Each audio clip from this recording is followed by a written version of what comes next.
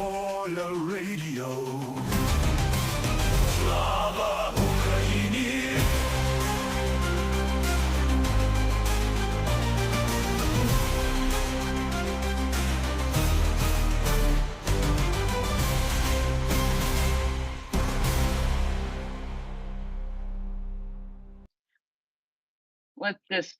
It's a horrible day again for Kyiv after a very large attack again last night. Last I looked, 14 people had been killed, and I think it was over 20 or 30 had been injured. So it is 9:05 a.m. in Kyiv today, and let's take it from there. 9:05 on Wednesday, August 5th in Kyiv. M.Ockers, go ahead and I'll work on stuff.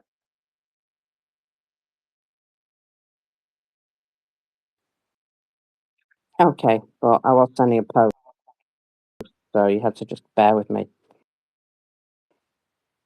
So yeah, I mean, how many expletives would you like me to rant with right now? Because, I mean, I'm not in a great mood anyway because of everything. Oh, that's great. Also, can you hear me still? Yeah, I can hear you just fine. Right, okay. So, as a listener, things work not so bad. As a speaker, fucked. Just so you know. So, have you got your mic open? Sorry, yes. Did you by chance get a co-host invite? No. No. So, yeah. When I minimize, it just disappears. Just no longer there. So you just have to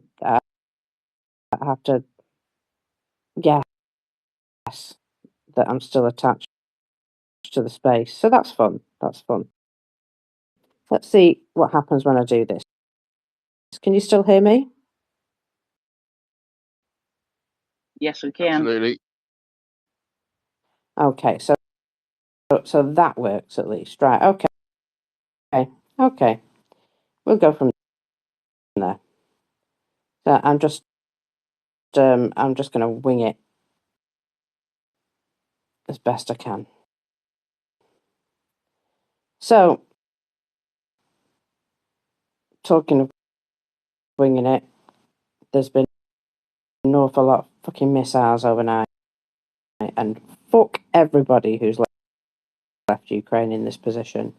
And I don't just mean Trump, I mean everybody. Everybody who has missiles that could be handing them to Ukraine who hasn't. Fuck you guys, a lot of you. Just disgusting. Ukraine isn't able to shoot down missiles. And it doesn't look like they're able to shoot down any missiles at this point. Now, I think the only thing that they're relying on right now is this Lima system. If that has been able to be deployed, there is no information on whether or not any missiles have missed their targets at this point. I would imagine that they probably were. I mean, one of these buildings is another epicenter, DIY shop, because that's obviously military target. And there'll be all sorts of verbal condemnations today. But what? Are we going to give them the missiles that they need? Are we going to do our best to give them the missiles that they need? Because unless we're doing that, just shut your mouth. Just shut your fucking mouth, as far as I'm concerned. And I don't think it's even worth speaking unless you're going to be part of the solution. You know, I've got no respect for anybody now who just wants to offer their condolences. No, fuck off. I've got nothing left for you guys. I'm just horrified at all of this, that this can be going on and we're doing, you know, not enough. I mean, this is Russia's strategic wet dream that we're currently watching.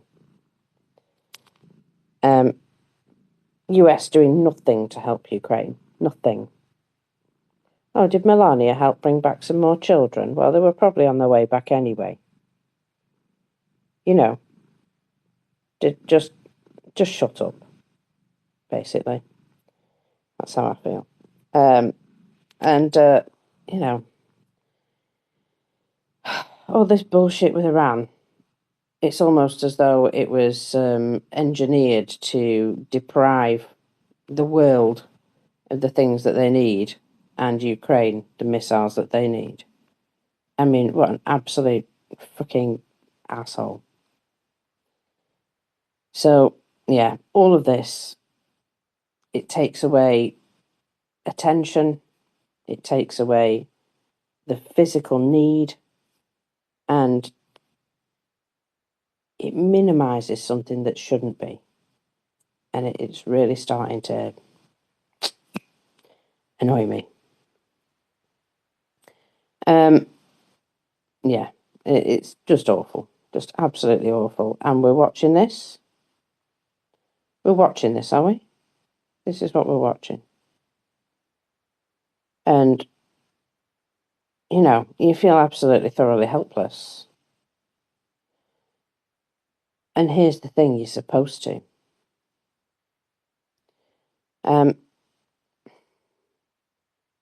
This is also part of, you know, the cognitive warfare on everyone else. That we're supposed to feel as though we can't do anything. But just remember that you can. You can rage donate. You can add your support. You can put pressure on your governments. You just need to get on with it and do it. Don't sit on the sofa and say, I can't do nothing. Sit on the sofa and do those things. It doesn't take that much. So, I'm going to do the Air Force report in a minute, but overnight Russian forces carried out a combined attack on Kyiv in the Kyiv region. 14 people known to have been killed. The Nova Posta hub in the Juliani area of Kyiv and the Novus warehouses in Borshkanivka were destroyed. Ukrzaliznytsia workers are reporting fatalities on the platform next to one of their destroyed logistics hubs. To avoid any misunderstandings, any attack by the Russian Federation is a crime. Anybody whining about this as a response to wild berries, fuck off.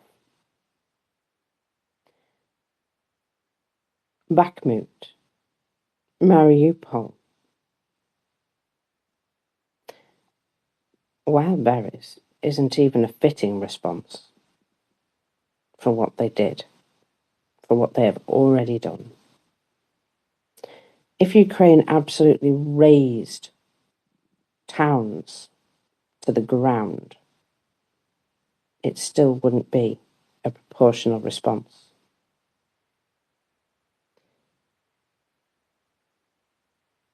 Nobody deliberately bombs the Russian post Although it's already fucked up, so. This is not a symmetrical attack. People who are shocked by Ukrainian attacks on Russia have no idea of the horror that could be wrought if Ukraine went for exactly symmetrical attacks. And they might start, because what have they got to lose? What are we going to do? We're going to withhold missiles from them. Are we going to wag our finger at them and tell them that we don't like it? We should be very grateful that Ukrainians still hold back at this point. And I honestly, I'm starting to believe that they shouldn't. And I know that sounds awful, but, well, my HRT's not working, so I'm pissed off with everybody. I mean, look, I only feel sorry for the children at this point, and even then, they're literally training them to be soldiers. So from 16 onwards, they're absolutely brainwashed.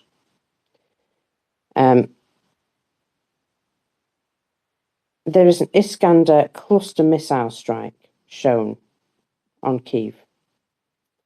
There's an impact, and then there's a massive cascade of minor explosions afterwards. That is just fucking terrorism. Flagrant war crimes. And why? Because they can. Because we've let them get away with war crime after war crime. What's it fucking matter? What are we going to do? We're going to give them some stern letters. Well, that ain't going to help. Moscow needs to be bombed to fucking pieces, as far as I'm concerned. Cluster bombs. Indiscriminate weapons in a populated area. And people think Putin is going to come to the table for peace negotiations? Just what fucking land do they live in that they think that that's possible?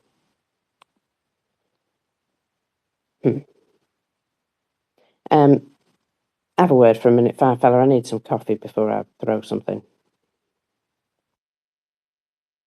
Yeah, well, a complete and utter war crimes night perpetrated by the Russian Federation last night. 30 to 40 missiles launched at Kyiv at no particular military targets at all. Just anything and everyone. And how's it reported in the Western press? Well, it's fucking well not, is it? I mean, yesterday I saw the BBC steeped to new lows. Remember that attack on the beach where the FPV drone was shot down by the Russian Federation onto their own people? Well, yesterday it was reported as Ukraine attacks beachgoers. I mean, Jesus H. Gosh, and this is my own British broadcasting company. What a pile of shit that is. Will any of this be reported as war crimes today? Will it flip-flop? Honestly. The duplicity of the standards of reporting around newsrooms in the West is just beyond the pale now. I mean, it really is. And of course, it won't get talked about, will it? No, Russia can do whatever the fuck it likes. Well, it can't. I'm starting to move over to M.Ockers' position of, well, actually, what's good for the goose is good for the gander, people. So I'll talk about some new, exciting news about Russian, Ukrainian missiles later. And you know what? I'm thinking, yeah, just fucking bomb the shit out of Russia, Moscow, predominantly. In fact, Red Square, just level the place. Good God. Got your coffee, girl? Yeah, it's very annoying having to find the space in order to be able to unmute and speak to you. Anyway, yeah. Do you know how long it took, by the way, between the air raid alarm going off and the explosions? Because of where they're launching them from. Yeah, 2 minutes. Yeah, they launch them ever so close now, don't they? They've learnt that little trick, because then they can't get the alerts out, so people can get to safe places or places of refuge, bastards. Well, like I said, what's good for the goose is good for the gander. Well, this is just an absolute systematic failure to protect ourselves. I mean, look, right, we've had 4.5 years and we're still only producing 50 to 60 PAC-3 Patriot interceptors per month, while apparently Russia produces around 120 ballistic missiles per month. Can you see the problem? The failure to act, the failure to protect ourselves, the failure to even understand that we need to. It's fucking ridiculous. Absolutely ridiculous. So, let me do this Air Force report so you can see one of the reasons why I'm so fucked off. So, there was 143 items in total. 4 Zircon Onyx anti-ship missiles, because, you know, plenty of ships in the middle of Kyiv city centre. They were sent from Kursk and Rostov. 24 Iskander M/S-400 ballistics from Bryansk and Kursk. Note, no cruise missiles anymore because they know Ukraine can shoot them down, so what's the point? And 115 Shaheeds of various types. Now, the preliminary data as of an hour ago or less than an hour ago, 98 UAVs were shot down. So you can see not a single missile accounted for there.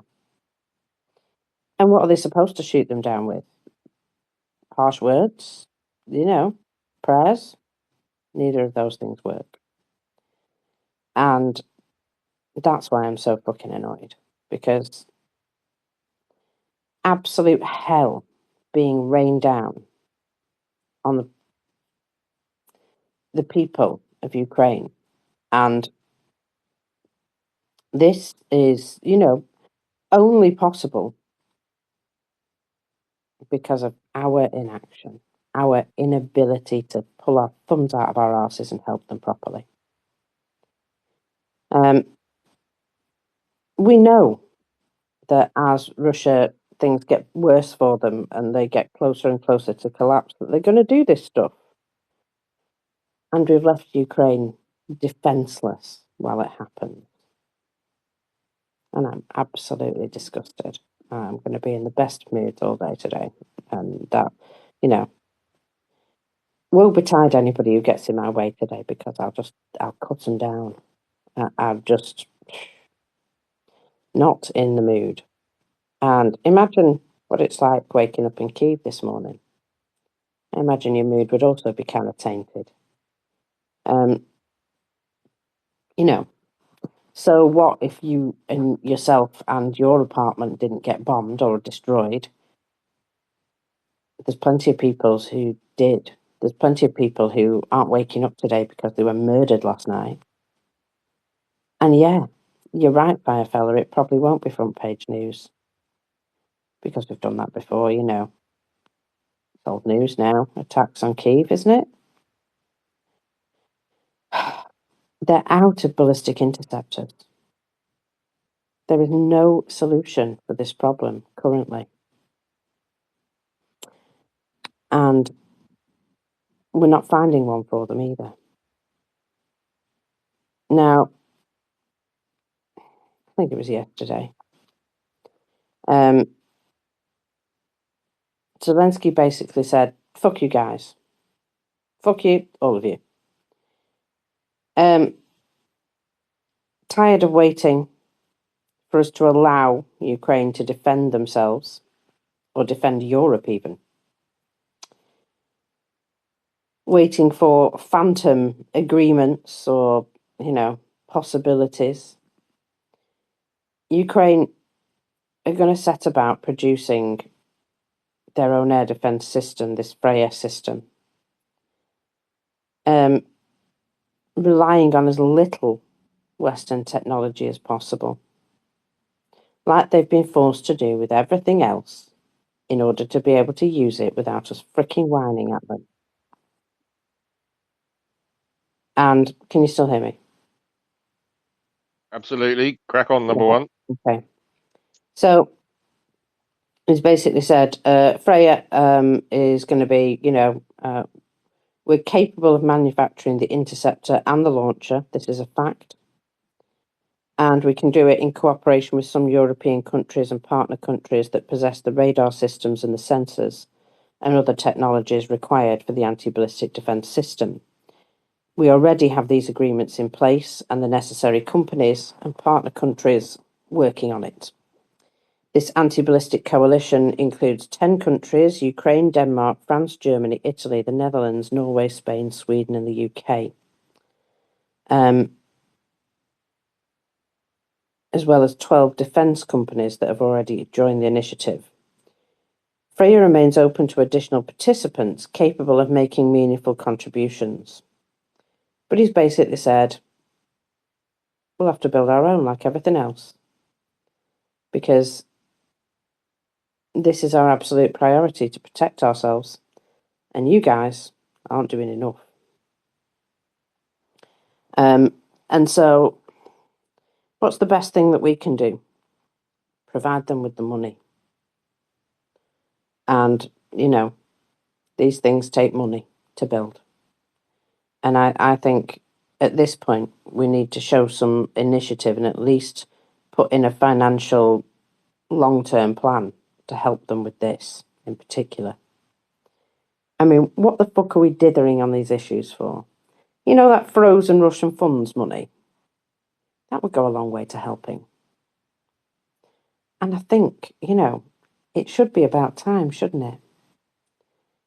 We got to stop being weak. Our weakness only invites worse. And one of these days, Ukraine is going to say, we have nuclear weapons, now leave us the fuck alone. And I wouldn't be surprised if that happens. The absolute lack of support in the face of this fucking atrocity is just a massive disgrace. And they're absolutely correct to move forward with their own production of these sorts of things, because we are limp in our response.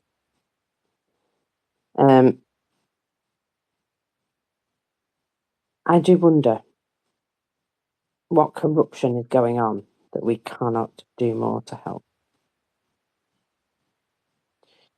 I think all of us at this point should be paying Ukraine reparations, not just Russia,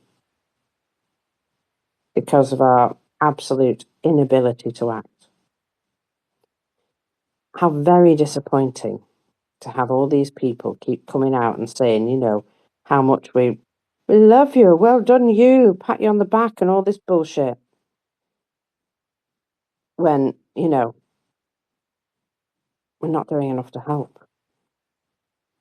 And I know there are some countries who are doing everything they can.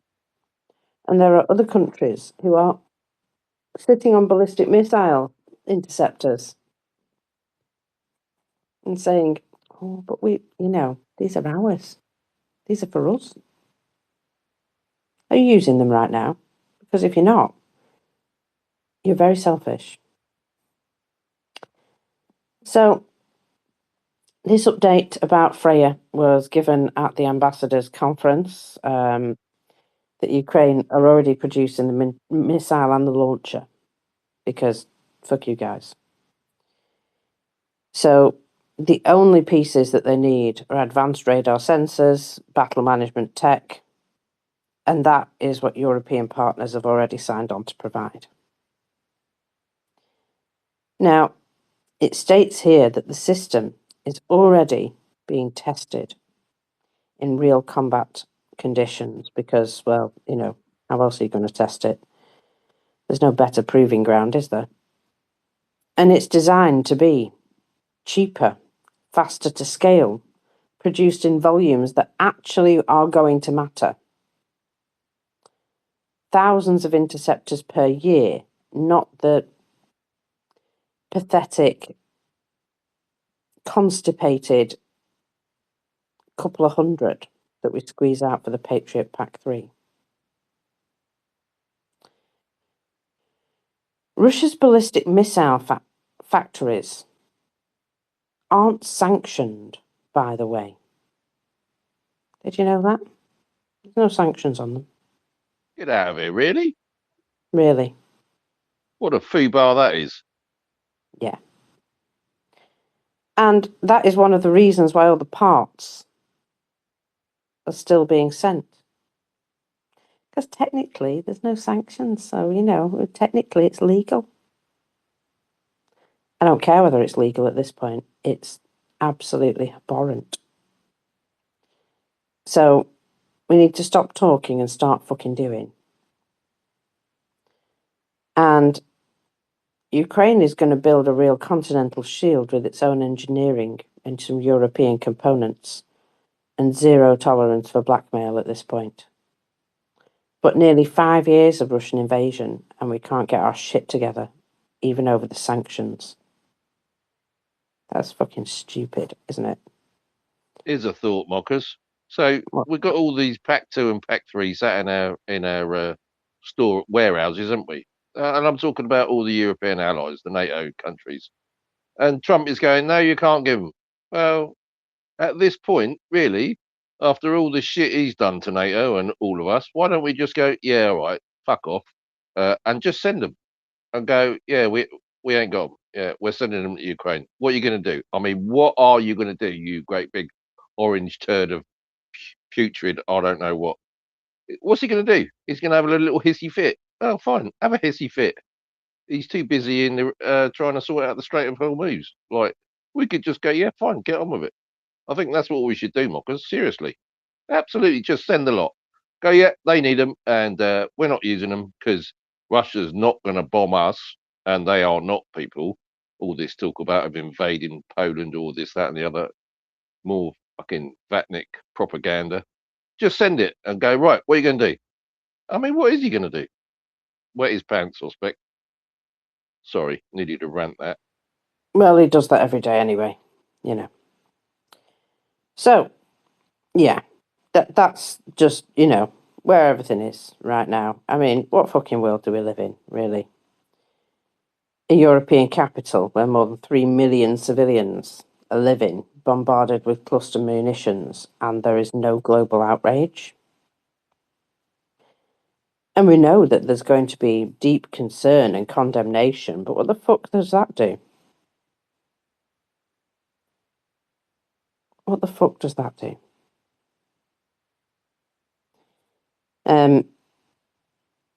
Yeah, it doesn't help. It doesn't help. So, this problem is not going to disappear soon. The Kremlin is intent on inflicting maximum suffering this winter. And they won't be negotiating. Any talk of peace is just noise and bullshit. So, the thing is, even without the war in Iran, the US was not keen on providing Ukraine with all the stuff that they needed. So, there is a plan to counter this, but it requires work. And it requires effort.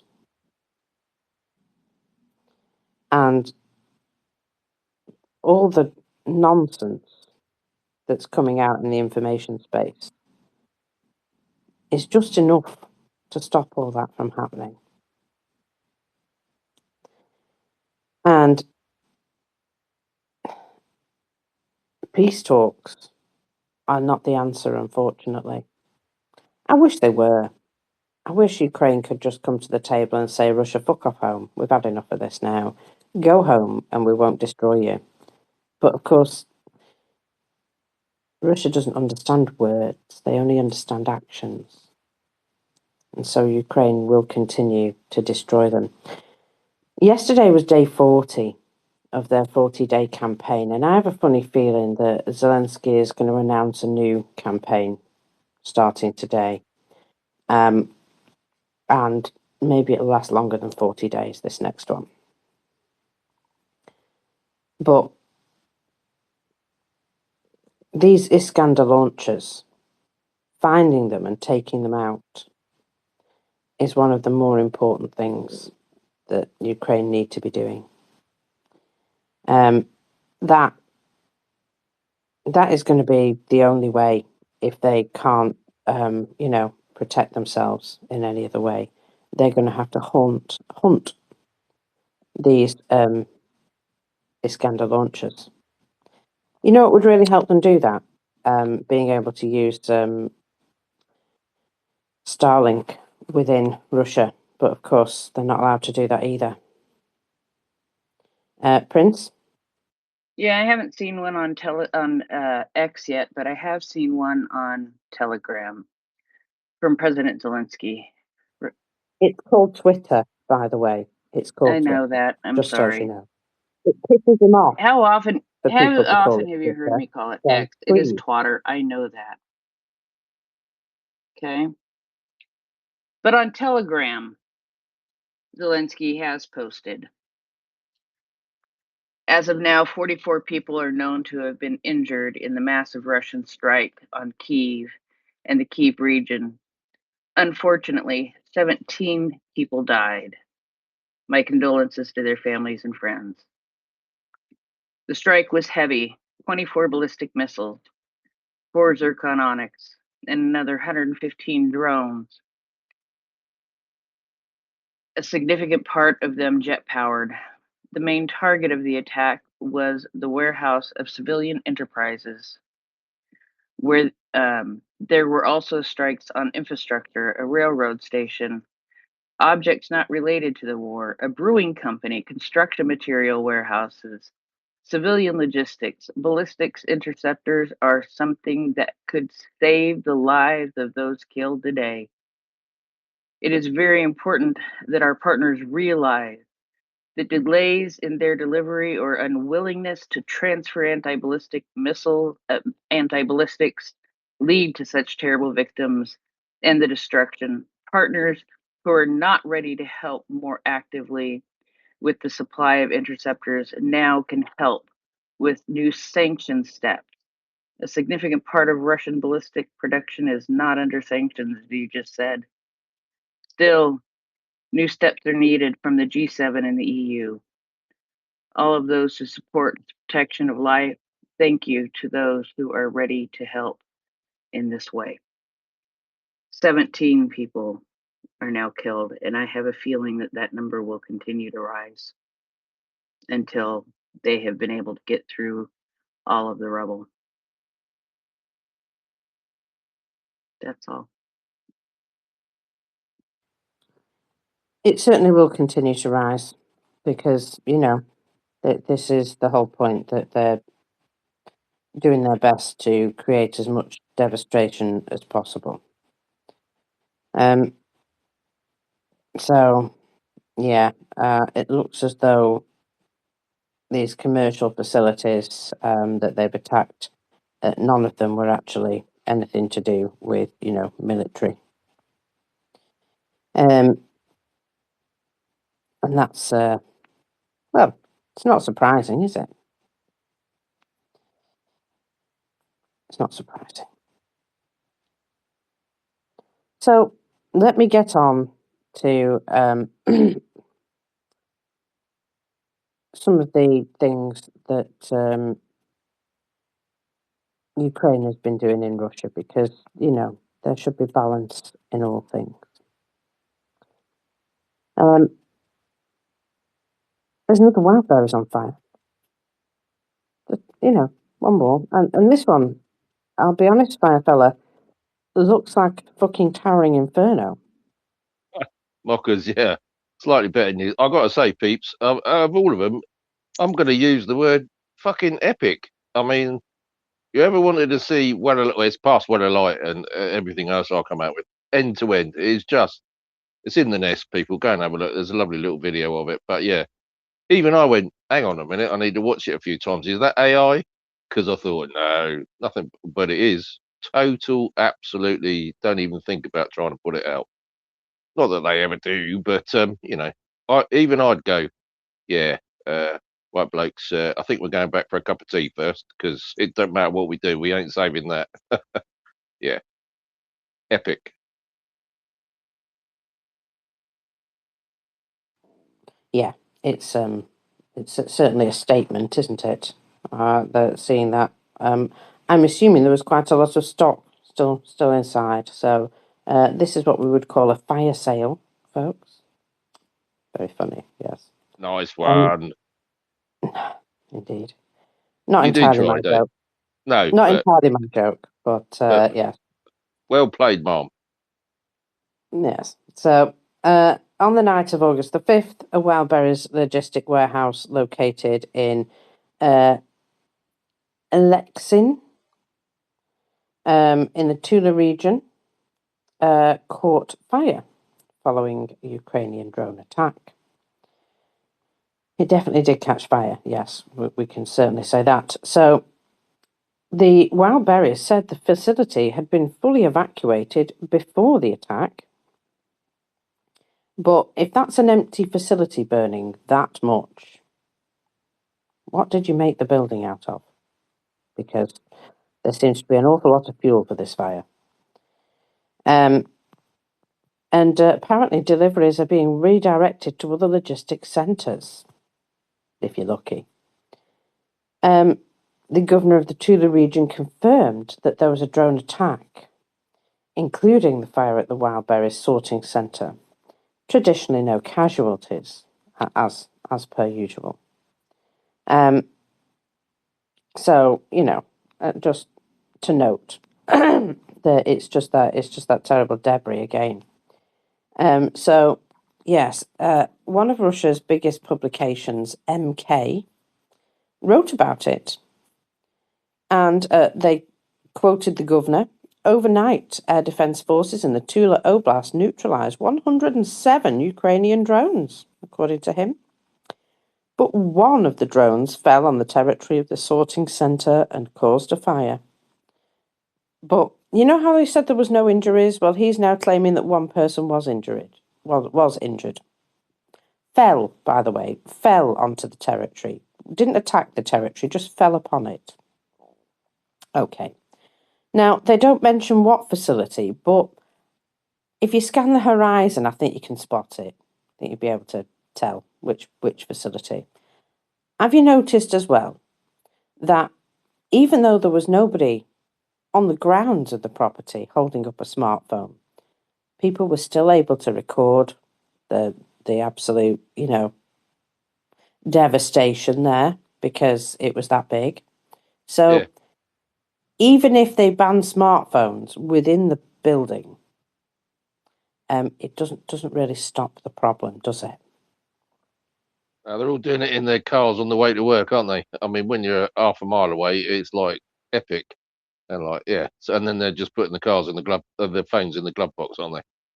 Superb work, Russians. Keep it up. Well, we always appreciate a little bit of a battle damage assessment from them, don't we? So, cheers for that. Thanks for that. I think it's it's important that we get this information. Now, this is part of Ukraine's methodical attack on wild berries, and not just wild berries, but Russia's economy. Brick by brick, they're taking it apart. For the last month, Ukraine has been methodically destroying these logistics hubs, and each time it's $1 to $1.5 billion worth of inventory. And after the first strikes, Wildberries prohibited sellers from withdrawing their products from the warehouses, except for the few that turned up and basically insisted with violence, and they got their stuff. Overall, now 24 wildberries facilities have been hit. Not all of them have been taken completely out of action, but that's 24 facilities have been hit. The resulting losses have been calculated at around 15 billion, and it's going to bankrupt the company. And the company owes a huge amount to the banks. And that is where the real problem is. I mean, it's starting to really bite. And it turns out that they've not been using their money wisely for some time. Who knew? Who knew that that would be the case? I mean, it's all very well and good spending money on missiles, but what about the stuff that you already have? Because maintenance seems to be a dirty word in Russia. Recently, we've seen just a few more bridges just falling down because, that's what happens the minute there's any major weather. Everything that's not been maintained starts to crumble. And now there is this admission from a Russian military analyst, Maxim Klimov, and he basically says that the money has run out. There was a colossal investment, apparently, in Russia's submarine fleet. Only there wasn't. It was a complete hoax, and the money has gone. And he says that the nuclear submarines that Russia has are combat incapable. He says you have the Marines writing to me, can you scrounge something up for them? Can you do something? They need things desperately to keep fighting. They're fighting in poverty now. Meanwhile, naval rats are living lavishly, simply indulging themselves. They have absolutely no shame. In reality, when it comes to mobilisation, one of the key issues in the countries is that the country's resources are finite. The money is running out. It doesn't just come off a tree. We have no other option but a forceful, harsh redistribution and optimisation of resources, including colossal embezzlement of nuclear submarines that are in reality no longer capable of combat. We need to conduct objective tests to assess combat capability, verify compliance with government contracts, and prove these calculation-based methods in practice. Because it is all simply shitting bricks into diapers. That's one way to put it. As one person who really knows this field told me, you don't understand. Hang on, I need to go back a tiny bit.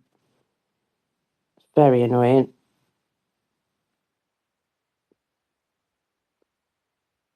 Sorry about that, if you could hear that, but this is how I'm having to do it. You don't understand. Blood will literally be standing in the scuppers.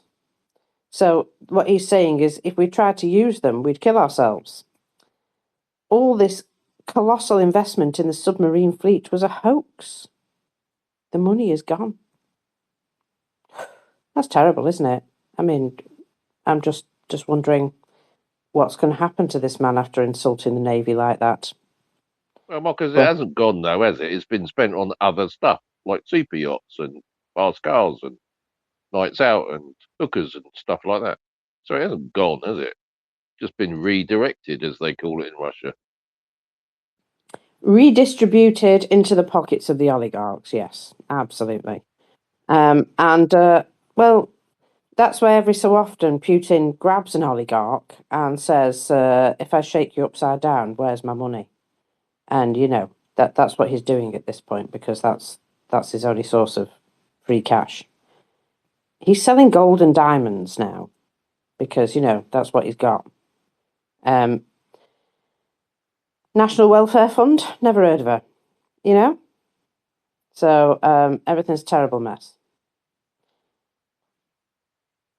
It needs to happen faster, as far as I'm concerned. It needs to happen faster.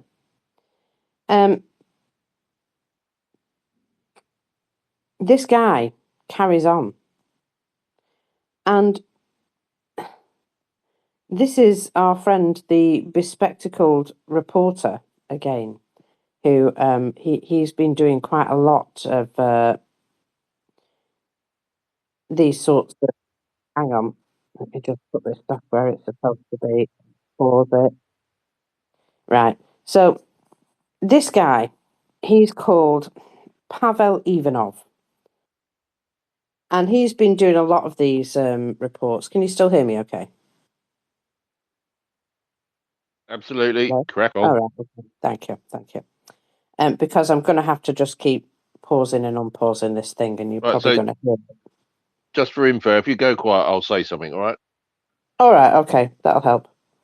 So he's been doing a lot of these interviews where he just basically asks them to tell him the truth and then just sits back and goes, oh, shit, when they actually tell him the truth. So he's got specs and a nice red tie, and he looks very, newsworthy. And he's usually across from somebody who is absolutely swearing their face off. And it does amuse me that he's trying to give these sober interviews with these guys who are absolutely effing and jeffing and going absolutely bonkers. So this fella who was talking a second ago, Maxim Klimkov, is now speaking very candidly about Putin. There is no doubt that the country's top leader does not have an objective picture of what's happening.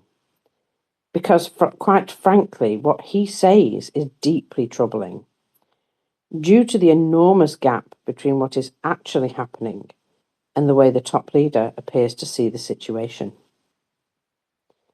On the other hand, though, excuse me, wasn't it the Tsar himself who created this entire system of deception and lies?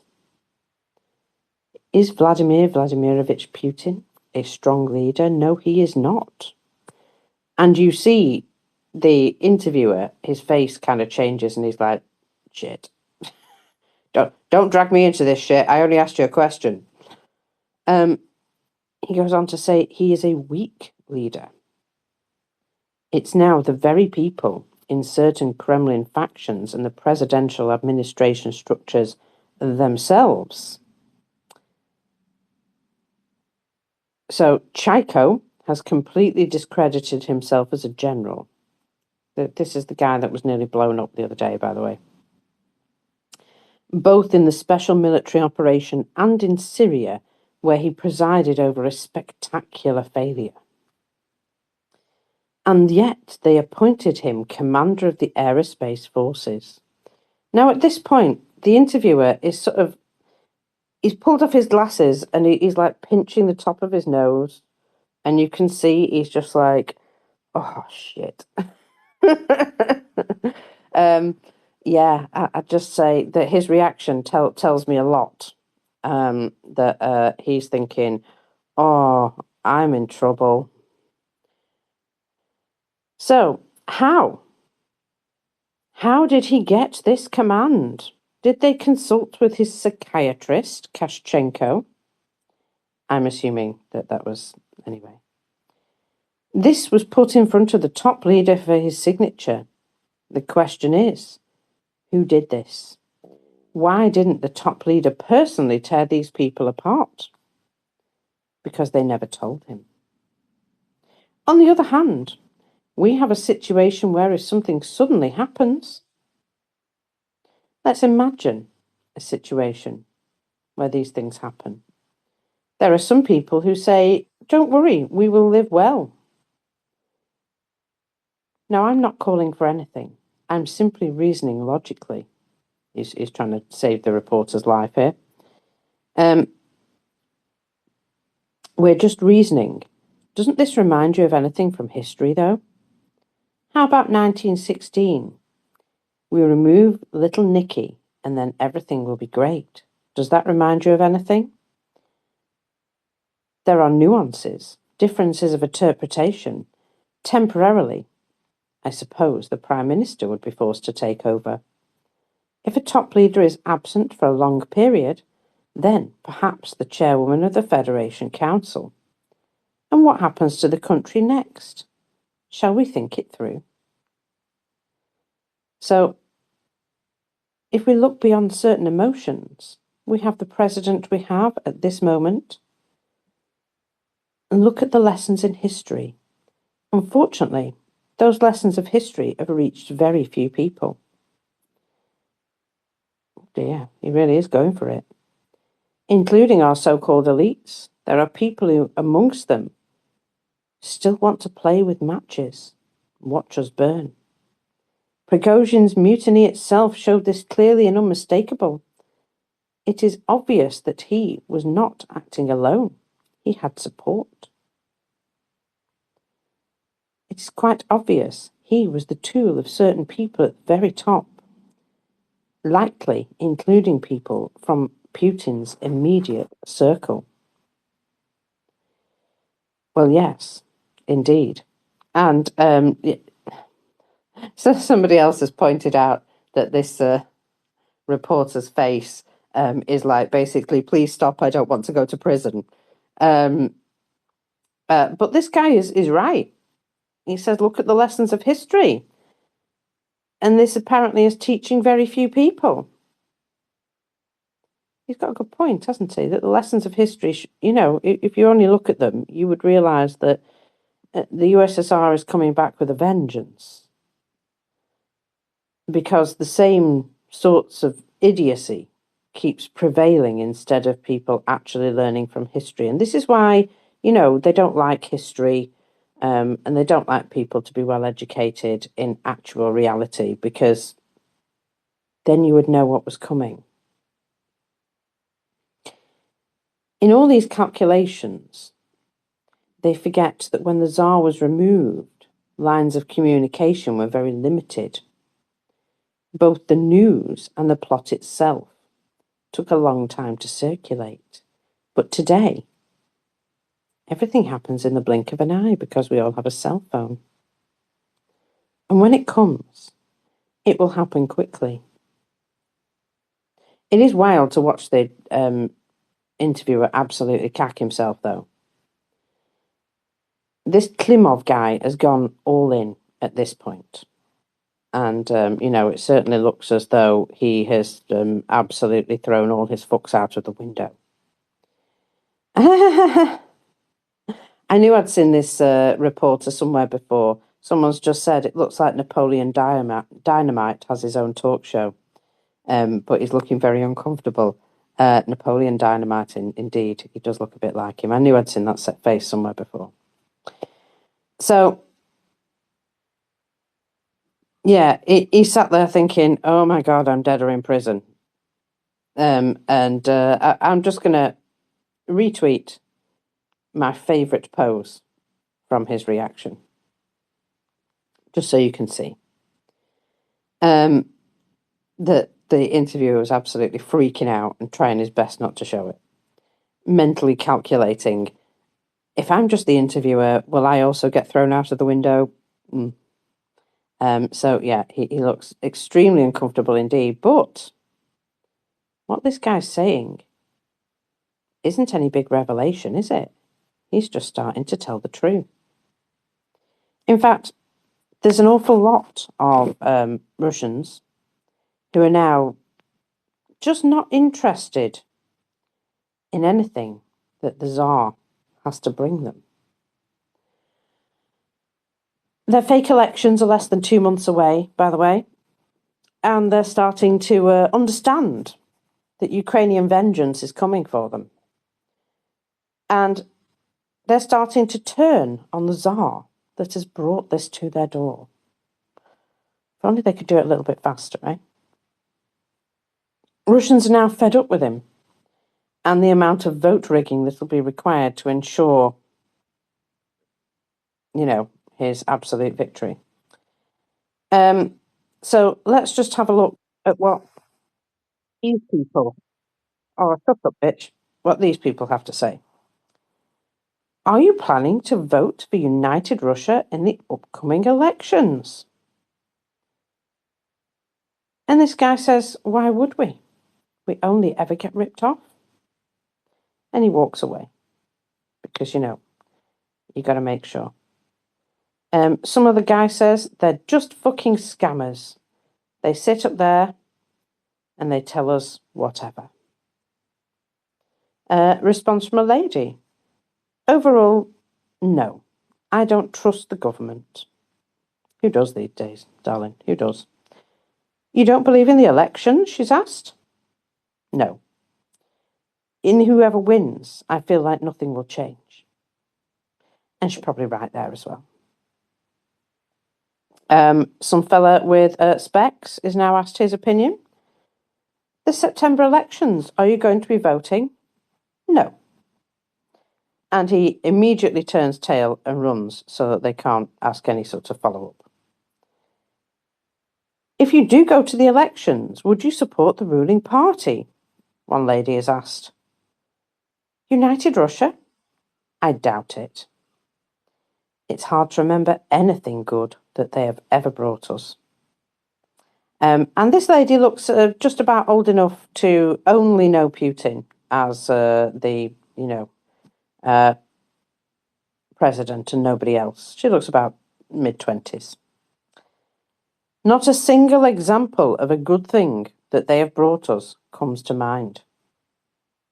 Well, that's nice, isn't it? Some in his 30s kind of guy here is asked about United Russia and their results in the last 26 years.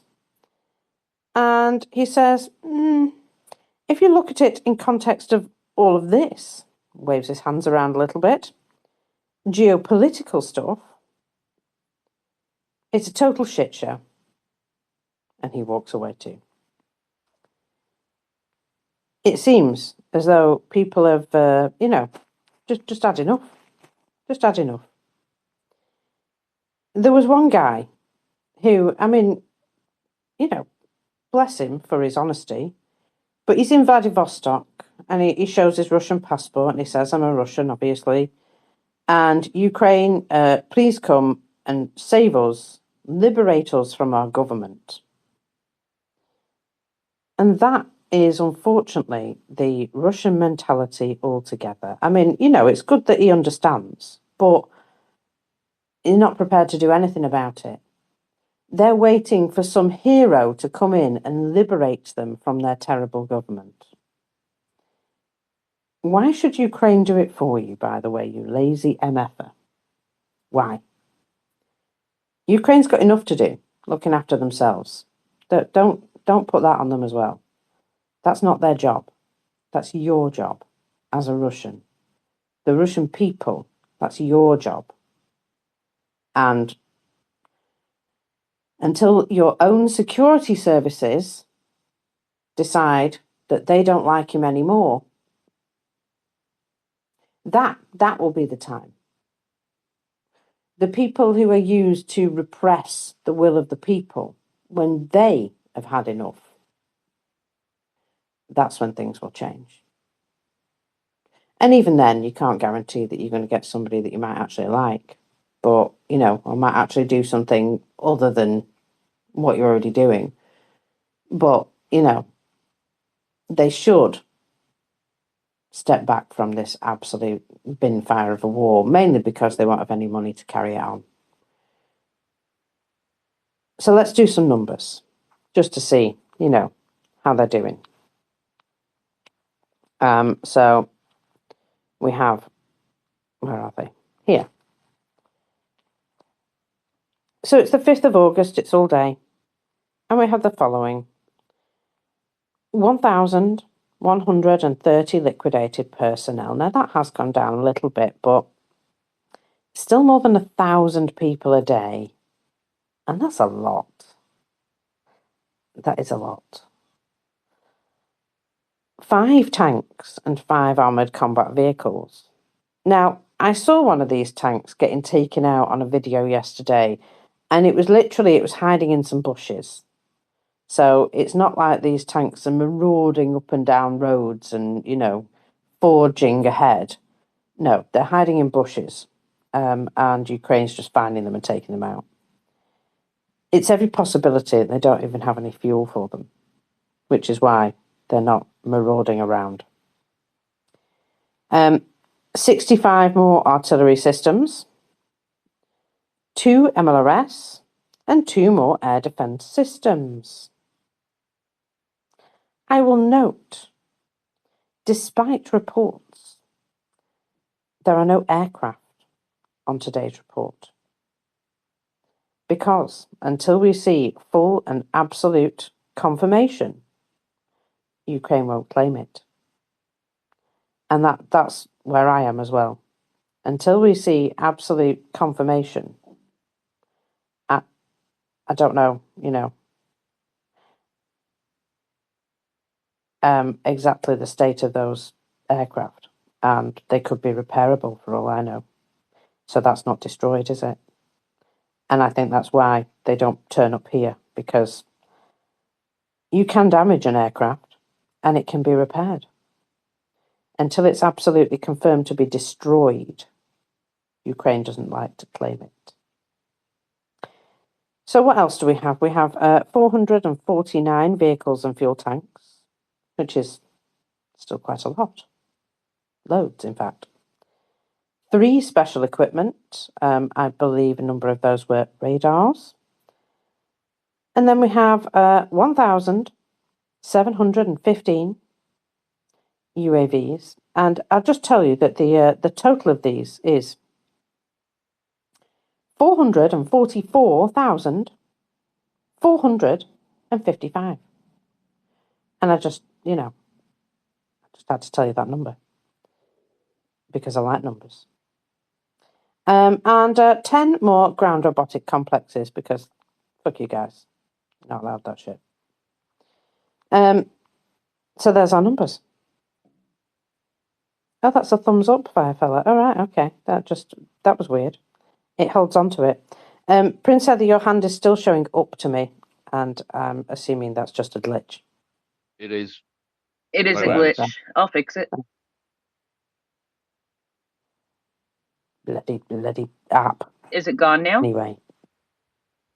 Yeah, it's gone now. It's just being anyway. Where were we? Now, there is something that I can see here. And this is a satellite image of Engels 2 Airbase that was taken on the 1st of August. And this airbase houses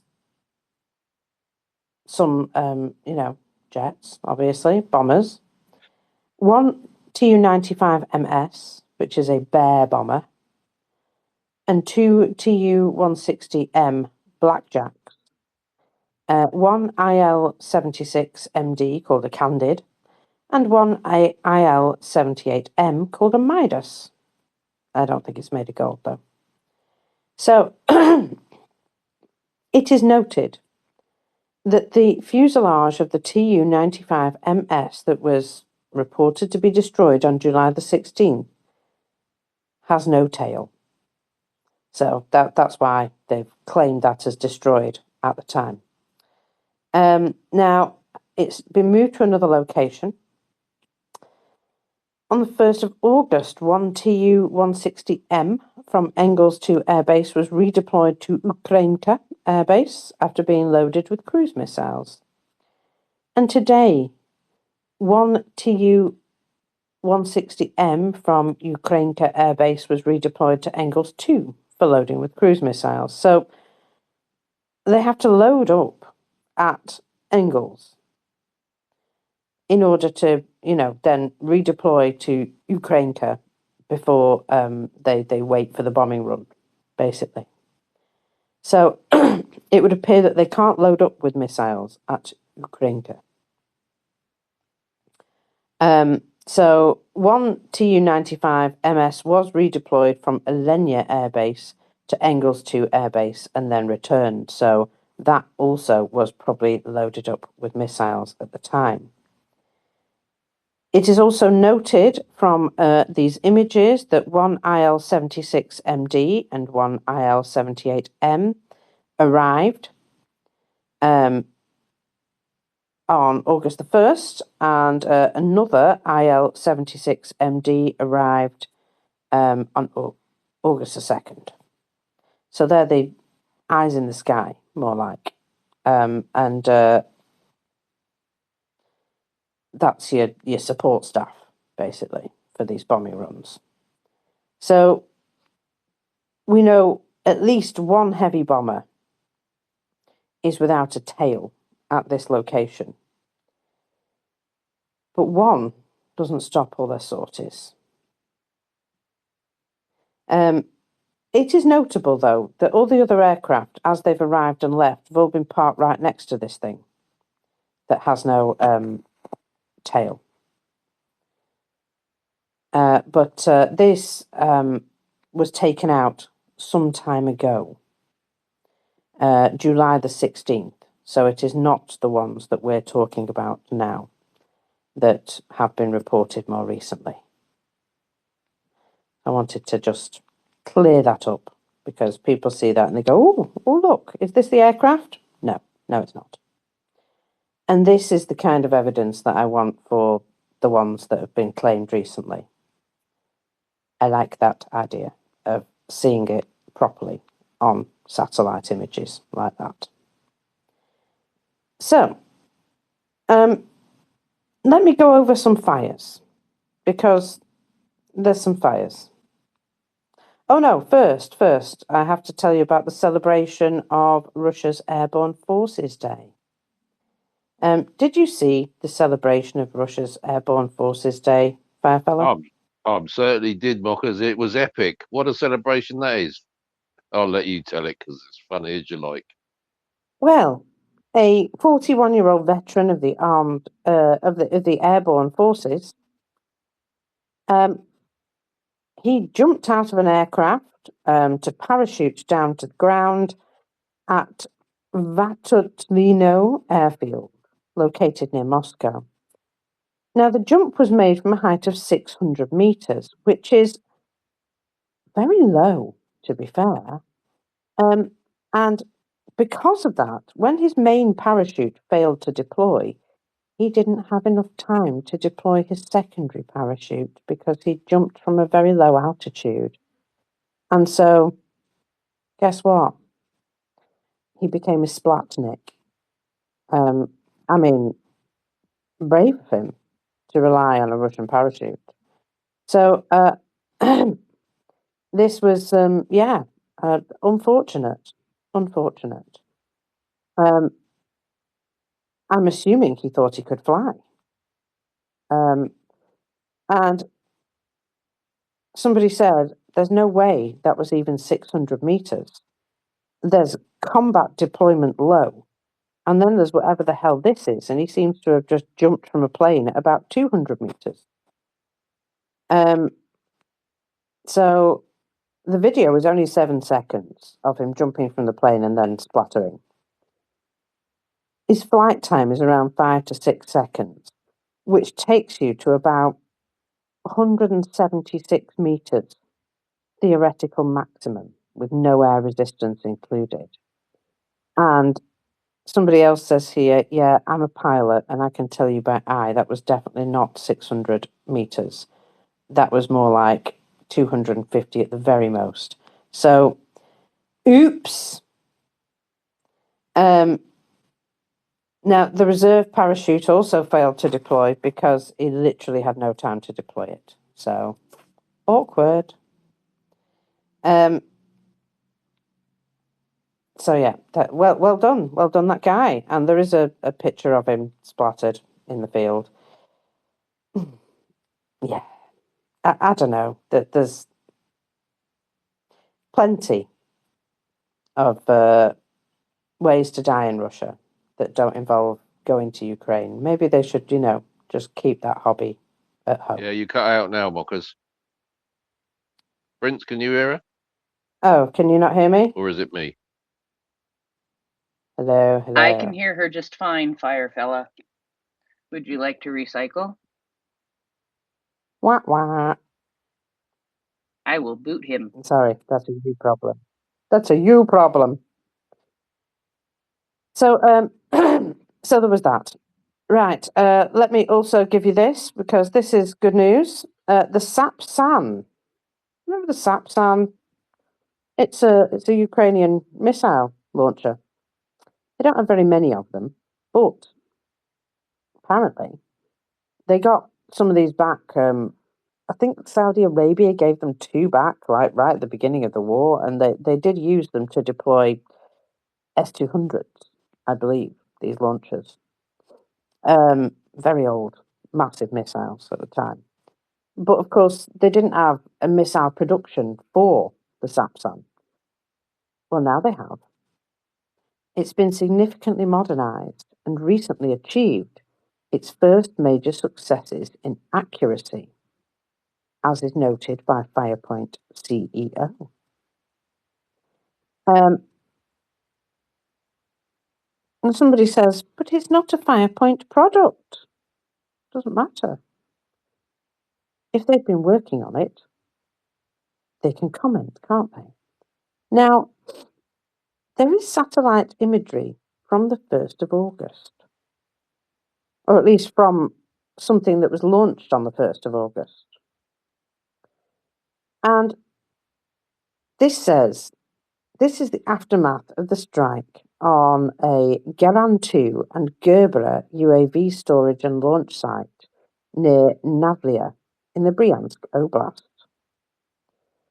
On the 1st of August, the Ukrainian Defence Forces struck 3 underground storage facilities used to store warheads and fuels for Geran and Gerbera UAVs. At these impact sites, there is noted large craters. Near one of the underground storage facilities, there was also observed evidence of secondary detonations and fire extending from the entrances to the bunkers. This may indicate the successful destruction of at least one of the 3 underground storage facilities there. And there is quite clearly a very, I would say, small compared to the amount of destruction, hole going right down into these bunkers. And that could well be what they're talking about. That's, just a suggestion of what might actually be happening. The only thing is, they don't have an awful lot of these Sapsan launchers.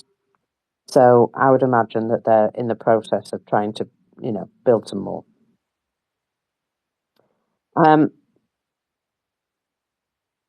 It's important, though, that Ukraine is able to produce these because, well, what are we going to do for them?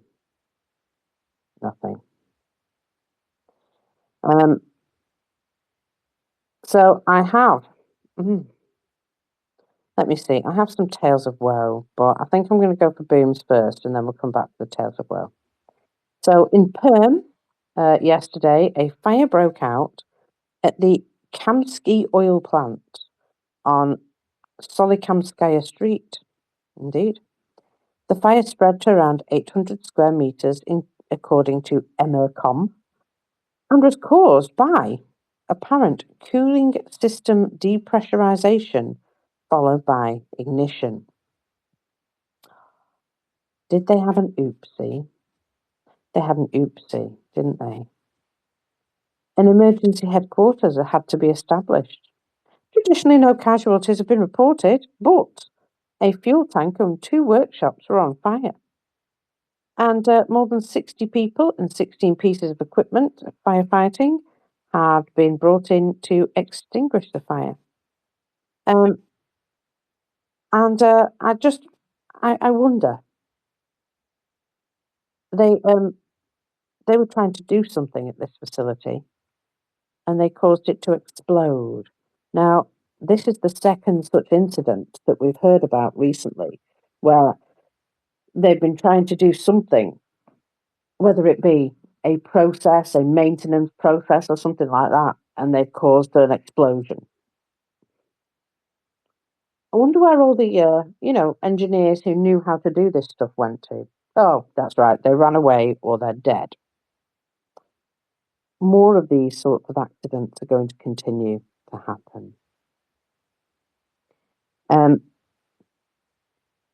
So that was in perm and fuel and lubricants, basically, down, gone. So now I have this. Remember that Russian general's birthday that got interrupted by a bit of a boom? Well, there have been mysteriously 2 graves dug side by side at Moscow's most elite cemetery, in the section reserved purely for top FSB, MOD, or Siloviki brass. And workers state that one is, and I quote, for the general.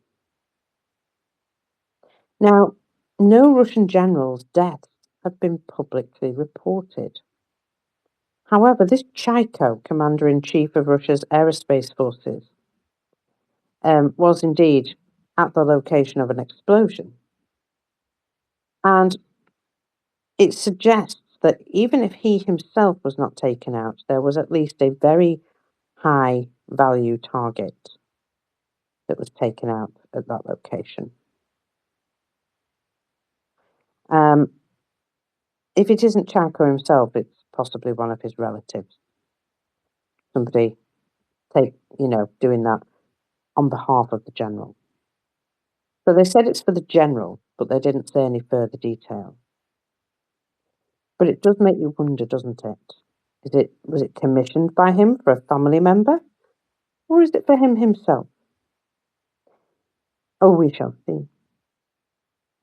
Now, the general's daughter was reportedly seriously injured in the attack, and her husband died. So, side by side graves, perhaps it's the general's daughter and husband. They don't tend to preemptively dig graves, by the way. They usually dig them as they need them. So, Schrodinger's general at the moment, but perhaps the man himself. You never know.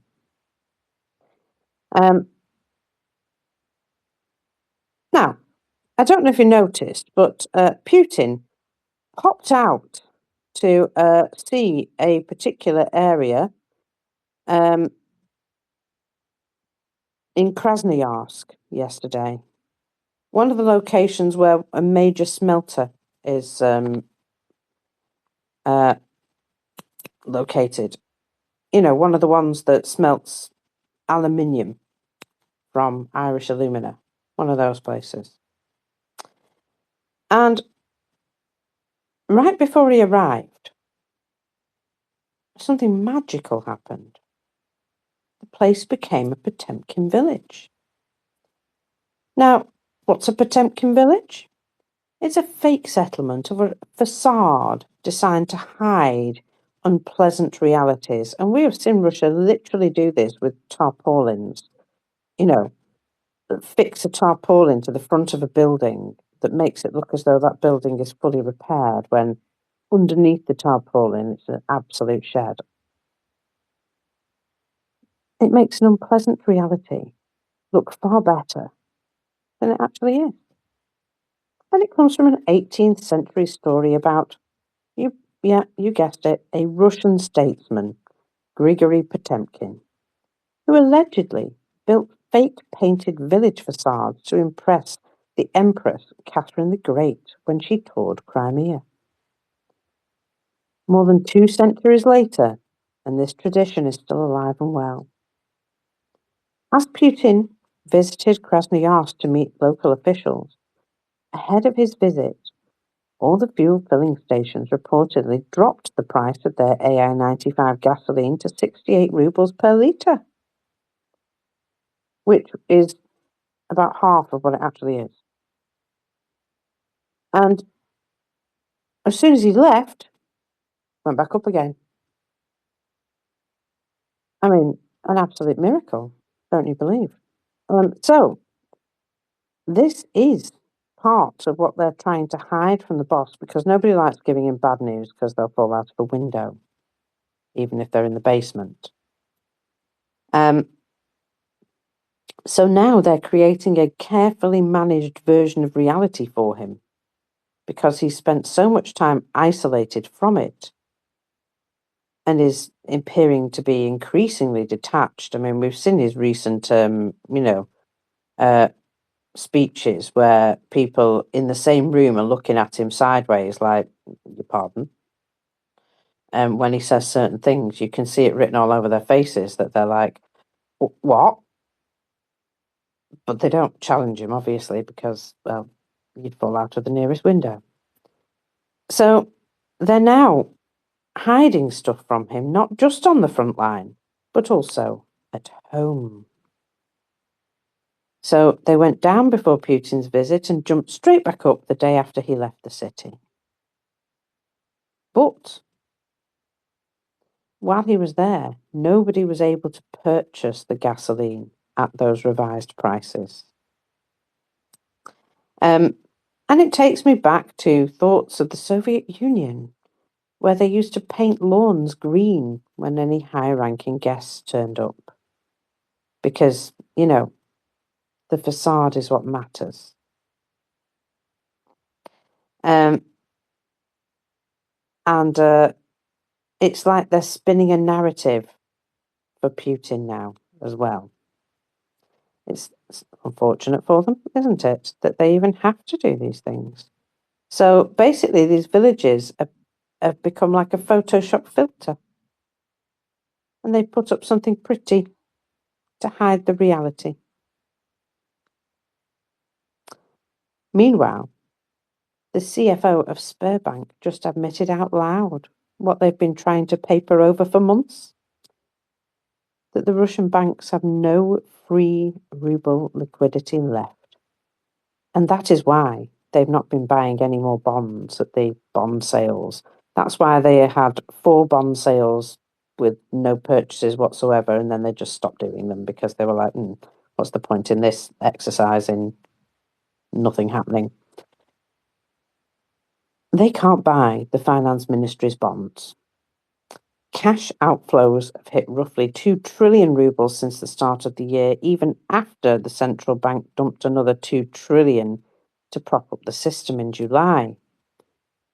It's pushing bank debt to the regulator to a record 6.24 trillion, nearly double what it was at the end of 2025. And way over what they had planned for their budget. It's still not enough, by the way. It can be worse, and it should be worse. And when Wildberries goes bankrupt, that will make a big hole. So that will help. This is not something temporary that can be fixed either. It's an accumulated exhaustion in the banking sector that has been forced into basically mandatory repo schemes to try and finance the endless deficit of the war. There is a pattern.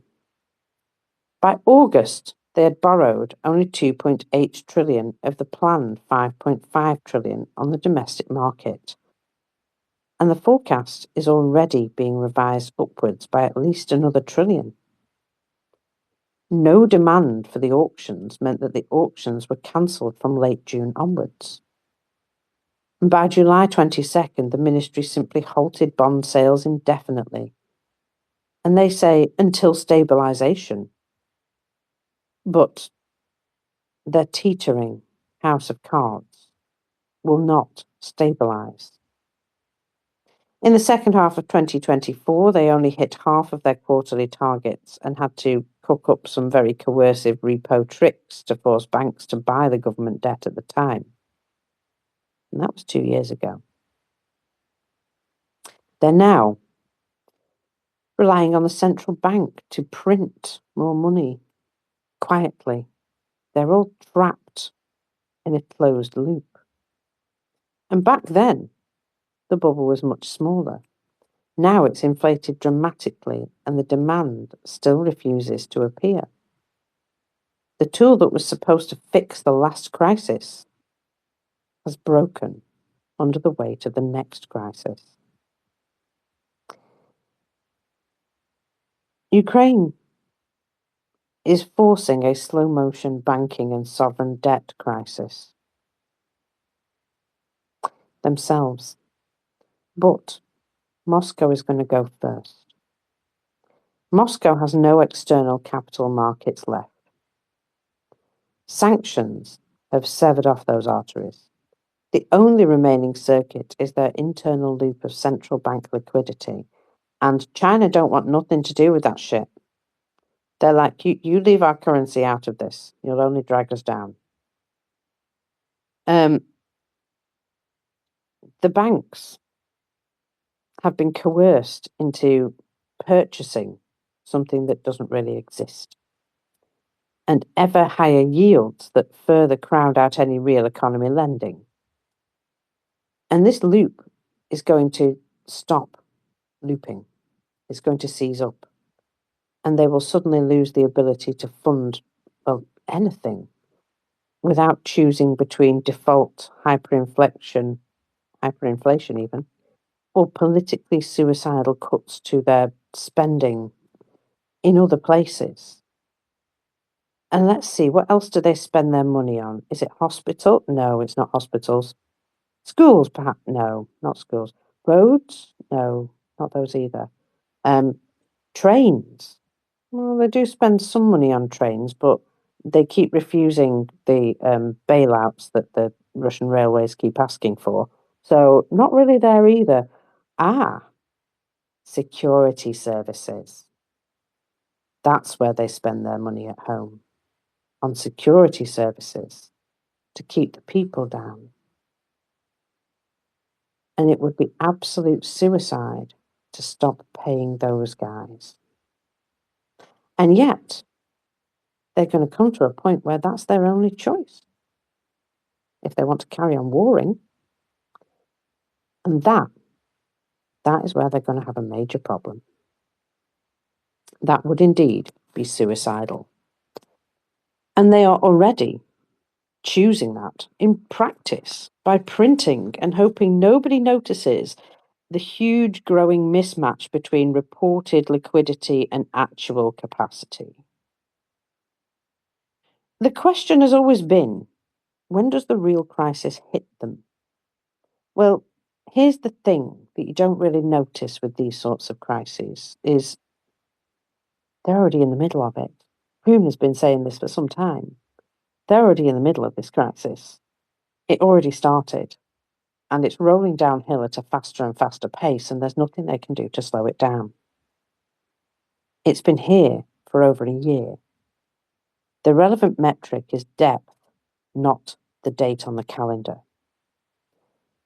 We will know the system has reached their terminal depth that actually constrains their political goals only after it's happened.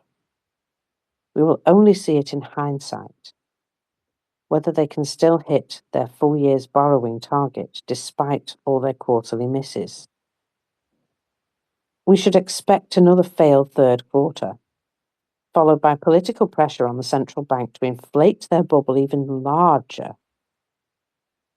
And they will sweeten the yields on their bonds to try and force people to purchase them. But nobody's been buying them for some time, only their own banks. And there's only so often you can recycle the same money in a single loop, by the way. The ministry or the regulator cannot or will not stop this continuous loop. They can't close it, because the minute they do, the music stops and there's not enough chairs to go around. And that moment is approaching faster than they want to admit. The surrounding decay visible in every adjacent indicator is here already. Chinese growth collapsed to 4.3% in quarter two, the weakest in nearly 4 decades, and has shrunk their export market that they depend on. Pawn shops forecasted a 60% profit growth as ordinary Russians pawn everything they own, including sex toys, which we found out over the last year. Ew. I don't even want to know the details of that. So, capital flight by Putin-connected billionaires. Well, you know how crypto was created for people to be able to move money without it being entirely obvious immediately? Well, that's what they've been doing. They've been using crypto, and tens of billions in crypto have fluttered their way over to Dubai real estate and funds in Gulf countries. They have a looming mobilization signal already triggering cash runs and emigrations. Even regime-adjacent voices are now starting to sound as though they've accepted their fate. The managerial errors are compounding because the system is overloaded, and Putin is operating on illusions rather than the actual data. Look, none of this means they're going to collapse next week. They can stagger on far longer than the equilibrium models predict, just by sheer coercion. But every cycle of this shell game makes the next one harder, the bubble larger, and the eventual correction will be more violent. When they fall, they're going to fall even harder.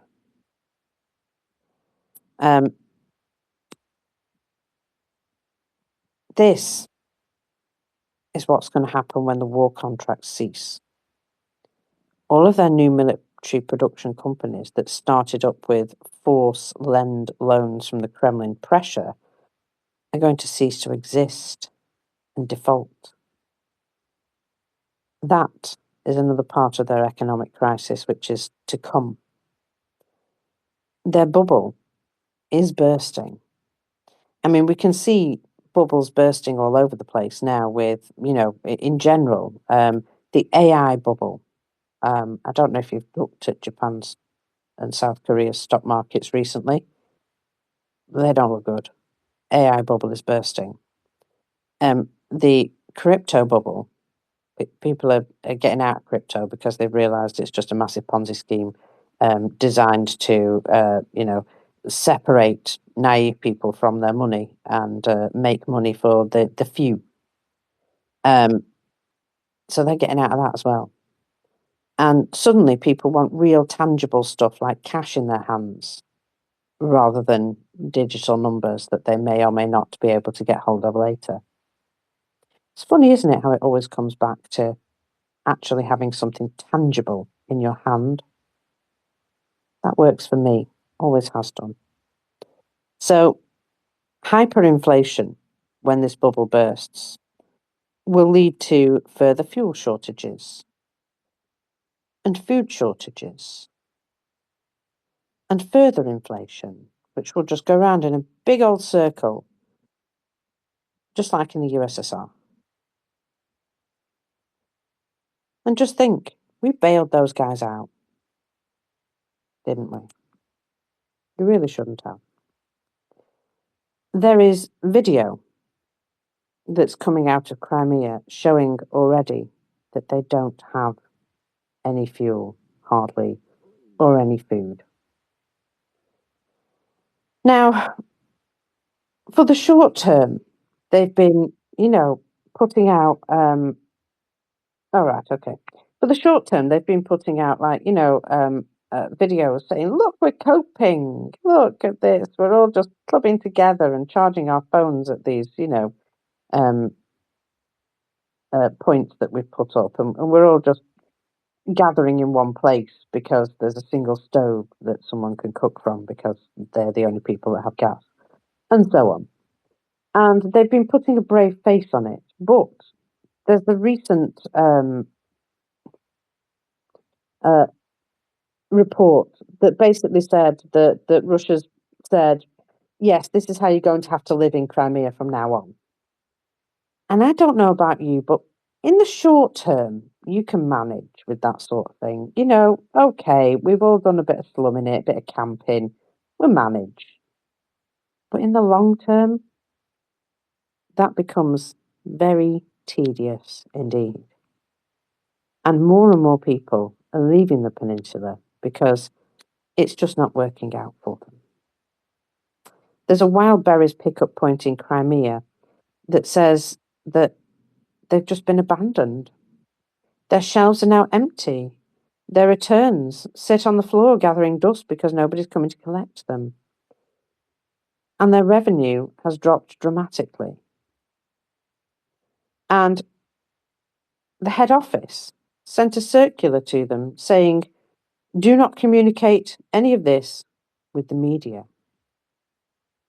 So, of course, they didn't. They communicated it directly on their own Telegram channels because, well, nobody will see it there, eh? And I'd just like to say, so sad, so sad. Hello, Warthogger. How are you, my darling? Hi. Hope everything's fine and you're all doing glad to hear you, and truly hoping that beloved are safe and everything's as good as it can be. As soon as this night in Kyiv was quite hard. Russia used lots of ballistic missiles and their sophisticated types of ammunition that they recently got from the North Korea, and explosions could be heard all over uh, the, uh, the districts of Kyiv, like before the full scale war, before the uh, forced replacements that Russia have caused since 2014, with many people relocating from Luhansk, Donetsk area to many cities, including Kiev. The population of Kiev before the war started in 2014 was 3 million. But living in Kiev, you could feel that the population is actual population is way above 5 million at least.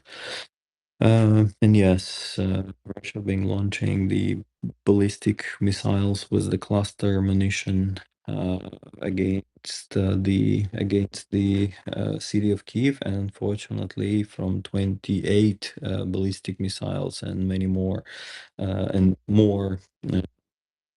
Onyx and different other Russian sophisticated means of terror were launched, and currently some videos are showing that from same location site close to the border, Russians were launching like six missiles simultaneously from one place. It means it's quite a juicy target for those who hunt the Russian ballistic launch ground launch capabilities, and from the information that has been already circulating that some launches were pretty close to the border means it's a very good hunt for someone. And yes, unfortunately, they were using the cluster ammunition. There are lots of there were lots of fires in almost all districts of Kyiv city, in Obolon district, in Svatoshin district, in Holosiv district, Desnyansky district, and it's like if you cover the map, it's from the south to the north, from east to west. So literally the landscape of Kiev burning was horrible. The state emergency services have been already reporting hour ago that they have liquidated all the fires.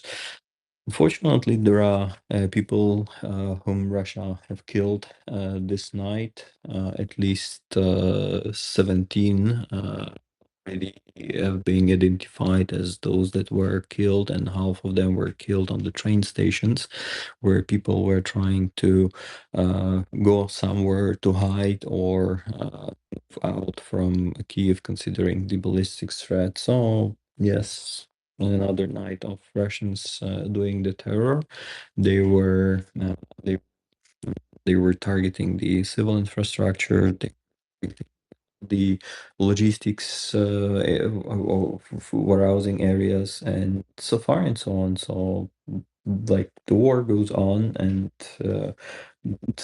Russia's using the cluster munitions against the million city in the middle of Europe, which is quite showing the level of our ability to respond to that. I mean, our is where, I mean, not only Ukraine's, because unfortunately, this night Ukraine couldn't respond at all.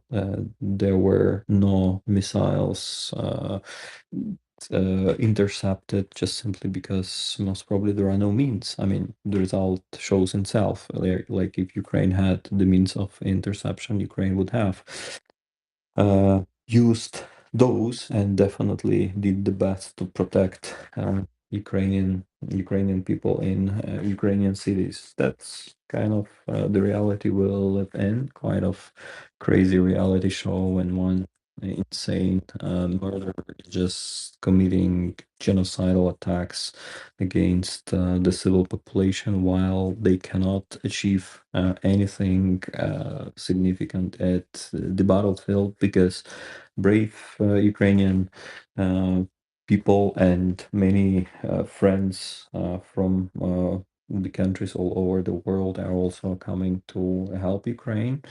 I was posting recently the video. You can see it in the nest right now, is actually how the average front line, even not the front line, is actually behind the front lines road, how it looks like. You can see the quantity of the so-called sleeping drones, the drones that are just staying at the at the road, waiting for the target, like, and it can stay for days, not only the hours. So if some additional solutions, including the solar powered and so far and so on, are allowing to increase the battery life, and they're just sitting and waiting, and when they see the target, it automatically acquire the target and hits the transport. Medical evacuation, ammunition supply, I don't know, people rotating, military personnel, civilians, whatever. That's already no matter, as soon as the target acquisition and the target targeting is happening in automated mode. You've been seeing probably recently, Andrei was posting the video of the remote drones and some certain solutions that we have already found it together with you, and Andrei is going to have them in his hands in the next days to counter those, to, let's say, to make the proof of concept to counter those automatically guided drones, and bringing this as a standard solution for Ukraine's defense forces. That's how this proof of concept works. And meantime, he shared the video of average road, and so you can see how many drones are waiting for their targets to do the terror. You can count how many drones are there on the on 100-meter part of the road, and you can see that this is just one part of the road, and all the roads are looking like this. So the uh, deployment of the troops, rotation of the military personnel, it is always, in the current circumstances of war, is planned like a full assault mission, in a sense of planning the groups that are cowering the groups that are performing the activity and so far and so on, which is like a full assault operation when you just simply need to deliver the supplies or you need to rotate the troops. That's kind of the complicated things as you can see. And I was retweeting the specific particular message that we had and the project that we have accomplished in the past, because I'm happy that our community is among those who helped to address that threat with those time proof of concepts we were using from using the marksman or sniper groups to eliminate those drones from the safe distance. And we are currently delivering to Andriy the solution that will help to counter those automated guided drones. And yes, that's thanks to the proactive fundraiser, givebutter.com/proactive. That's how you can contribute. And we have covered the requests from Andriy, is in already procurement phase. We have covered the request from Alpha guys for the remote systems. It's also in the procurement and delivery phase. Plus bought some multi-tools for LDs from Alpha, and guys are going to have them, if all good, in next couple of days. Again, if delivering the stuff gets more and more complicated, you just not always can rely on standard delivery methods like Nova Pošta, as sometimes did in the past. If you cannot get to the area, I don't know, to Alexandrivka or to Sloviansk in person to handle hand to hand, as we are doing sometimes, sending via Nova Pošta is also the solution. But now, as you can see, Russia is targeting the logistics infrastructure and the warehouses in particular.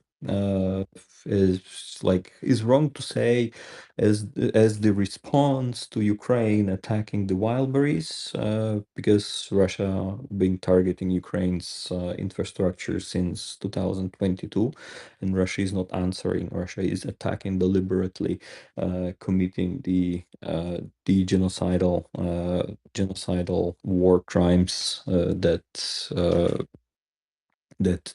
actually we've seen in many places. It's Ukraine who is trying to defend Ukraine and Ukraine's people, us, and also hoping that the time that we are giving to the others to prepare and to get kind of equipped in a way that Russia cannot consider scaling its war efforts against the other countries. That's only the hope, but far from the border, as far as you go from the border with Russia, less you see countries actually giving a damn. That's quite unfortunate, because I remember since 2014, like even in Ukraine, many people were understood that Russia is an aggressor. Many people were already in the defense forces defending our sovereignty and our freedom against Russia. But for many, 2022 attack have unfortunately been quite a bad surprise, and that's kind of the and that's kind of the mood we're having. Many people are like, what can happen? That's exactly what happened. And the history of Ukraine's 2022 full-scale invasion should not be surprising for anyone, because that's exactly how Russia is planning, and that's how actually Russia is aggressive. How Russia is aggressive, or aggressive is. That's the reality. Thanks for everyone's support in the current initiatives and making Russia pay. I mean, that's kind of simple and basic, bringing justice and making Russia pay. That's the that's the main motivation. May pay and living our country alone. That's probably the biggest two things that motivate many. Defending country, defending freedom, defending own families. This kind of the hard choice when you have to agree not seeing your family for years and years, not seeing your kids growing, not seeing your parents getting older, because you want to protect them. That's kind of the paradox. That's kind of the reality.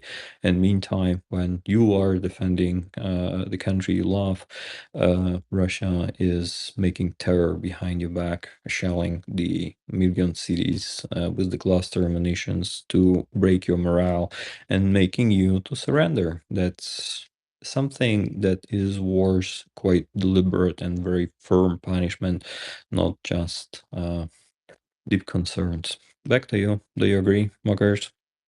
Thanks again. Yeah, I had a bit of a rant this morning about deep concerns and thoughts and prayers and all of that nonsense. Yeah, I got a little bit peeved because, well, it's it's all very well and good us sitting over here unbombed, patting Ukrainians on the back and saying, "Oh, you're doing so well. Look at you doing so well." And you're like, "Okay, that's great. Can we have some ballistic missile protection? Is there any chance we could have some of that?" "Oh, we can't possibly do that." "No, we're just going to sit here and watch you get bombed. That's all we've signed up for, you know." And look, I'm not saying that everybody's not doing what they can, but everybody's not doing what they can. There is PAC-3 missiles sat around being ornamental that Ukraine could be using. And we aren't using them, we're just keeping them for just in case, you know? And that just in case, well, it's already happening in Ukraine. So, what, are we just that selfish? Is it that we need permission from the USA? What's going on here? And I honestly think if it's the latter, we should just, oops, we seem to have forgotten some of them. We seem to have just left them in a field somewhere near Ukraine's border. Like happened with some jets a long time ago. Oh dear, we seem to have just left these jets in parts right near Ukraine's border. Funny how that happens. And I honestly think that's what we should be doing. Because I'm sorry, I'd rather ask for forgiveness than permission. And if you're not going to sell them anyway, well, fuck you, we'll give what we've got. And we'll worry about that later. Because, well, the countries that have them are not currently being bombed by Russia. I feel as though sometimes we've got to be just slightly uncomfortable, We've got to experience a little bit of discomfort considering what we're watching happen in Ukraine. And we find it very difficult to make ourselves uncomfortable, even slightly. And that just makes me really, really unhappy because here we are 4.5 years later. And we can't just have a little bit of discomfort in order to help our friends in Ukraine survive. I mean, I may have had a little bit of a rant about it first thing this morning, Wardago, because I just think it's ridiculous. I think, the longer we sit around not being bombed, the more Ukraine is suffering.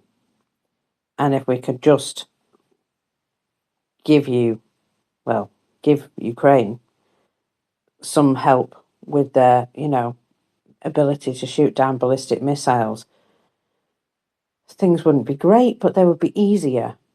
Because we all know Russia's not going to stop. There's no negotiating being, on the table. That's not happening. Anything like that is just a noise, a nonsense. And Zelensky offered this, ceasefire the other day, knowing for an absolute fact that Russia will not accept it. But he still has to say these words and go through these, jump through these bloody hoops so that the rest of us understand that it's not Ukraine standing in the way of peace. And I just think it's ridiculous. He should say, actually, no, fuck you. We're not offering you another ceasefire ever again. We're just going to smash the shit out of everything. I also note that Ukraine is trying their very best not to upset anybody in Europe. So they're not going after, LNG that we buy, by the way, which is disgusting. They're not going after anything that would affect, American oil interests either. When, it seems that the American administration have pretty much abandoned Ukraine, has made it as difficult as possible for them. All of this, that Ukraine has basically been holding back, trying to dismantle the Russian economy as effectively as possible without stepping on any landmines that make the rest of us uncomfortable.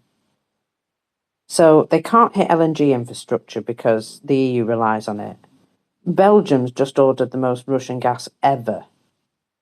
Because, why not? Why not? Just give them loads of money to carry on their war.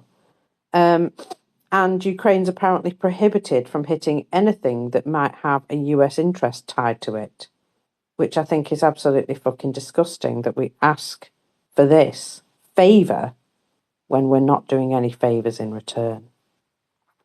And so, yeah, I a little bit angry, War Doggo. Go ahead, though, because I'm going to step down now and let Will and Ioana carry on for the rest of this time. So you feel free to come in now. Thanks, M.Ockers, and thanks, FireFella, for your time, as always, and your righteous indignation about the attack on Kyiv this morning. And War Doggo, I hear the pain and the beleagueredness in your voice, buddy. So we'll all we can do is watch and try to plan and work their way out of this.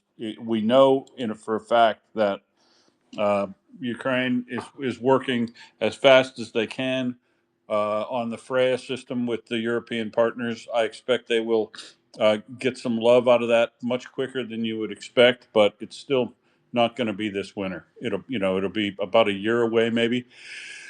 And until that time, I just don't see enough Patriot missile MSE PAC-3 MSEs showing up, regardless of if all the European partners that have them and Japan, maybe if Japan got in, but if everybody who had missiles committed to sending them right now, they still aren't going to get there in time for the arrival of winter, or certainly the arrival of the North Korean troops that are now being dispatched to serve in Voronezh, as I understand it, because this time North Korea is sending, when they send people, they probably will spend 10 to 30,000 people. Whether or not their ground troops participate in the front lines in the temporarily occupied territories remains to be seen, but clearly their missile corps is going to arrive. The head of the Ukraine's Foreign Intelligence Service has said that Andrei Cherniak, main director of intelligence, has said that Russia plans to receive a North Korean missile unit that has begun deploying to Western Russia. They probably are or on their way or in Vladivostok now. They're going to be equipped with 120 ballistic missiles and 6 launch vehicles for strikes against Ukraine, and they're going to locate them in Voronezh within the 112th Missile Brigade. These are KN-23 and KN-24 missiles. Have already sent, obviously, batches of those 40 of those missiles to Russia, and they're using them. They have been deploying them as overnight in Kyiv, which is phenomenally inappropriate and unfortunate. These are cluster munitions. Really, if anybody is, you're going to hear about this on your news, and we'll talk more about the problem with the news generally right now, and it's going to get worse. And really, a campaign of making sure you are diligent to listening to your local news and complaining and correcting your local news as and when required this winter is going to be absolutely essential, because uh, R- Russia is using North Korean missiles on Ukrainian cities. That should be the headline of the news tonight. Russia is using North Korean missiles with cluster munition warheads on major cities in Ukraine tonight. And it will continue and it will ramp up. At the same time, Ukraine's attacks on Russia are going to continue, and those attacks continue to be mischaracterized by the mainstream media. It is too easy to take a TASS news press release and just read it as if it's fact. That Galeznik thing that I saw it being written up poorly. I did a whole thread on debunking what a piece of crap that in writing was.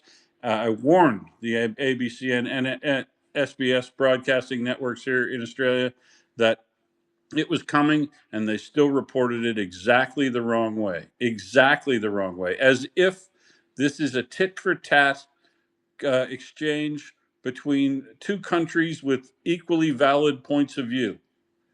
Right. You know, the attacks by Russia, or if they say these are in retaliation to attacks from Ukraine, that's bullshit. That should be complained about. This is a genocidal war of aggression and a legal war by Russia on Ukraine. They're the invaders. Every attack by Ukraine, each and every attack by Ukraine, is a valid attack on Russia, provided it's a military target and it meets the test of proportionality and limitation of collateral damage under the rules of warfare, the Geneva and Hague Conventions. Ukraine meets that test on each and every instance. I evaluate them on purpose, specifically, so that I could be hard on Ukraine if necessary, because we don't want to see Ukraine committing war crimes. But each and every attack by Russia on Ukraine is by definition illegal. They have no business invading Ukraine, and they certainly have no business trying to prosecute an eliminationist program of destroying cities' capability to live, using cluster munitions, which is a war crime on civilian areas, and basically trying to either drive Ukrainians out of Ukraine or killing them, or when they occupy areas, forcing them to become Russian, or else you face liquidation. So the mischaracterization of this by the press, each and every attack, if they don't put it in context, complain. If they don't add all the facts, complain. You need to be complaining all winter. From now on, you need to be complaining, because this winter it's going to come to a head. It's going to come to a head because if Russians are really good at war criming, the second thing they're really good at is disinformation. They're going to play the victim continually, like they're doing with Wildberries, like they're doing with this Galeznik shoot down, that they created the situation where all those people died. They're going to keep up their activity.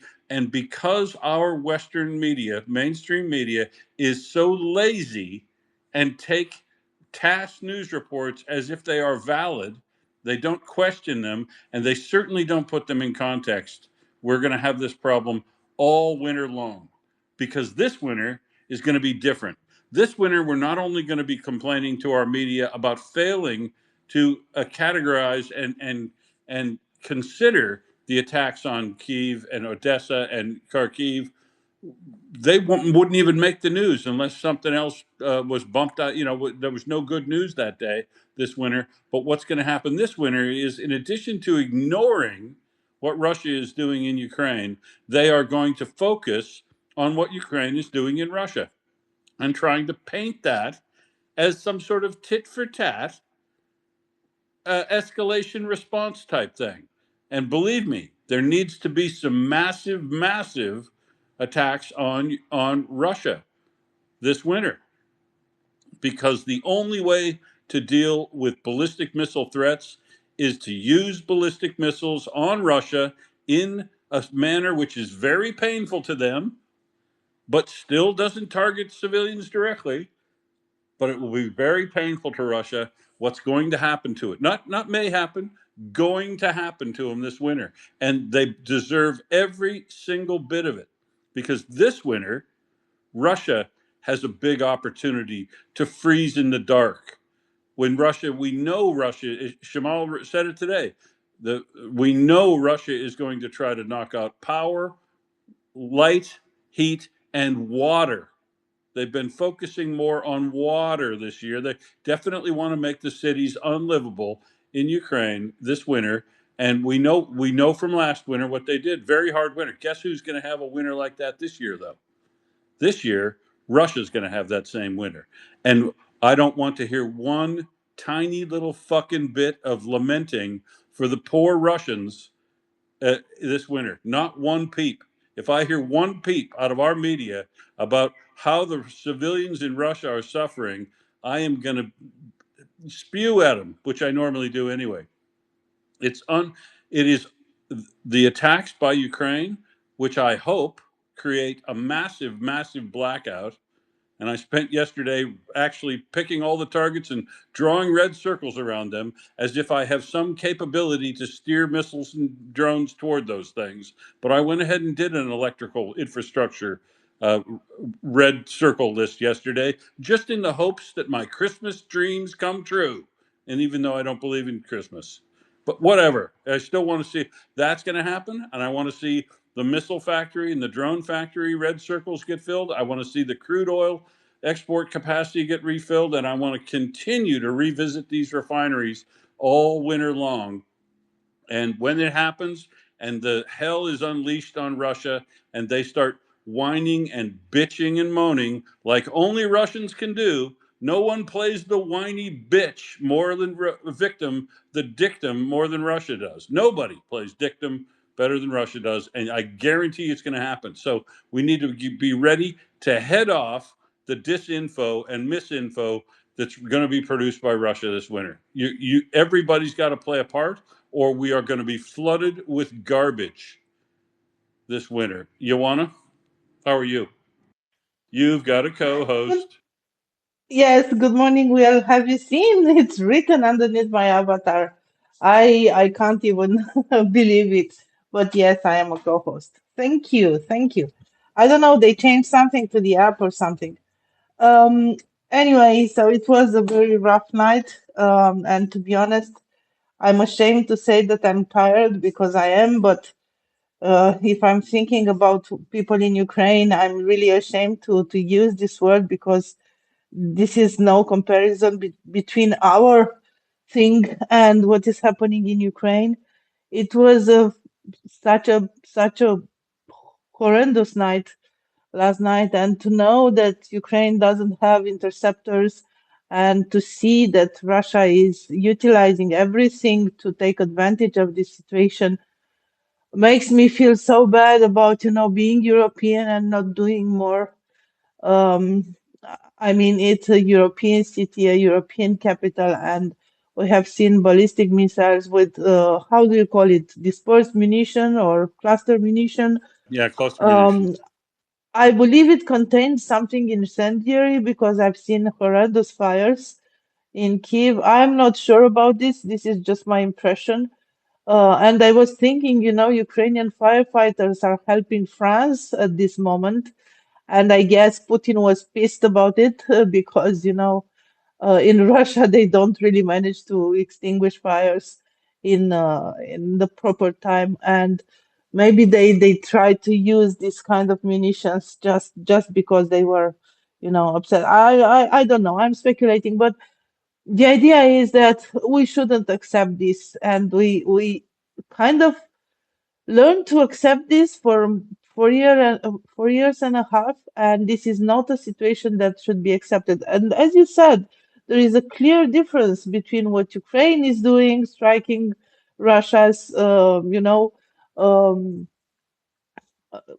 fuel facilities or refineries or storage facilities, because they were invaded by Russia, and everything is kind of a legitimate target within the international law, of course, not civilian targets, but everything that can contribute to the war effort, and with the rules of proportionality, Ukraine is entitled to do this.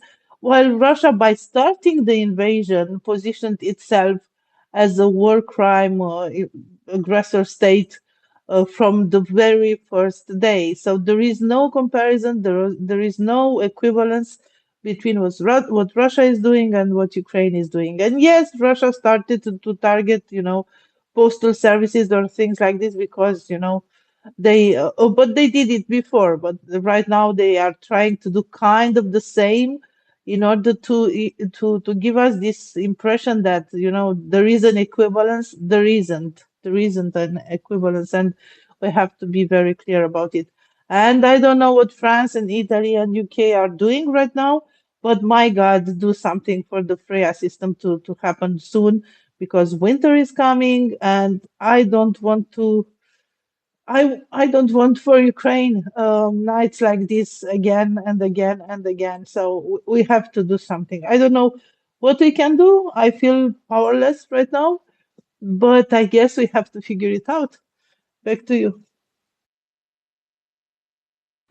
Yeah. Well, we do need to. Ukraine needs to figure this out, but recognize that there's no happy answer here. There will be no happy answer. Uh, Phillips O'Brien did a really good stub stack with Hoffman overnight. Unfortunately, when he posted it, only half of it came through, and the second half of the interview with Fabian Hoffman, you can't hear Fabian's answers to anything. But they talked in the initial half of it about missiles and how different types of missiles work. The first 30 minutes is superb. I recommend you listening. First of all, I recommend you follow Phillips O'Brien if you're not, and read all of his Substacks. I do. I read all of Fabian Hoffman's Substacks. I do. And read Daramasco, read Hoffman. You can read all these people, or you can and listen to the Bodan and the other interviews. But there are multiple things that came out in the last couple of days that convinced me that I'm not special, but I have been right for months and months and months. If you're listening to Volya Radio to get your news on what's happening in Ukraine, I pretty much guarantee you're getting the best, most accurate view of what's going on in this war. Not just from me. I do my little bit, but Smokey, M.Ockers, M.Ockers takes on the motivations for why things are happening, and Trump and the motivations behind things. M.Ockers has a very good, keen sense to. And I read a lot of stuff. Well, I'm retired, so I can read an absolute shitload of stuff. I have read a lot in my life. I'm in practice of having to read large volumes of stuff, so I do read large volumes of stuff, and we distill down what is happening, and what's likely to happen. And I'm pretty proud to say, over the last 4.5 years, we've been pretty right consistently, even though we don't claim to have any huge expertise, right? I don't claim to be some military expert. I don't even claim to be a refineries expert. I just happen to work in them for 35 years, and I make some observations, and they turn out to be right. But the truth is, there's going to be no good answer this winter. What if nations wanted to help Ukraine the most right now deal with what's coming in the winter, they would be supplying them with every scalp, every Taurus, every Storm Shadow, every Ruta, every offensive strike weapon they could get their hands on, so that Ukraine can do as much degradation and destruction on all of the missile launchers, all the glide bomb platforms, all the missile factories, the Garan factory, They need to go on the offense hard right now. Ukraine does strategically as hard as they possibly can, because slowing down the ballistics this winter is going to mean knocking out the launchers and missile factories, because you're just not going to shoot them all out of the air. Chasing that dragon anyway is a mistake. That's the most important thing that comes out of Hoffman's writing and his Substack interview with Phillips O'Brien. The spear always beats the shield in missile defense. At the end of the day, it always does, because both sides will ramp up capability. The offense always slips some through, and essentially you've got to get them all. You'll never get them all, especially if you're talking about ballistics or these hypersonic cruise missiles that arc up quite heavily and then come in. You've got to go on the offense and take these things out at source. So the the missile launch that I saw of 6 Iskanders firing basically straight up, very close to the border overnight, is Russia really trolling. Somebody who got that video and sent it, put it on Telegram, is really trolling me. But what he's also doing is trolling. While he's trolling, he's identifying that the place where these actually are is very, very close to the border of Ukraine. So keep it up, Russia. Keep up moving your Bastion mobile missile launchers as close as you possibly can, so that Ukraine gets less than 4 minutes of flight time to prepare for the ballistic missile attacks. This is why all those people got caught out on the train station. They weren't in an underground train station. They were at one of the train stations up near Brovary, and that's an outdoor train station. They were still trying to get away, but you can't get away if it's cluster munitions and you're outside. And that's so the death rate is quite high overnight this time. 17 dead, 27 injured. This is a massively bad night, because you're always going to lose that battle between those things. So what you need to, they still need to get as much missile defense as they possibly can, right? If they can get the Patriots from anyone, they absolutely should. It is indefensible for any Western nation that's holding a PAC-3 MSE missile not to give those to Ukraine right now. If you care about the survival of liberal democracy, it is incumbent upon you to give every every PAC-3 missile interceptor that you've got to Ukraine. I know it won't happen, but that should happen. Knowing that that's not going to happen, and that it probably wouldn't be enough anyway, we need to make sure that Ukraine has enough eyes on the ground that can give us time on target information for where these fucking Iskander launchers are, and or ISR capability to let us know where those fucking Iskander launchers are.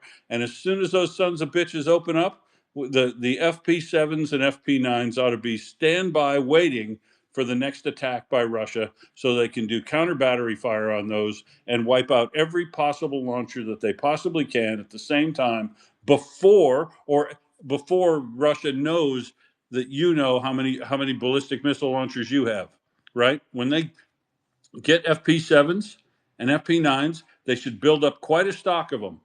100 if they can launch that many. They should put together as many as they can launch within a 15-minute window of time, and they should launch at everything that launched at them as possible. Blanket those areas that they have launched from, because you're probably not going to get another chance with Russia showing so much hubris.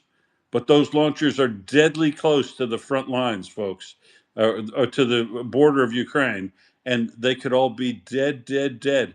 And if you don't think that would slow down, not stop, but slow down Russia's capability to launch ballistic missiles into Ukraine this winter, you haven't been watching, because the strike on the Votkins missile factory on the 20th of February definitely slowed down the usage rate of Kinzhal and Iskander M missiles. It definitely did, not permanently, but it didn't stop it. It slowed it.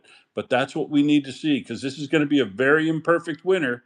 But we want to make sure that it is phenomenally more painful for Russia than it will be for Ukraine, because the statements being made by Russia about how Ukraine won't be able to, they will succumb from the suffering this winter. I don't believe that. And I do believe that Russia is going to suffer worse this winter. And when Russia starts suffering worse this winter, all they'll have to do, or all they'll have available to them, is whining and bitching. So harden your heart, gird your loins, and get the offensive weapons in Ukraine's hand. Because if we find a place where they're making missile components, Storm Shadows and scalps have got to get in there. If we find out where they're storing missiles and Iskander missiles and ballistics, then we got to make sure that they can attack more of those grouse. Air bases got to be able to knock them out, right?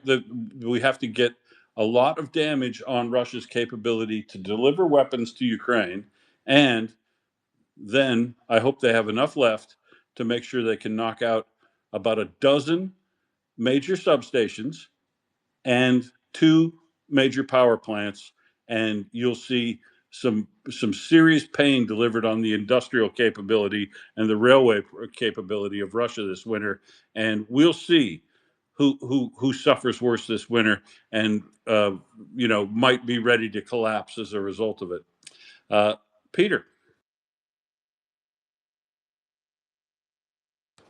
Yeah, morning, Will. I agree with everything you said on that about the spear being more effective than the shield. That's absolutely the case, and I'm sure the Ukrainians will realise that by now, if they didn't even initially. It's just a question of capability, really, and it is really. I think this is one of the things I said the other day. It's really galling to see these bloody ballistics being launched from Kursk and Bryansk. That's one of the reasons why the host connection issues, by the way. It's one of the reasons I think that the Ukrainians should just absolutely do what they're doing in Crimea to Kursk, Bryansk, and Belgorod oblasts. Knock out all the bridges, all the power, all the rail and road hubs and everything, because they need to turn those into buffer zones.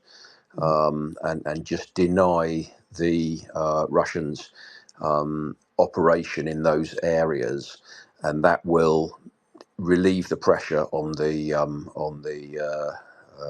front, across the front, in effect, and also it will knock out, hopefully, this rumoured possibility the Russians thinking about a major assault on Chernihiv coming up.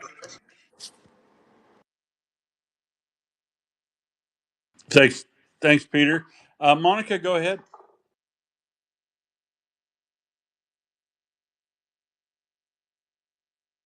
Good evening. Good. How you feeling? I'm okay. Due north to you, and I like what you said about sword and the shield. And oh God, you know what? I shouldn't talk right now. But thanks for taking me up. I'll just keep listening. I listen every night. Well, it's afternoon for me now. I'd love to talk, but I shouldn't. Okay, take care.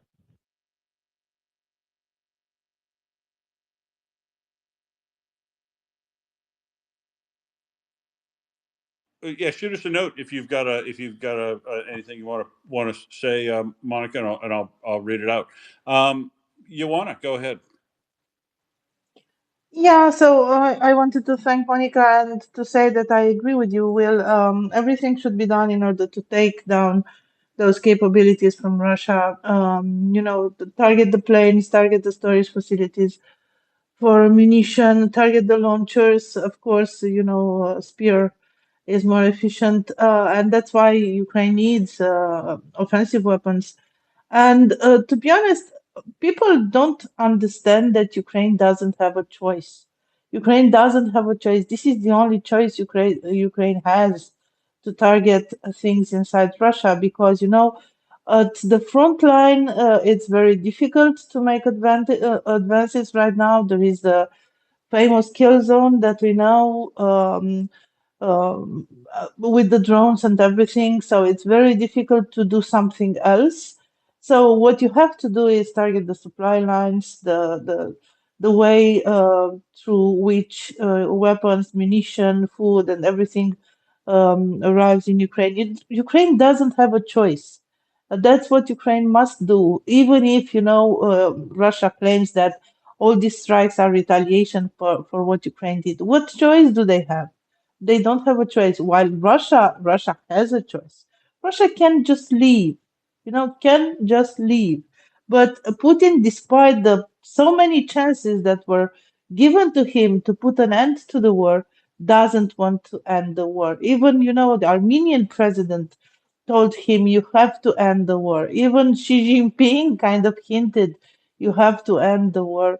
All the European leaders told him, you have to end the war, but he doesn't want to because, his power is at stake right now, and because Russia is like this, this imperial drive. Putin has it, and part of the Russian society has it, and they continue to do it.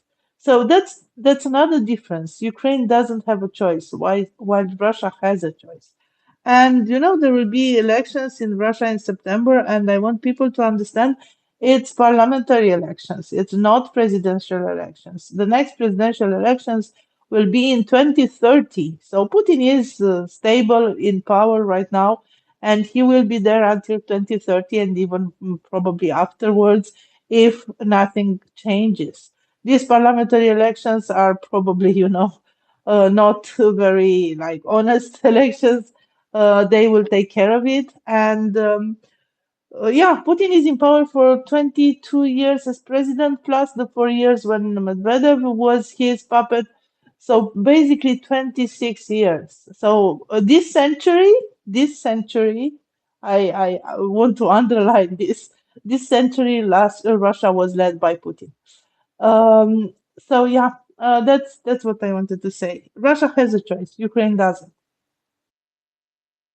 Exactly, and that's part of the characterization that people need to do in their minds, and certainly the media needs to do that. A defensive fighting a war against an aggressor, an illegal war under Article 51 of the UN Convention. If someone's trying to change borders by force and invade you and eliminate your culture, language, and people, and take over all your territory, you have a right to defend yourself, and you have the right to defend yourself by any means, including invading back their country, throwing ballistic missiles as deep as you can, drones as deep as you can into the country, if you meet the rules of armed conflict for proportionality and minimizing civilian collateral damage. And Ukraine is doing that at each and every instance.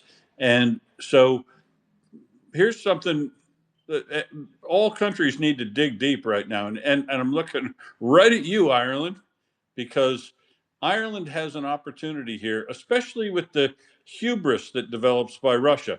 Russia knows that it's operating that August alumina refinery essentially with impunity. They're sending vast amounts of alumina to Russia. I'm certain one of the major, if not the major supplier to their aluminium smelters in Krasnoyarsk and elsewhere.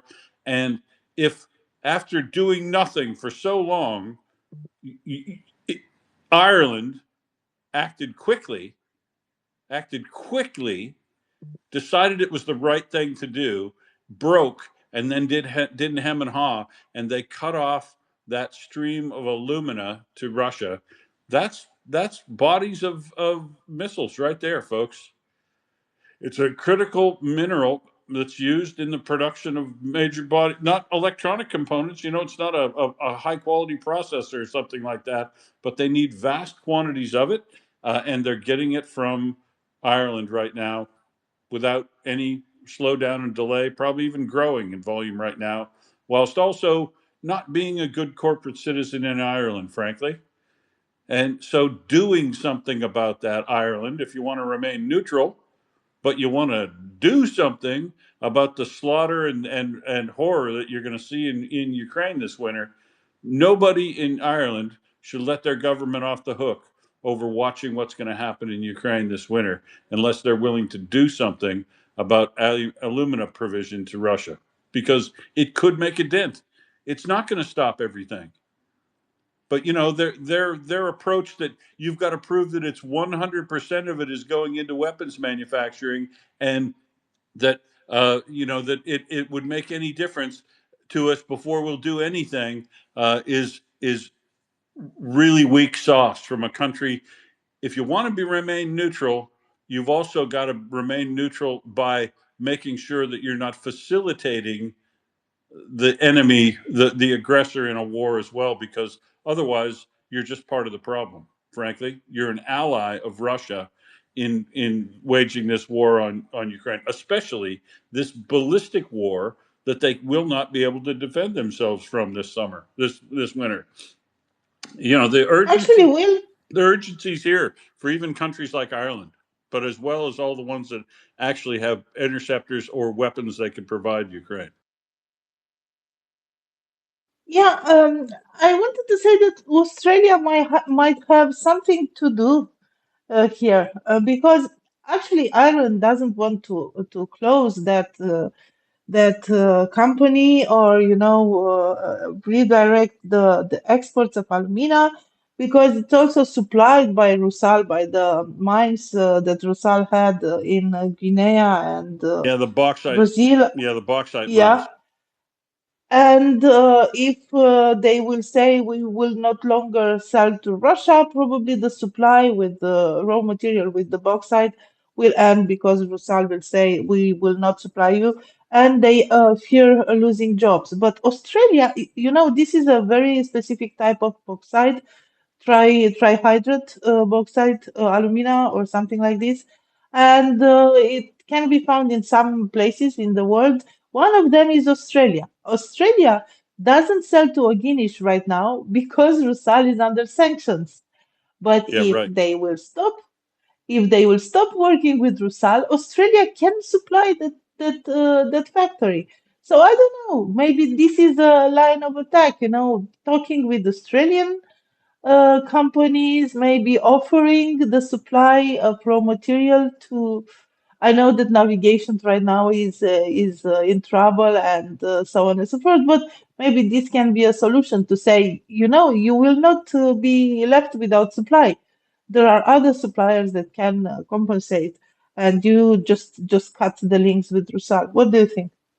It's an excellent idea to remind them of that. Australia, when we looked at aluminum provision, we noted that they weren't working with Rusal, but you're correct. They could shift over and get supply if the bauxite was shut off from Rusal's other ventures, because they nationalized August Alumina, uh, alumina refinery. That they could absolutely positively do it, and it's something. Well, actually, I'm going to write a note to Vasyl Miroshichenko about that to make sure he brings it up to the right folks here, because because he has a voice they'll listen to. Yeah, these problems, these international problems like this, can be solved by people who are, have a very good working relationship. Australia and Ireland have a very good relationship culturally and trade and everything wise, and uh, I can't understand why we wouldn't be in those discussions on facilitating their nationalization of that alumina refinery, and just uh, assessing it, assessing the cost of it. Quick, they could quickly do this. Say we're gonna, it's in our national interest and to nationalize this. It's going to cause them no sovereign risk, because Russia has nationalized everything across that country. If they're nationalizing in response to an aggressor like Russia, and they've got an argument like, well, we're doing it because it's in our national interest, because it is, and they just give Russia a bare bones value of what what the thing is worth right now, book value, which is what Russia does, an incredibly shitty deal for people when they nationalize. So I'm not saying doing the kind of shitty deals that Russia does when they nationalize, where you get about 10% of your investment value, and then they tax you on that value on the way out the country. No, I'm not talking about that, but I'm talking about giving Rusal the book value of that refinery, less the cost of liabilities for cleaning up all of its environmental damage that is there, because I understand that is extensive. And Rusal would have to piss off with a small check, and the refinery wouldn't have to stop operating. It wouldn't have to lay anybody off. None of the threats Rusal made about the power system and the water system and all the things they support, none of that would have to come true. The only difference is you'd take the Russian language signs off the place, put up Gaelic ones if you want, and press on. And you could absolutely get your alumina from Australia or your bauxite from Australia rather than other Rusal refineries. This is an eminently solvable problem that the liberal democracies ought to be working together with, especially ones like Ireland, who want to claim neutrality. You know, it is a bit galling that a country like Ireland claims neutrality but lives under the protection of all the other liberal democracies that are around it that actually choose to take a side in wartime. Because I think neutrality is, unless really actively done such that you can make sure you're not helping the aggressor, it's the coward's way out. And it's the coward's way out that if you ignore things, you're basically facilitating the aggressor.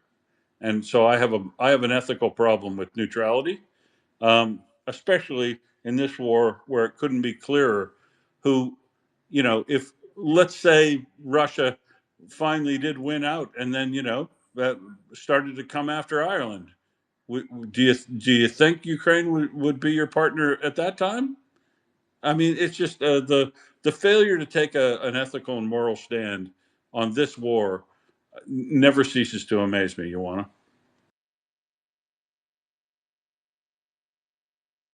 Yeah, exactly. And this Russia will come out after us. It's not just a rhetoric thing or something to impress the others. They will, if they succeed in Ukraine, they will come after us. They will come after the eastern flank. They will come after Poland. They will use Ukraine um, as a advanced post in order to go into Europe. It might not happen this year or in the next 2-3 years, but that's their plan. They want to come after us, so we must stop them there and now. And unfortunately, I have seen these days the first um, proven, Ukrainian kidnapped child being a soldier for Russia. This will happen more and more. He was like taken when he was probably 15 or something like this, and now probably he's over 18 and he's forced to fight for Russia, probably brainwashed too. They are doing this in occupied territories. They are doing it for the kidnapped children, and they will use Ukraine as a jumping board, or how do you call it, in order to go further. So that's why we must stop them. Not if just protecting Ukraine and respecting its sovereignty and the international order is not enough. Think about what might happen next.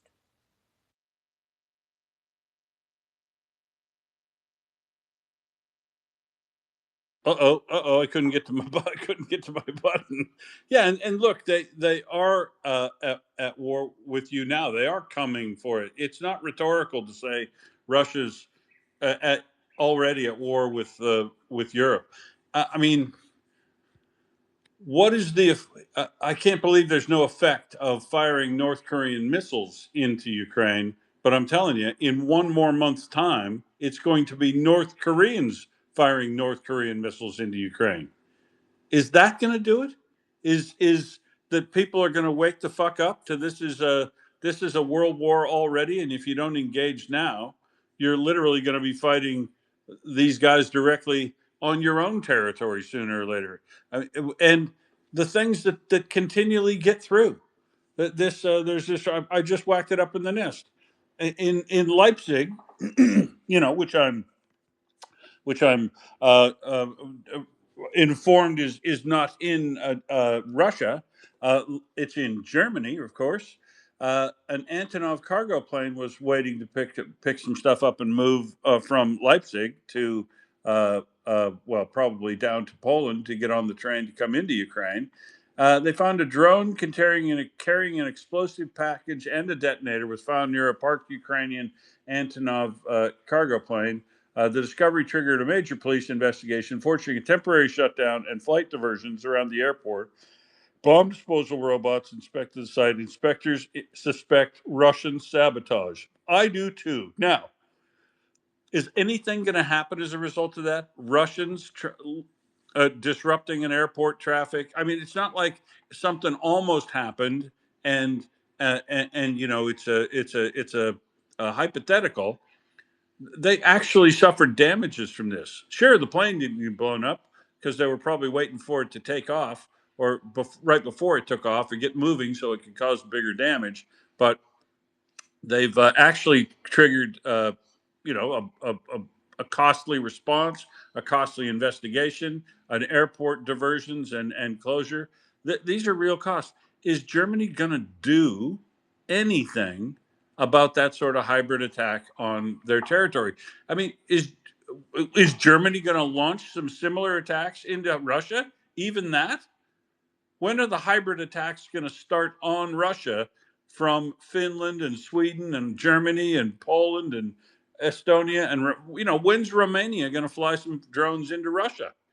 Because they should, as a response. Nobody seems ready to recognize that Russia's at war with you already, Ioana.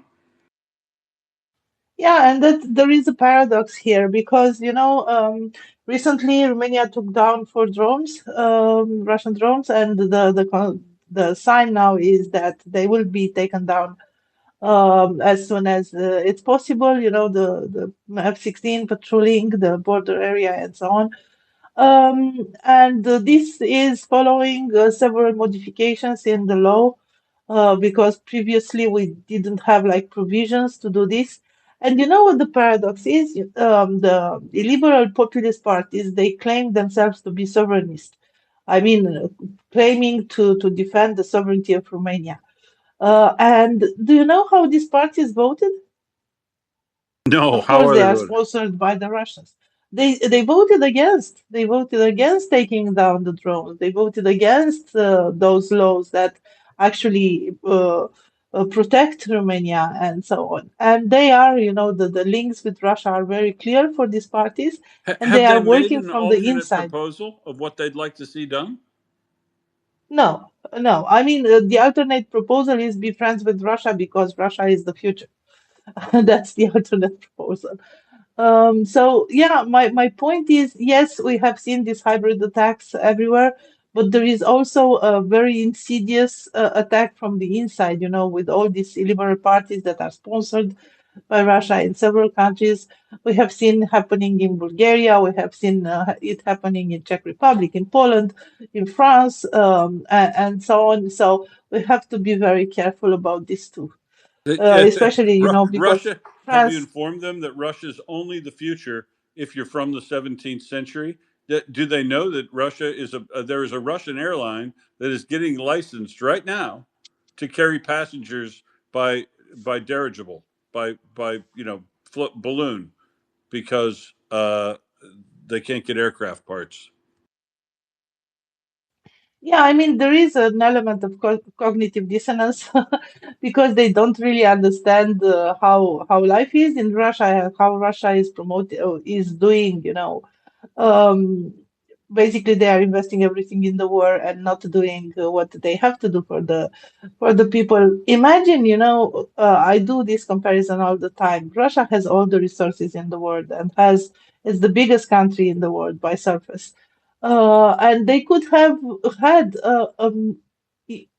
I don't know, a bright life, a bright future, amazing economy, and so on. But instead of this, they are just selling what they get out of the ground, be it agriculture or fuel or minerals, and they invest everything in order to, you know, to do this wars of conquest.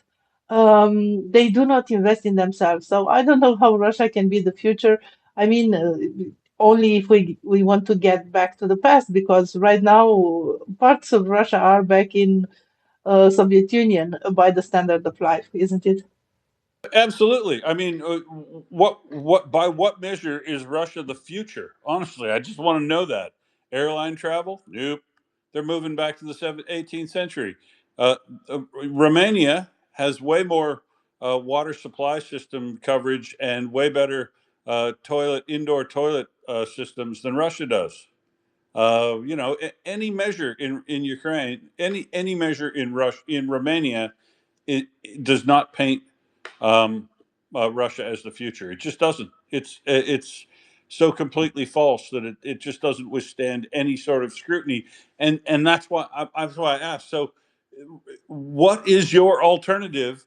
Letting these drones and missiles kill Romanians with impunity just because you think Russia's right in attacking Ukraine, so they're also right in attacking your country? I'm not sure. Can that win many votes? No, I mean they did not win. The law passed, but I just wanted to highlight How the many seats do paradox those that assholes have in parliament?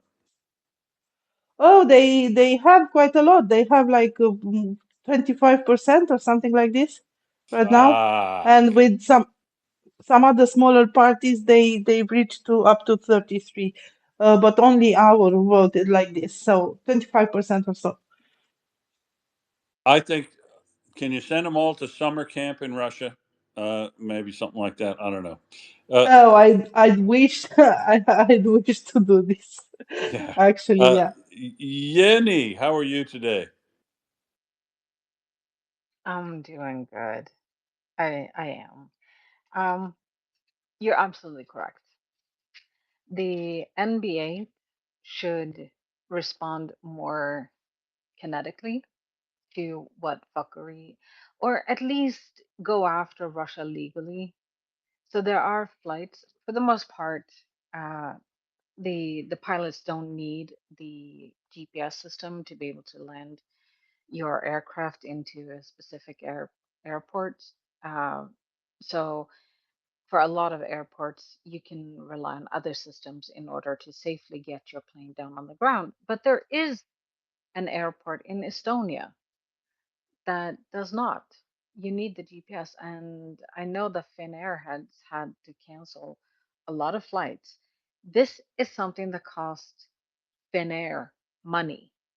That is a financial impact that would not have happened if Russia hadn't been doing their fuckery. And I don't understand why we don't send in some, special forces unit to take out the jammer.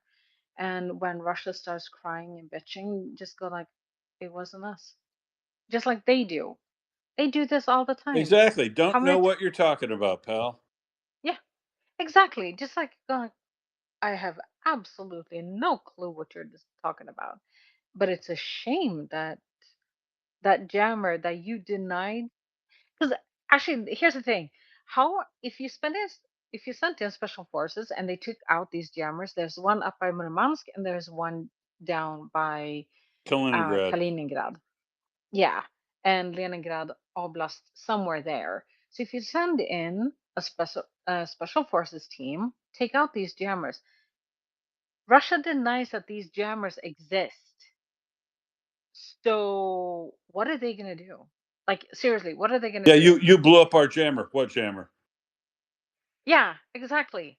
They're like, oh, the jammer that you claimed didn't exist 6 months ago? Hmm, interesting. That is so interesting. So now you claim that we have. We know nothing about We it, we but it's a neither shame. confirm nor deny the explosion of your jammer, which you neither confirm nor deny the existence of. Yeah. And see, this is why I am not allowed to lead a country because I'd be like, oh, what a shame. Huh. Yeah, no, yeah, we hit that on purpose. What are you gonna do? Well, I mean, Because at this point, I literally want to see Finland and Estonia and Latvia and Lithuania. I want them becoming the very thing that Russia has been accusing them feared of. I want to see either Estonian, Latvian, Lithuanian, and Finnish operators or Ukrainian operators housed in those locations, sending drones and sabotage teams into Russia proper to do, blow up the Alina Air Base, blow up the Murmansk naval base, blow up the LNG facility at Murmansk, the Arctic LNG. Start doing to Russia the things that they're doing in your country. Gonna blow up Exactly. airplanes? Fuck! They tried to blow up airplanes in Germany with DHL. The one blew up in Britain. It's only the fact that they're actually a little bit fucking incompetent that didn't result in mass casualty events in those situations. Start Yeah. responding in kind and proportion to Russia from their hybrid attacks at a minimum, or just supply Ukraine with what it needs to kick them in the fucking teeth. That's all I want to see. Yeah. So I already know which teams to send in. So anybody who wonders what, um, so we have different. They're called jägarregementen, and these are, like, if you translate the name, it's hunter. So you can be a coastal hunter, which means that you're an amphibious assault soldier. You have the mountaineers. These are fjälljägare. These are the guys that are up in the mountains and do whatever fuckery they can do there. And then you have the paratroopers. These are the guys that jump into hot zones and do their thing. Then you have the hunters. They're just called jägare. These are the guys that when you do your conscription, you actually have to apply to these. They don't take just anybody because, much like the Navy SEALs and those kind of guys, it's not your regular conscription. But these are conscription. These are not like career military people. These are pimply 19-year-olds that are doing their conscription. And the hunters are only work in teams of six, and they're made to be working behind enemy lines. And they do fuckery behind enemy lines. I'm thinking send those guys in. And if you want to know what they're doing, search for the Orion March on YouTube. And it's like a 20-minute video of these guys doing 3,000 kilometers. They're gone from base for like 30 days, and they have a set of tasks that they're supposed to do, and they just like check it off the list. And they were done ahead of time, and this is why they did 3,000 kilometers on skis. They either walked or skied the entire time, and they slept outside. And this is in the winter, obviously, because otherwise you would not have snow. So yeah, no base, nothing like that at all. And that is the thing. I saw the recruitment video for these guys, and it said, this is like where you would be sleeping. This is where you will be sleeping when we're on base, which does not happen very often. And he shows like the entire base.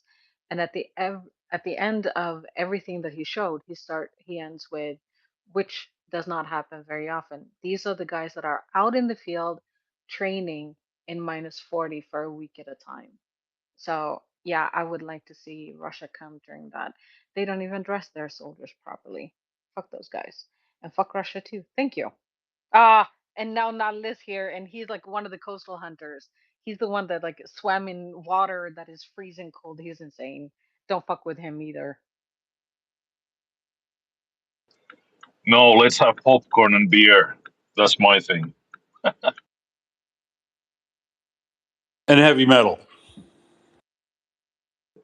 Yes, that too.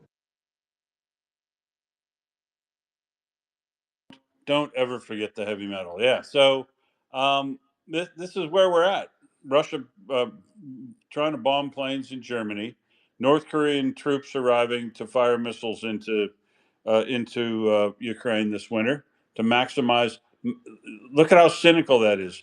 Russia is. They are going to maximize their capability to deliver ballistic missiles by adding the North Korean teams to theirs to supplement them. Would be surprised if some Iranians don't show up. To maximize the damage this winter. To not be shipping Ukraine every offensive and defensive weapon you've got right now is an absolute ethical and moral failure on the part of everybody who claims to be its ally, uh, and doing something directly about Russia's hybrid attacks. It's perplexing. It remains very perplexing. Lexi, go ahead. Hi, good morning. Well, yeah, this is really, wow, this is really an angry-making morning after, well, since last night, as I listened to an hour and a half barrage while chatting with some people about Ukraine. Oh, yeah, Professor Bonk was on. So much better when people are talking. Anyway, so what I want them, we obviously, I don't know how much moral outrage we have yet to see. That there will have been some photographers who will have been taking some amazing photographs. Those are usually pretty good. Apparently some NBC or some American channel actually led with news of this attack, and that was a world first. It's in the Guinness Book of Records. But I think we need to, like we've been focusing on ballistics also, I think we need to talk again about closing the skies over Western Ukraine, closing the skies over the border of Ukraine, closing the skies over Lviv airport. Let's get on to this one. And you know why I think this?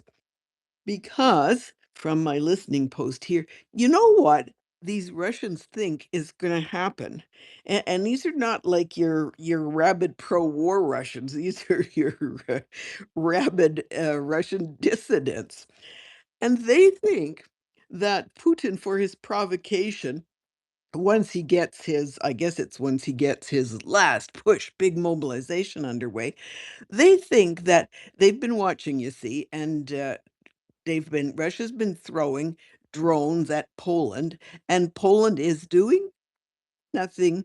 Why? Because they're afraid and because the Polish leadership is weak. Well, it's divided, that's for sure. So they think that when he's ready, Putin is going to throw 1,000 drones at Poland. And then they think that Poland will not do anything because they're scared and because their leadership is weak. And Russia is going to say, oh, you don't like that? Well, we can stop. You can close the border with Ukraine. You see, this is not just, they've got a method in this. This is strategic. They want to stop the supplies coming into Ukraine. Isn't this clever? And so then if Poland doesn't agree to close their border, well, they'll throw another 1,000 at them and say, ready now? I mean, honestly, I'm not making this up. Well, I could have tried, but I hadn't thought of this. I don't have this much creativity. So they think that they can do this and that they have already that and this is what these dissidents think who don't agree with the war, but they believe that Russia thinks this, and they believe that it could happen, that Poland would actually allow this to happen. So anyway, if whether it's this or some other way, but with not a profit, an action against Poland in order to harm Ukraine's war supplies. What do you think of this one? It was new to me.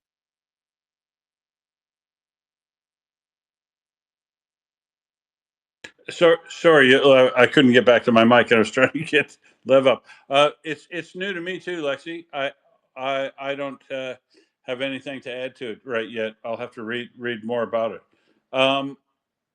Yenny, do you want anything you want to add to that? Or, sorry, No, Ioana or ghost Yenny? hand. Ghost hand. Ghost hand. Lev. Hey, wonderful people. Thank you, Will. Thank you, Joanna, and everyone on the space. You guys are amazing. Yeah, there was a very interesting example of how to deal with the hybrid warfare where there's this ambiguity about what happened. And it was Radek Sikorsky that after one of the hybrid attacks, he immediately sent Ukraine aid. So, in other words, we know that Ukraine deserves aid. You establish the fact in advance, and you have a reward for Ukraine, or therefore a penalty for Russia, as soon as something ambiguous appears. Drones, maybe they were due to electronic warfare by Ukraine, maybe it was due to a one off, some sort of a stupid kid flying drones into the airport. Doesn't matter.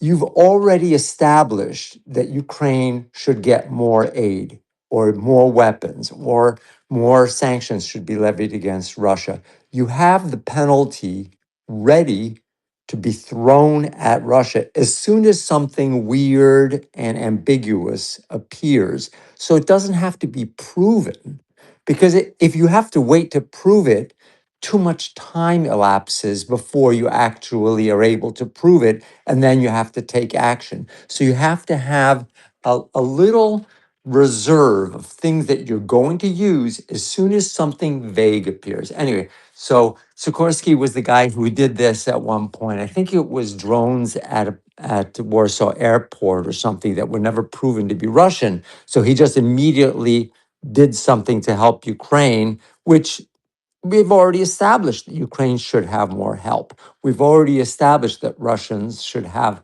more sanctions. We just don't know what the magic, combination is yet. Anyway, you guys are the best. Slava Ukraini. Yeah, I mean, thanks, Lev, and that goes to what Mertz had said when he was still running for office, not in office.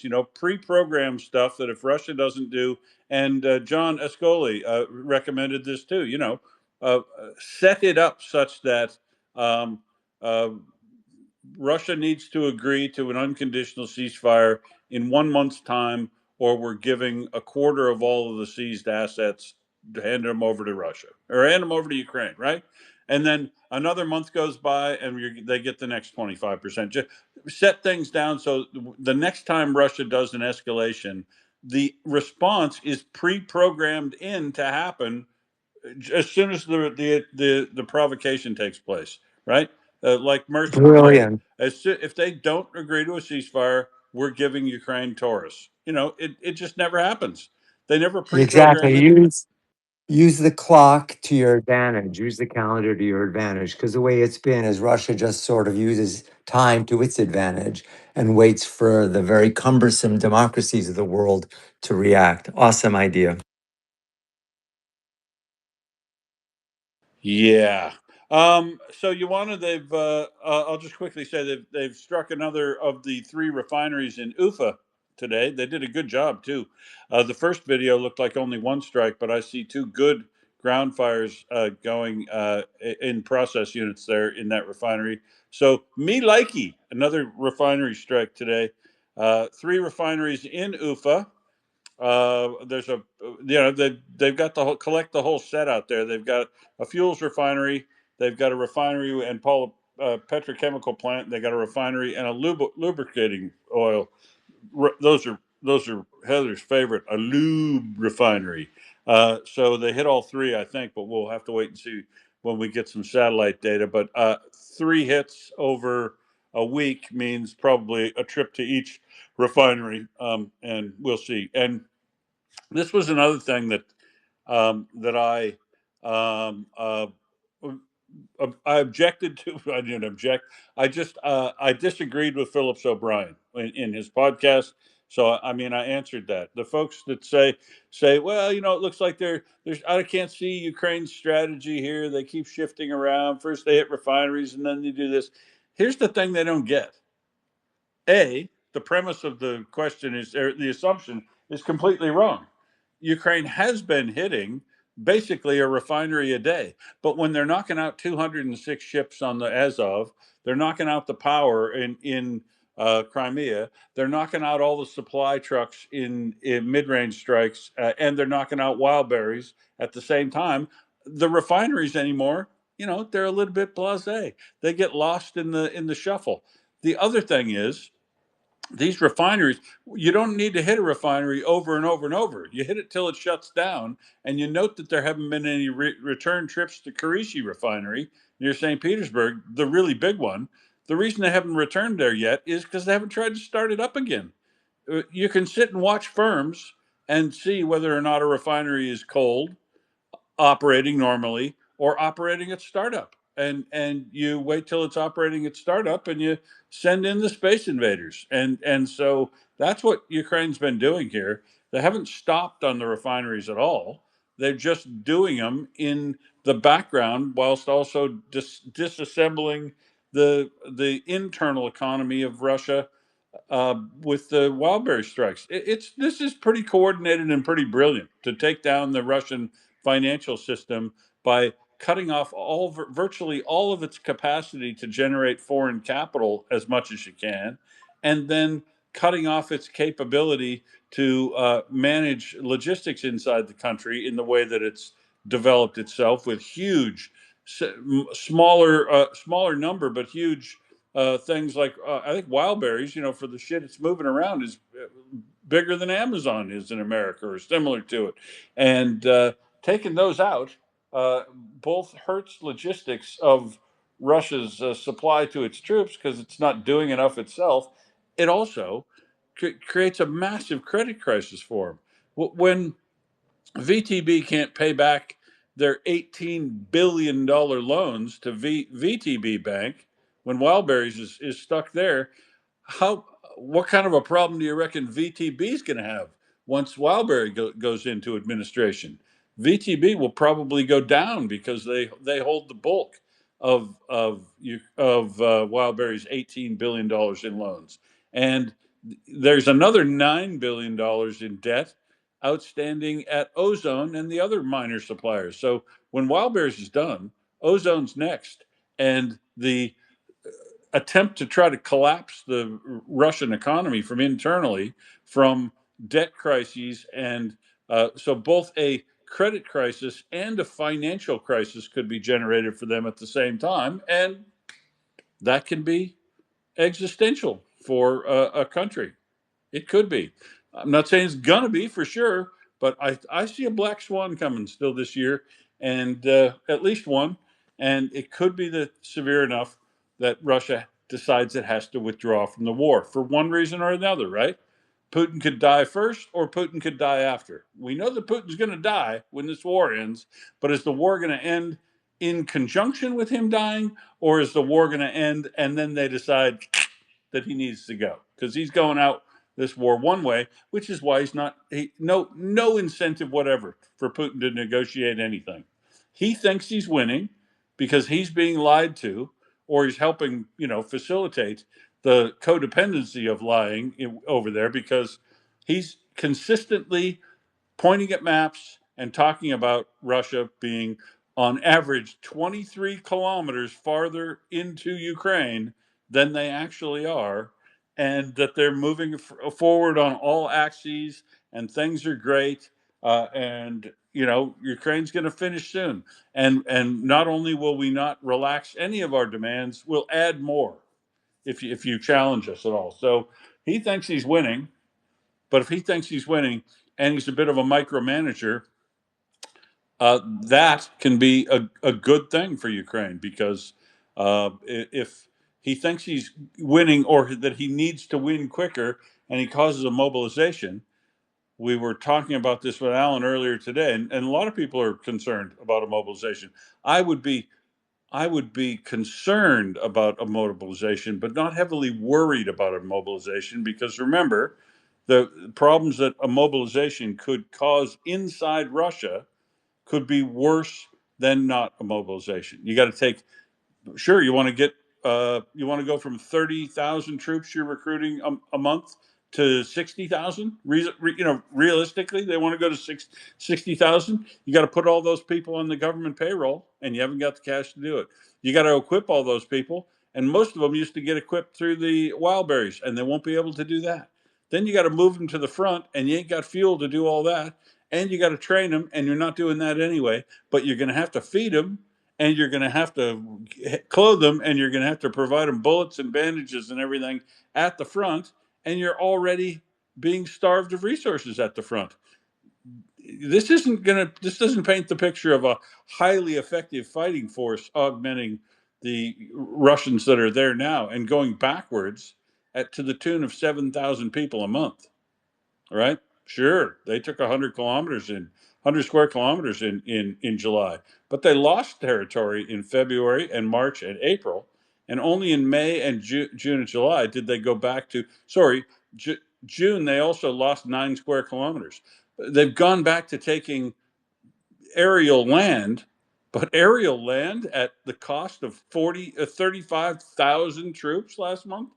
That's not winning, folks. If they want to keep winning like that, uh, it, please proceed, because that's what Ukraine's planned for, is fighting the war this way at the front line, maximizing Russian casualties, and continuing to pursue the deep strikes so that Russia loses its capability to arm itself and fight this war, and probably at the same time have a massive economic collapse inside the country.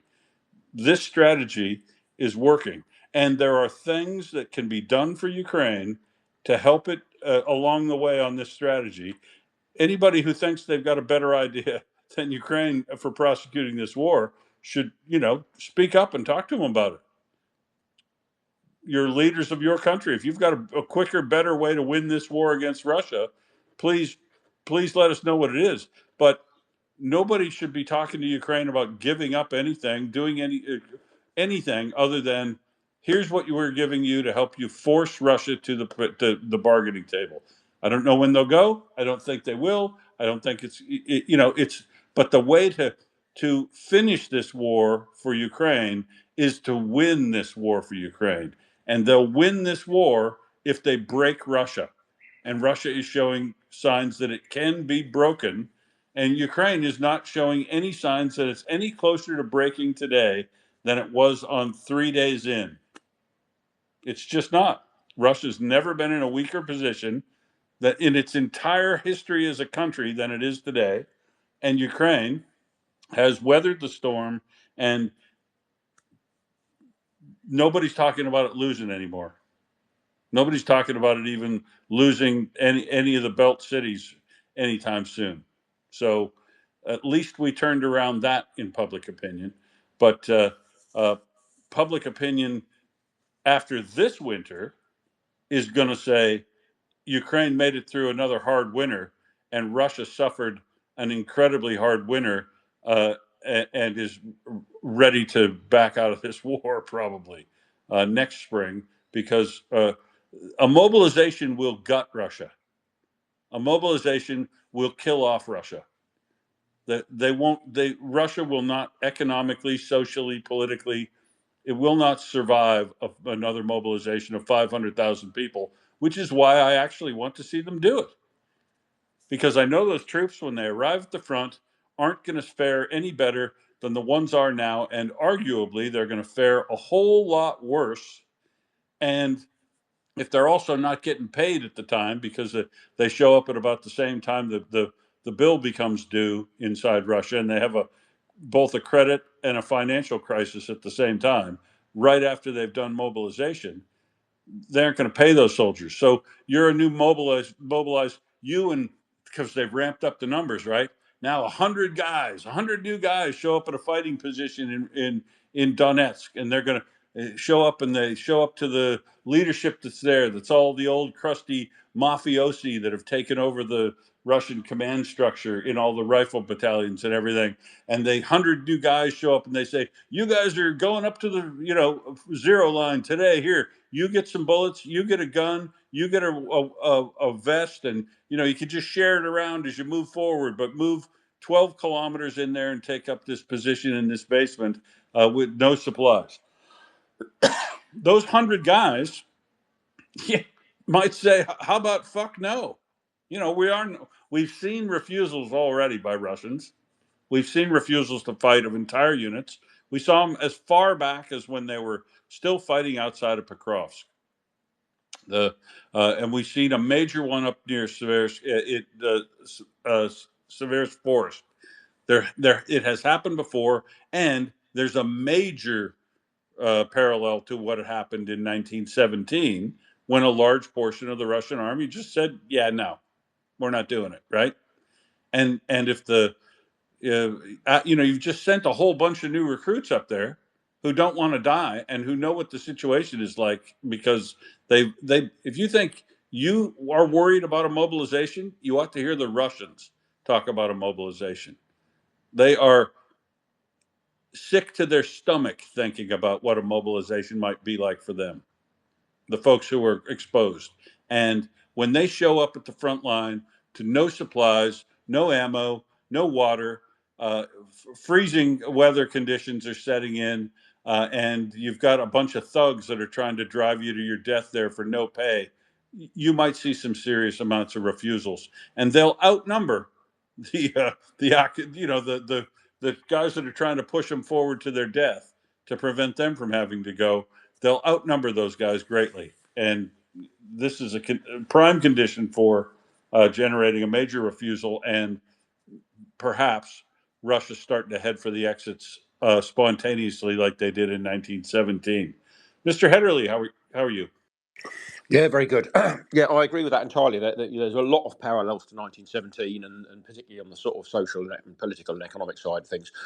The fundamental problem to me with the mobilisation is that Russia PLC just doesn't have the kit, either the kit to equip these mobilised troops, and it doesn't have the managerial and organisational competence to deploy them in any kind of way which is going to be even half effective. And that's to me is the problem. They're just going to do this thing because they have to do it on reflex and because it's a war situation, but they're just not going to be able to. They just don't have the competence to actually do that, and that's Ukraine's sort of saving grace in effect. They can do a lot of damage in the meantime, like they're doing with these ballistic missiles and by drafting North Koreans in, etc., which is horrendous. But it's not going to affect the outcome of the war in the long run, and it's just going to drive the Russians into a 1917 situation, because hopefully they've got no other choice. Finally, they should actually do something about it. I agree with you entirely. What is the world? Has the world been doing about North Koreans already on European soil? Nothing. Absolutely no reaction whatsoever. It's ridiculous. There should have been, as you say, there should have been preemptive conditions that if Russia does this, then this will be the consequence. We will do it. They should have the Finns and others. NATO should have already wiped out that Olenia airbase. They could do it just like that by clicking their fingers, and they could say the Ukrainians did it. They could deny that it was them. Why is that not being done? And night after night, bloody bombers take it off from there. It's just ridiculous. Anyway, that's my thoughts on the Russian situation. No, I agree. They ought to find something that is proportionate and do it, because Ukraine has shown time and time again their red lines are bullshit. If they're going to continually say they're at war with NATO and they do something like North Koreans actually move into the temporarily occupied territories, the 10,000, a unit of 10,000 North Koreans that have worked together and trained together and actually are fairly combat effective. Those folks, that 10,000, if they don't spread them out, those folks, those worry me. We need to plan for those. The battalions of missile launchers and KN-23 missiles. We need to worry about those North Koreans. And the kind of thing that we ought to see happen in relation to that is sabotage teams, bombing, cruise missiles, something ought to be taking out the armed ships that are traveling between North Korea and Vladivostok. Sink those things, and with full deniability, like Yenny says, sink some North Korean arms vessels, or blow up their new railroad bridge between North Korea and Russia, or both. Do something to address the specific problem that is the escalation for the world. There are also Chinese full-size units, don't intend to fight, but there are full battalions of Chinese Communist Party troops, in PLA army troops, in a base near Vladivostok, where they're learning from the Russians how to fight a modern war. You don't think they're going to put that to use? They're definitely going to put that to use. Why aren't sabotage teams going in there and blowing up Chinese that are in Vladivostok? Why aren't missiles landing on those? Get some move in some NATO missiles or move some NATO Tomahawk cruise missile launchers from Poland into Lviv area. Fire Tomahawk cruise missiles at the base where the Chinese operators are learning everything, and then move them back into Poland. Smells a lot like Russia does, doesn't it? Start to do to Russia what they do to you, because if Taiwan or anybody else here down in Southeast Asia has to face troops that have been trained by Russia into fighting modern war, that's going to be a real problem for us. North Korean troops honing their skills as rocketeers or how to fight the modern warfare and then going back and living on the Korean peninsula, that ought to really, really be a problem for South Korea. And both South Korea and Japan, while they have made pretty good noises about being supported for Ukraine and have done some pretty serious things, Japan's probably done more than Australia has done on a per capita basis or a per GDP basis, but they could be doing a lot more. They've got a huge stock of Patriot missiles themselves, and they've got a manufacturing license. They could be ramping up production. They could be ramping up basic chemical production with South Korea and producing explosives and propellants and sending those to Denmark to be assembled into missiles. And the arsenal of democracy in this war ought to literally be Japan, China, and Australia. Sorry, Japan and South Korea and Australia. We ought to be a triangle that is providing vast amounts of military supplies to Ukraine, but we're not. And we sit by while China provides materials and components to North Korea. North Korea makes missiles, then they put them on a boat and they send them to Russia, and then they send them across Russia to be used. And China has hands clean. China's going to come out of this war, and they're going to come out of the war in Iran looking like clean skins with a vast amount of new soft power, because they're going to come out looking like the good guys when they're also the bad guys behind everything that's going on here. And they want to prolong the war and bleed out the East, the European allies, so that they can take over a large chunk of Russia as a client state, and then have a weaker opponent China's making out on this war in Ukraine like a bandit. They're furthering their support network with North Korea. They're they're enslaving Russia through debt trap and all the provision that they're facilitating, and they're expanding their soft power. That when the war ends, China will want a seat at the table, and when the war in Iran ends, finally, they're going to let Trump beat his head on the wall for 100,000 times, and back and forth, and till he has a myocardial infarction and dies, and America has to withdraw in its entirety from the Middle East, and then China will expand in there like the good guy. That's what China's going to do. We all see it coming. We need to figure out what we're going to do about China. And one of the things that could be done about China now is blow up that base where they're training with Russian soldiers. Because I want to see when China tries to take Taiwan, I want to see them be as surprised about the resiliency and fighting spirit of a country of 25 million that's armed to the teeth. I want to see the untested Chinese military try to think they're going to walk in there like a cakewalk after doing a amphibious landing that they've never done in history across a body of water that's twice as wide as the English Channel and subject to hurricanes. I want to see it. If China thinks they're going to have a go, I want to see them try, and I want to see Taiwan bloody their nose too. But it'll be all so much easier if China has a lot of trained troops, and they're getting trained troops right now, and they're weakening. America's bleeding itself out for a defensive and offensive capability, so they won't be able to take on China in the Far East.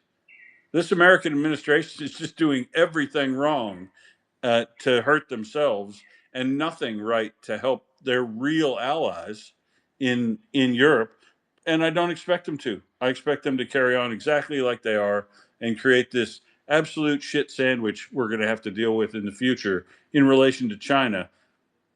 But it isn't going to involve a Russia, because I don't think Russia's going to exist in its current state by the time China needs to be addressed.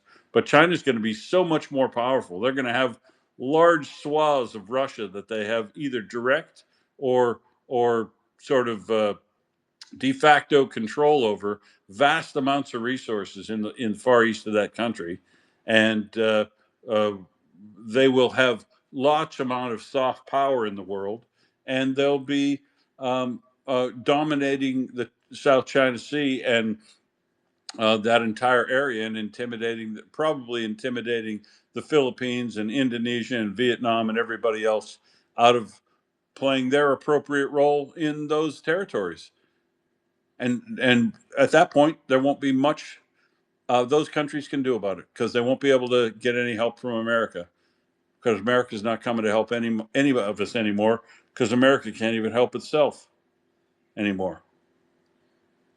And that's the unfortunate reality. But the truth of the matter is, the one place you probably want to be to face the uncertain future would be Ukraine, because Ukraine will survive this war.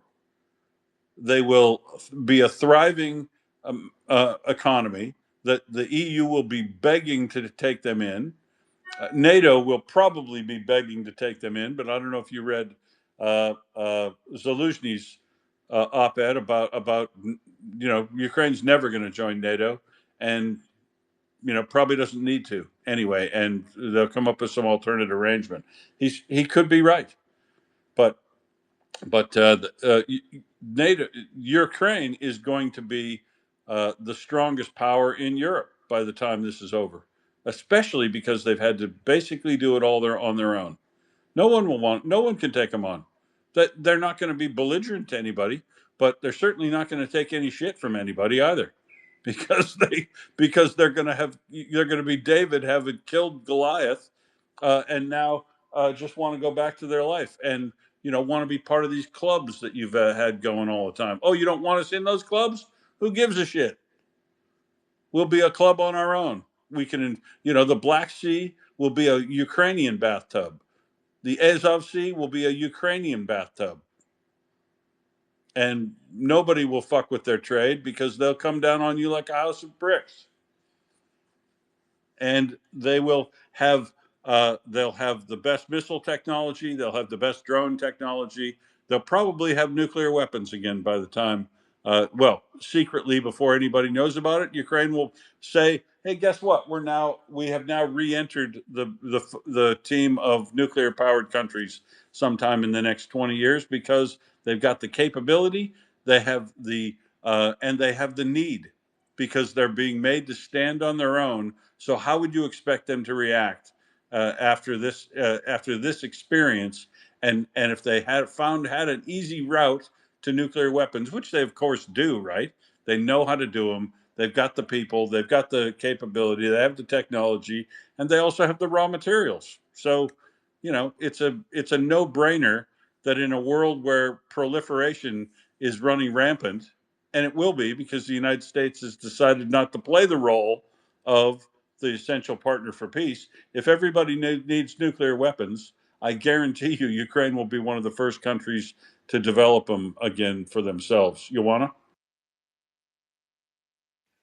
Yeah, so many things, Will, so many things. So first of all, about mobilization. When you were talking about mobilization a month ago, 2 months ago, I was almost convinced that Russia will not do a mobilization because of the reasons Lexicon mentioned, and you too. It will be very difficult for Russia to do this effort to mobilize the people, especially not having, uniforms, food, ammunition, weapons, and everything to equip them and to transport them to the front lines.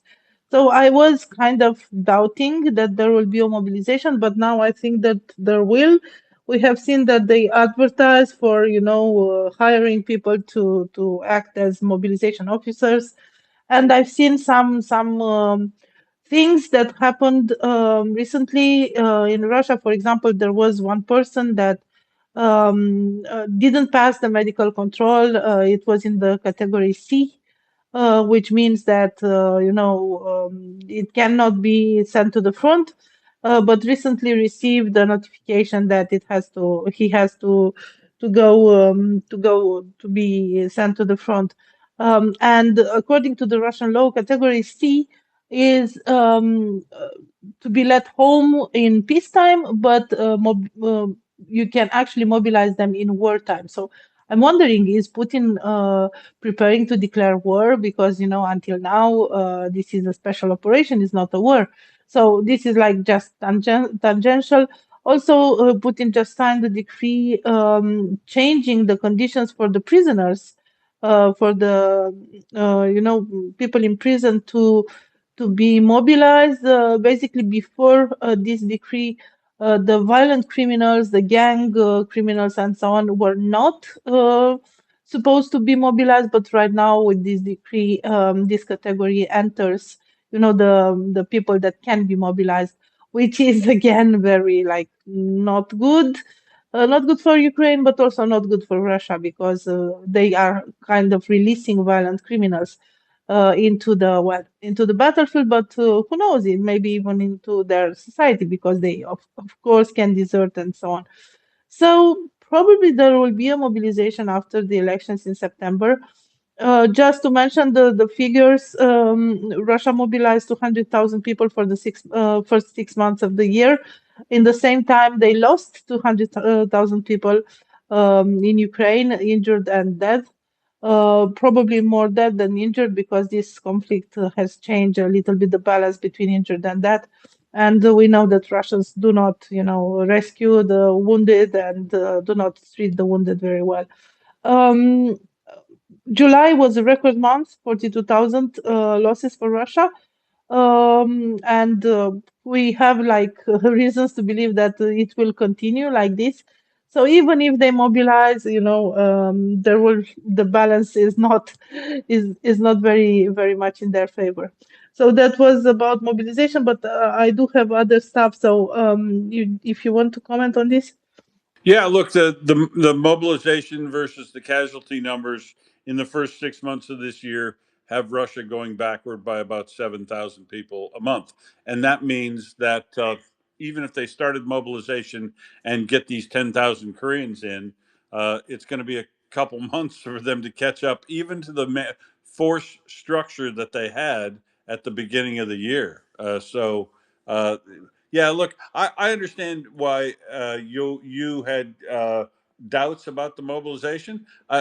You could have doubts about the mobilization happening because I, for like the fourth time, said it's definitely going to happen now. Mobilization is the one thing that I've been repeatedly wrong about here at Volya Radio. When the decree was signed on the 17th of September, 2023, and in 2024, I said, yeah, I think it's happening, and it didn't happen.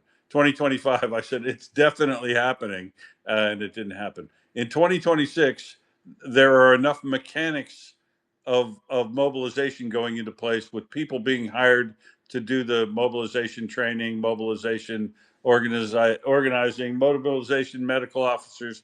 Yandex is full of ads in St. Petersburg and Moscow Oblast, or Leningrad and Moscow Oblast, for people that do that sort of work. They're changed the medical conditions. They're changing the way they're managing the borders. There are just too many. Putin likes to legalize stuff so much that they're putting all the signs that a mobilization is coming this year is. I'm just saying it's going to happen. Now I'll have to probably come on here again, perhaps, and say it didn't happen again. But this time, folks, for sure, it is going to happen. And the reason I think it's going to happen certainly this year also isn't just the mechanics that have taken place.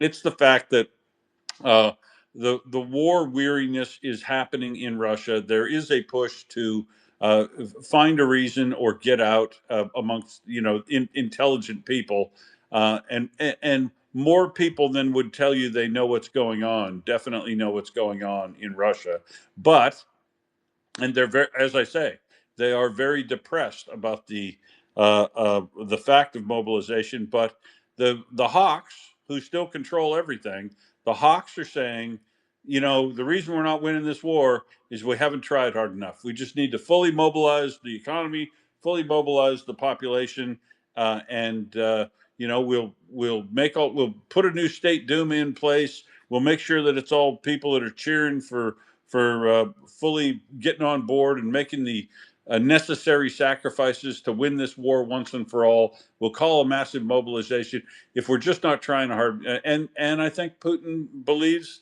that has a shot. I just don't, because I honestly believe we have access to better information about what's going on militarily, economically, in reality, and diplomatically than Putin does. I think he is living a lie at this point, partly because he has to believe it, but partly because he wants to believe it, and partly because it's a system that he set up all over his 25 years. The entire apparatus around him is designed to feed him lies and tell him there's sunshine out of his derriere, and people do that to you long enough, and you begin to believe you're infallible. And I think he's both scared and believes that they can win, and they are winning and can win. I think what he says he thinks is true, and the only way for them to escalate is a mobilization and try to win it once and for all. But it's the time for him to call a mobilization when I was really worried about it would have been 2024 or 25 when I first said it was definitely going to happen, because it would be some benefit. Now, if they call a mobilization, I don't think it's going to be a benefit. I think it's going to be the milestone I was looking for an inflection point inside Russia that leads to the end of this war. Not the end immediately, but the end will be coming as soon as he calls a mobilization. Peter? Yeah, I agree with that. If he'd mobilised 1 or 2 years ago, it may have been a serious threat. But now it's too late, and they just exhausted all their equipment and their organisational capacity to actually make it work, and it'll just be a spectacular flop. The interesting thing about NATO is that I think I agree with what you were saying, and the interesting, I haven't read the Zelensky's comments, but I see where he's coming from, and I think the Ukrainians will take the view that, well, when the time when they needed to join NATO was in 2014 and 2022, and now that they're going to have their own arms industry reinvigorated and be supplying half the world. It's more a question now of NATO needing Ukraine, and the Ukrainians at some point presumably will say, well, our application, just forget about it because it's pointless now. We needed it earlier, we don't need it now, and you need us. And that is a very viable prospect, I think, and absolutely with nuclear weapons, I cannot imagine any outcome of this war now where Russia is left with more nuclear weapons than Ukraine. So either Russia's nuclear weapons are going to have to be surrendered over to Ukraine, a reverse Budapest memorandum, or the Ukrainians will simply have to build more or a reasonable number of nuclear weapons to counter future Russian threats. And I'm surprised that hasn't been announced already, to be perfectly honest. I would think it would be entirely reasonable for Zelensky to do that. But you're probably right. They should just do it and then tell the world, oh, by the way, we've already got 240 nuclear weapons or whatever, enough to wipe Russia out and present it as a fait accompli, because the West has reneged on the Budapest Agreement, so it's all invalid. So that the arms reduction and the disarmament, whatever you call it, nuclear non-proliferation is basically dead. But it's the whole thing is just ridiculous. And one other thing is that I don't know, people don't really tend to see it, but I see that the geopolitical centre of gravity in Eastern Europe shifting from Moscow to Kyiv. And that's a permanent transition, and that's a change that the world's going to have to live with, I think. And a lot of people haven't really commented on this, but that is the case, and I think that's going to be the case in future. The Russian arms export industry is going to be completely wiped out by this war because their kit is useless. The Ukrainians are going to step in and replace a lot of it. In future, Ukraine is going to future-proof itself with its own arms industry, own internal arms industry, and going to be supplying half the rest of the world and take advantage of the American incompetence because their stuff is far too expensive and takes far too long to be delivered. And this comes is going with a to kill switch. Yeah, and that as well. Yeah, not only it comes with a kill switch, but the permission you need is just impossible for most countries to deal with. But you're right. The what is really frustrating is the failure of the rest of the world to deal with what is in effect the Krink axis: China, Russia, Iran, and North Korea, who are all acting as one in concert, in effect. And China must be fencing a load of stuff into Russia via North Korea, and the West is doing nothing about that. Why are we even still doing business with China? We should not be doing that. We should be sanctioning the hell out of them, secondary sanctions, even primary sanctions.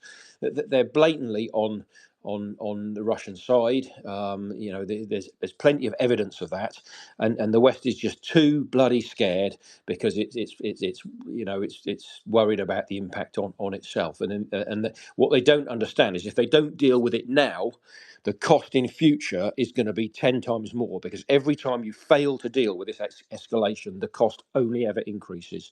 And that's been the story of Ukraine all along. If they'd have dealt with Crimea in 2014 properly, we wouldn't be in the mess that we are now. If we deal with this now properly, we won't be in the mess we're going to be once Taiwan gets invaded and all the hell else breaks loose elsewhere. Because imagine the dithering that China is expecting if they were to mount some invasion of Taiwan, right? They'd expect the same level of dithering and hesitation to support Taiwan as they see in Russia. Whereas only worse, because they know that they are so ingrained in our supply chains and all our manufacturing capability that's been outsourced to China. Russia, it was only carbon, it was only oil and gas. There was no other harm really, and we could work around that. With China, it's just so deeply ingrained in all our supply chains and all our manufacturing. They're buying out bloody ports in Hamburg and Christ knows what else, colonizing half of Africa, and providing toxic debt to loads of countries, and involved in all sorts of nefarious activities with secret police stations in Hungary and all sorts of nonsense. And they know that the weak reaction to Russia is going to be that on steroids compared to China, because it's going to be so difficult for us to adapt our own systems to deal with that, and that's why we should be doing it now. I mean, what's been the result of Chinese nonsense in Hong Kong? Remember that only a few years ago. Remember how it was nothing was going to change? Nothing was done. Yeah, nothing was done. And he got the mayor of London buying massive fleet load of bloody Chinese electric buses. What the hell is that all about? It's absolutely ridiculous. Anyway, I better finish. Yeah, so I mean, the only way to redeem themselves at this point, Europe, vis-a-vis a future conflict with China, the only way for Europe to engage now would be to fully engage in supplying Ukraine with everything it needs, offense and defense, to win this war. And when North Korean missiles start landing in Kyiv as a result of North Koreans firing them, and North Koreans enter the fray in the temporarily occupied territories, if they immediately had triggers there that said that happens, any North Korean missiles fired by North Koreans start landing in Kyiv, and any North Koreans enter the temporarily occupied territories, we are now going to engage in this war directly, to make sure Ukraine wins. You can characterize it however you want, Russia, but we're engaging to make sure you lose, they win. End of story. go ahead and fire your fucking nukes if you think you're gonna, asshole. If you think you're gonna live through it by using nuclear weapons, please proceed. We're fully ready to take on the threat that you've got, even regardless of your nuclear weapons. Because you know what? Two things. Well, three things actually. A, Russia's nuclear services aren't in any more better state of repair and readiness than the rest of their military, which has been dog shit. Second thing is they gain nothing from nuclear weapons use and lose everything as a result of nuclear weapons use. And third, there's a whole bunch of people involved in the command structure. It isn't Putin going, deciding to throw his, I'm dying, so I might as well nuke the world, take it with me. He can't do it on his own. And there are plenty of people in Russia who want to survive and they want their children to survive. And they're not going to use a nuclear weapon over a war in Ukraine. They're going to get their ass whipped, fuck off home, get isolated. And if the countries that get involved in doing that actively with Ukraine are going to be the countries that can serve as the deterrent for China doing the same thing in their next move. That's what I think. Lexi?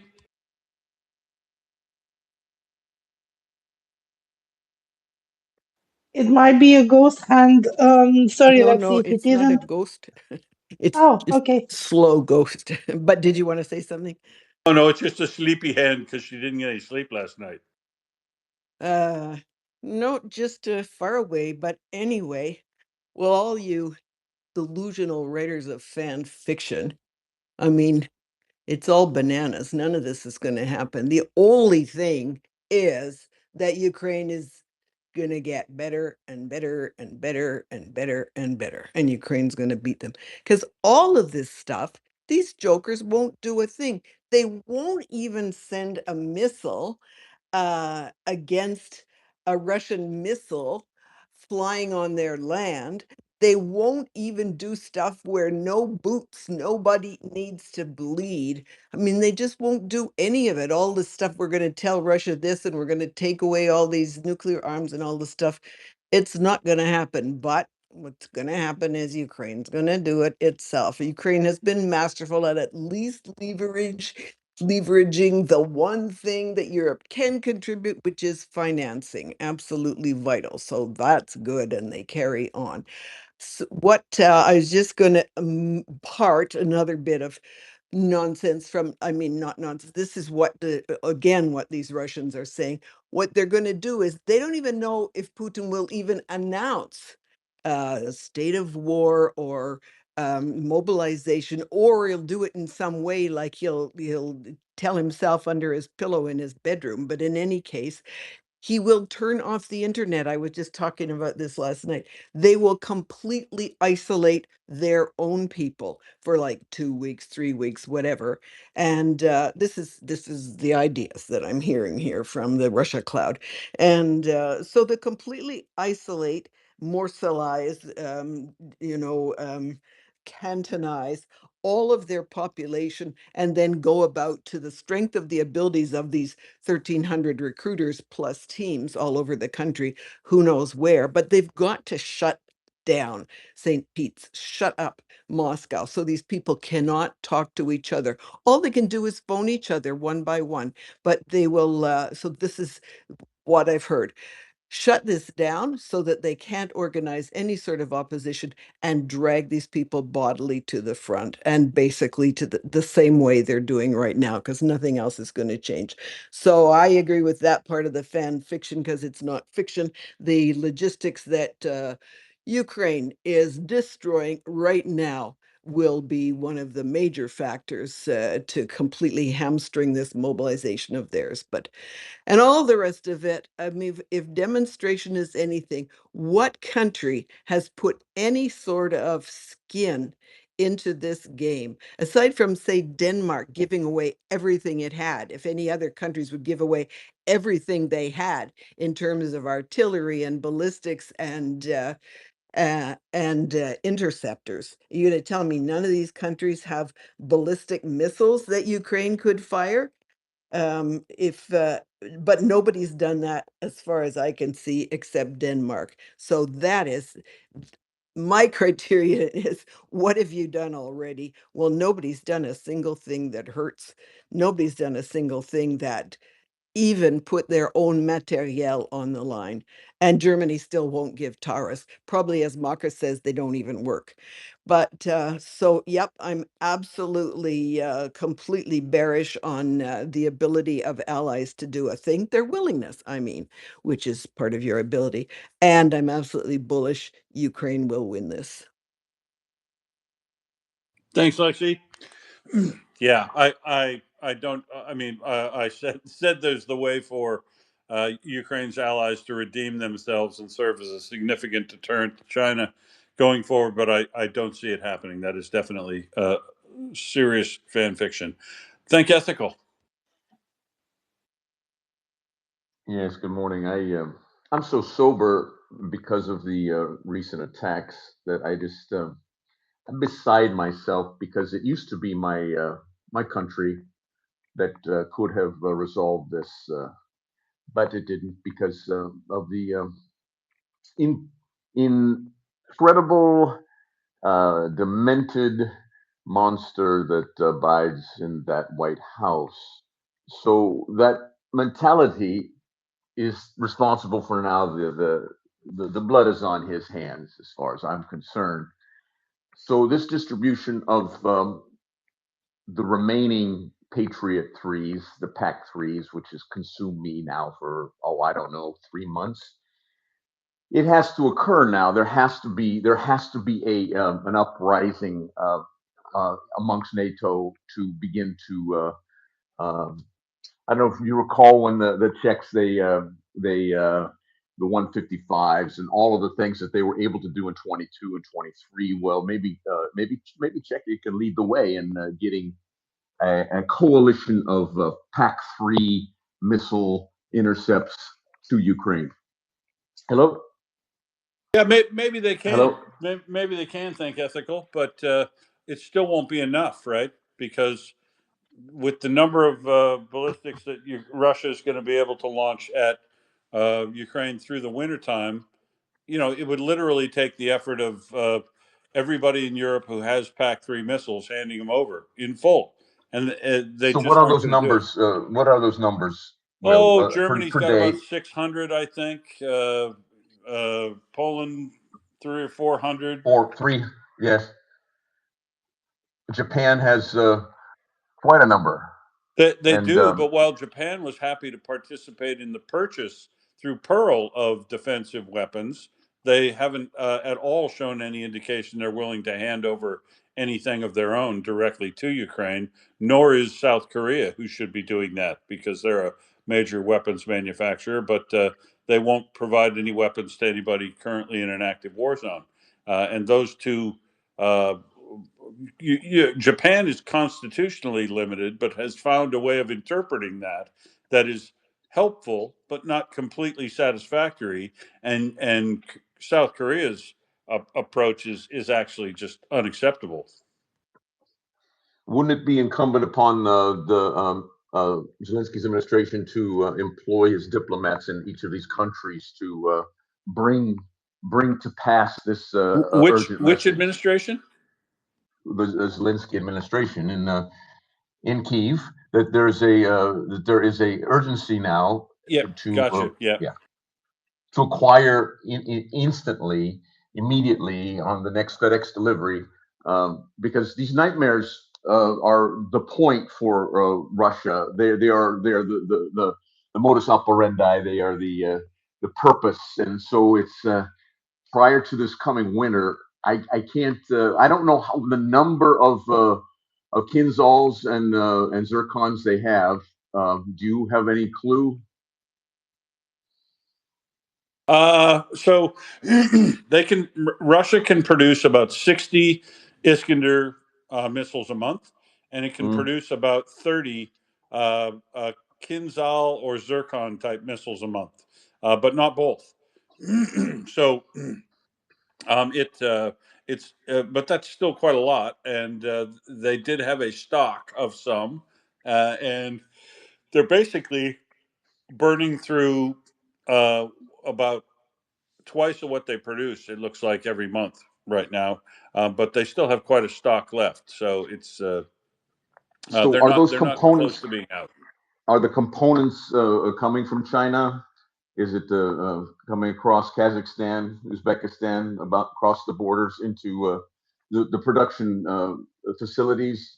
I'm sure that they know what where they But are from and China, yes, is it well, from China, of China? course, says it's not providing weapons directly, No, but we no. know we know it's providing quite a lot of materiel to Russia in order to make weapons and articles that componentry that go into weapons. But both as a producer and as a second party, third party sales approach. But they don't admit to providing any weapons systems to Russia at all.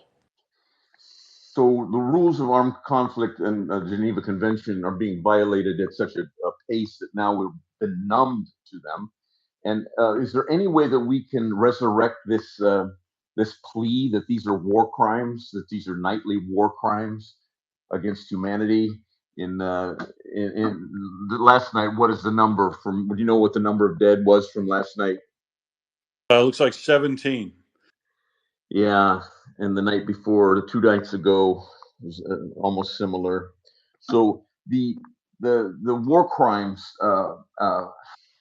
enforcement now is gone because the United Nations is gone. The whole ICC is gone. So I'm just I'm reflecting about all the studies I did and all the way back to Budapest. In fact, 32 years ago. Peter, I thank you so much, Peter, for reminding me of so many things. That was extremely observant about the effects of an administration, which was Clinton with Yeltsin, to not be able to um, push push Russia to give up their nuclear arsenal as well, which was a very small movement that a few of us were trying to imprint upon the Democratic Party on the foreign policy, but it didn't happen. Had it happened, there would be not. We wouldn't even be having this conversation because there would be no attack of Ukraine ever if they had kept 10%, 190 of their nuclear warheads. So unfortunately, detente prevailed and not deterrence. And so when deterrence is neglected, well, for a while it seems like peace on earth, and the peace dividends are being split amongst all of the world economies, including the greedy oil slugging world of Europe that the Nord Stream 1 and 2 were built for. So the addictions of detente um, prevailing over deterrence now is at hand, and every nation is going to actually look at this in Ukraine. They're having giving up their nuclear arsenal, being pushed by American foreign policy, the slugs that they are, the the turds that they are, the feces that they are, the American nightmare that has promised and not produced the protection that was guaranteed. So, Will, I'm an expatriate as well as you, and I can't even fathom the degree of turpitude in their brains. How is it possible? How is it possible that the America that we once knew no longer exists? That coming to the aid and defense of the innocent is no longer the primary purpose of our military. How is it possible that we can't send Patriot tax-frees that we have that are expiring? In fact, the Norwegians, they're packed in the mountains of Norway for that big Russian invasion that is now occurring, and why can't we just be humans and give to Ukraine the things that Ukraine needs when they need it? Because this is an existential war. I'm sorry, that's all I have to say. Thanks, Ethical. I do not know. The thing that surprises me is how quickly America has descended from being uh, uh, the essential partner for peace in the world to being essentially an agent provocateur that is just sowing chaos everywhere. Alan Brewer, what the hell are you doing up, buddy? I don't know, Will, but I'm telling you, I'm not gonna wake up with you and Ioana ever again to have my first cup of coffee. The news is too goddamn depressing. Look, I know it is pretty bad news in Kyiv. um, I'm gonna say something crazy, not for the first time. I've been listening to you, and Peter Headley, and Lexicon, and I buy the analysis that you're selling everyone. What I'm going to say that's crazy is this: what if Putin is winning the war uh, he's waging, and we're all focused on Ukraine because that's the hot front, and set aside the fact that Putin doesn't get the facts from Ukraine, but he might get the facts from other parts of the front of the war he's waging, and he really is waging a war against NATO or against democratic nations around the world. He has a very closely coordinated alliance of China, North Korea, and Iran. So you just put those four nations together, and they're all on a war footing, except China, in a way. But we can look at the Chinese economic situation. But look at what he's accomplished. He's put a person in the White House that might as well take daily orders from Kremlin and from Putin, who is clearly Trump's handler. Uh, the United States is in a war it cannot get out of with Iran in the Middle East, and it is even worse tied into that war with one of its prime allies in the Middle East, that being Israel, of course, which is really on the verge of becoming an international pariah state. And then you have the weapon of oil and the Straits of Hormuz. It is a weapon. Iran doesn't need nuclear weapons as long as it can choke off delivery of oil to every economy in the world. Unfortunately, that includes China, if you're thinking like Putin thinks. And then finally, the craziest thing I'm going to say is this. Remember last year, everyone was looking for an off ramp that Putin could take and get out of this war. And that the off ramp was even talked about 2 years ago and 3 years ago. Well, Putin does have an off ramp. It's called escalation. It is probably the only off ramp he has. But if he believes he's winning the war he is waging, and I think he truly believes that, even though demonstrably he's not winning it in Ukraine, he might be winning it on other fronts.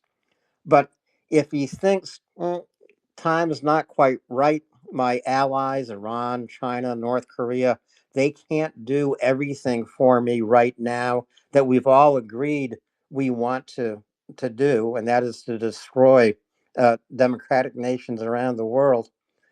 So the only way out of this war is to escalate it, and then we can negotiate an end. So I'm going to threaten Estonia. I have actually, without needing to mobilize any troops, any person inside Russia, I have the force of the Rosguardia, which is entirely under my control and the control of the FSB. It's 400,000 people designed to protect Russia's borders. So I'm going to put them on the border with Estonia. I know NATO won't act because Donald Trump has destroyed NATO. I have a little concern about Poland, but I'm going to escalate that way.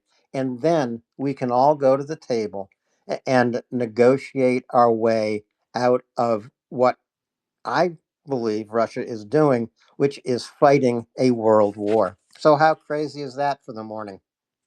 But it's not totally crazy, and in fact, I've explored that Russia escalating in order to resolve issue because they know they can't beat Ukraine, but they could get to a negotiated settlement with NATO in conjunction with forcing Ukraine to agree to whatever deal they make if they broaden the war. Yeah, we've discussed that before.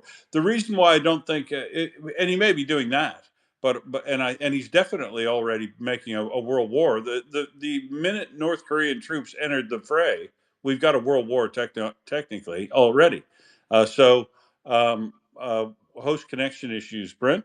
Um, but the thing is, I don't believe there's some big evil plan between Xi and Iran and North Korea and Putin because they just don't get along well enough. That they didn't get together and plan this out beforehand. So I think and Russia has incredibly deep seated uh, uh, fear and loathing of China, and I don't think they respect the Iranians as equals. Nobody takes the North Koreans seriously, except for they need their ammunition.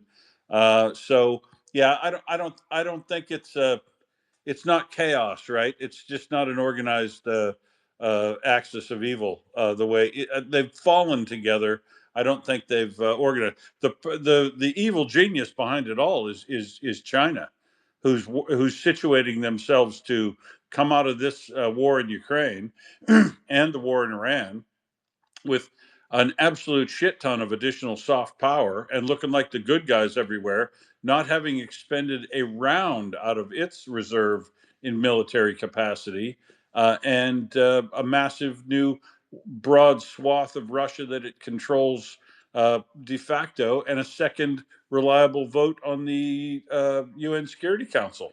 You know, they're China is if there's an evil genius here, it's Xi. Well, I agree with that, Will. And so it's a rough morning to wake up. Waking up with Will and Ioana is nothing like waking up with Dave Garroway and Jack Lasculi and Fred J. Muggs the monkey. You just don't really feel good about what you're facing in the coming You days. gotta pick the day. Someday sitting with me and Ioana is a sheer pleasure. I can assure you, Alan. I know it is because I often hear you at this time of day. Well, if I'm up this early, it must mean I have something I've got to do first thing, and I do. So thanks again, and look forward to listening until I've got to get to the station. Talk to you soon. Yeah, thanks a lot, Alan, for joining us. You better get that canoe all loaded up and ready to go. Uh, Ioana, we are at 6:05 p.m. here in the Workers' Paradise. Alan, a little something for him to read while he's on the plane. A little fan fiction I put together on what Blackout Sunday might look like in precise detail inside Russia. I'm still waiting for a bit of feedback on that plan from Magyar and Budanov, but I'll update it when I get some. Uh, but the other thing, Emil Castellemi, the Blackbird Group, I like reading guys like Hoffman and Emil Hashemlani because they're incredibly conservative. These military guys that do these assessments and Beefeater too, right? They're non-committal and they're very very conservative. So I say I think things are going pretty goddamn well. And you read these other guys and they go, it's going pretty well. Or I think there's definitely going to be a mobilization and Beefeater's write up, which you should read, by the way. I had it in the nest the last couple of days, but I didn't put it up there today. The Beefeater's thing on mobilization goes through all the facts and figures, and then goes meh, you know. But the best summary I have read about the situation in the war, if anybody says how is the war in Ukraine going, Emil Castellemi, this single paragraph is the best summary of the status that I've read all July. Here's July. This is likely going to be Russia's worst summer of the war yet. Practically nothing's been achieved in terms of territorial gains. Losses remain high both on the front and in the rear, and there is no clear answer to the Ukrainian long-range strikes. That is the perfect paragraph, I would say, for summing up where we're at. Yeah, exactly. So indeed, we are past the time. I had a few comments to make. In the end, first about NATO. My take on NATO is if NATO survives till the end of Trump's presidency and the end of the war in Ukraine, Ukraine will be in NATO. But regardless of this fact, Ukraine will have alliances with the Europe, and I do think Ukraine will be in the EU, so benefiting of the Article 42.7 hopefully as soon as possible. Then about the other things I had, Domodedovo. There was a strike to Wildberry close to Domodedovo airport, but apparently the region has some environmental problems. There were chemical discharges.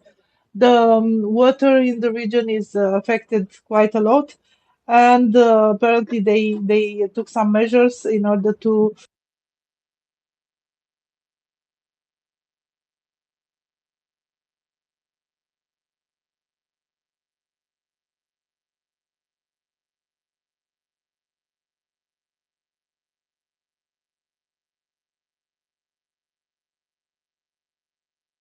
recent. We are 2 weeks later. Water was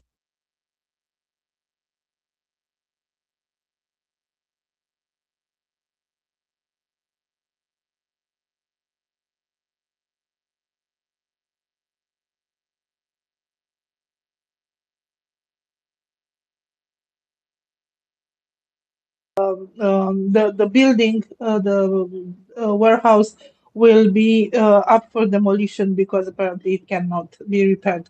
So this is about the Modelovo. Then I had another interesting article in Kommersant about the grain situation in Russia. The season for the new grain starts in July, so the harvesting usually happens in June. Then you have to dry it, and then you can start exporting it. So the exports of Russia are down because of the situation in the Azov Sea. Apparently, for grain, it was 17% down. For barley, it was 83% down. In such a situation, usually the prices for grain should increase, isn't it, Will?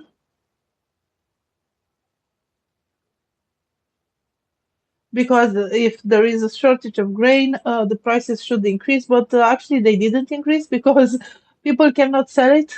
They have no storage capacity, so basically the prices for grain are down in Russia, so down that even they don't cover the cost for the farmers. So this is an interesting situation in Russia, and we should see what is happening next. Do you hear me? Just to check. I did. I lost you for about 15 seconds in the middle of that twice. Lexicon, But another. that is amazing how much prices are down in Russia when you would figure they would Monica, be rising because they. Sorry. Will? Yeah, can you hear me? Okay, so apparently you do hear me, but I don't know. Will seems not to be able to hear me. Um, No, I can hear you now. Another, do It's you just want to that you speak? broke up earlier. Yeah, I was saying Will can hear you, but I'm guessing you can't hear him. So something that's come out quite recently, very like last couple of hours, Another. is that can you hear Okay. me? And I had another thing, but I can't do this alone. So hopefully, we'll be here soon, and maybe even another. Um, because I wanted to talk about something that seems coming from the future. So we talked about Russia going back into the past. Well, Ukraine is going into the future, and they use a new technology for combating drones, anti-drone technology, but also so it's also defensive and offensive. And the technology involves structured light, which is quite interesting. So I wanted to talk about this, but I need a partner for the conversation. So I will check with Will. Will, are you able to speak?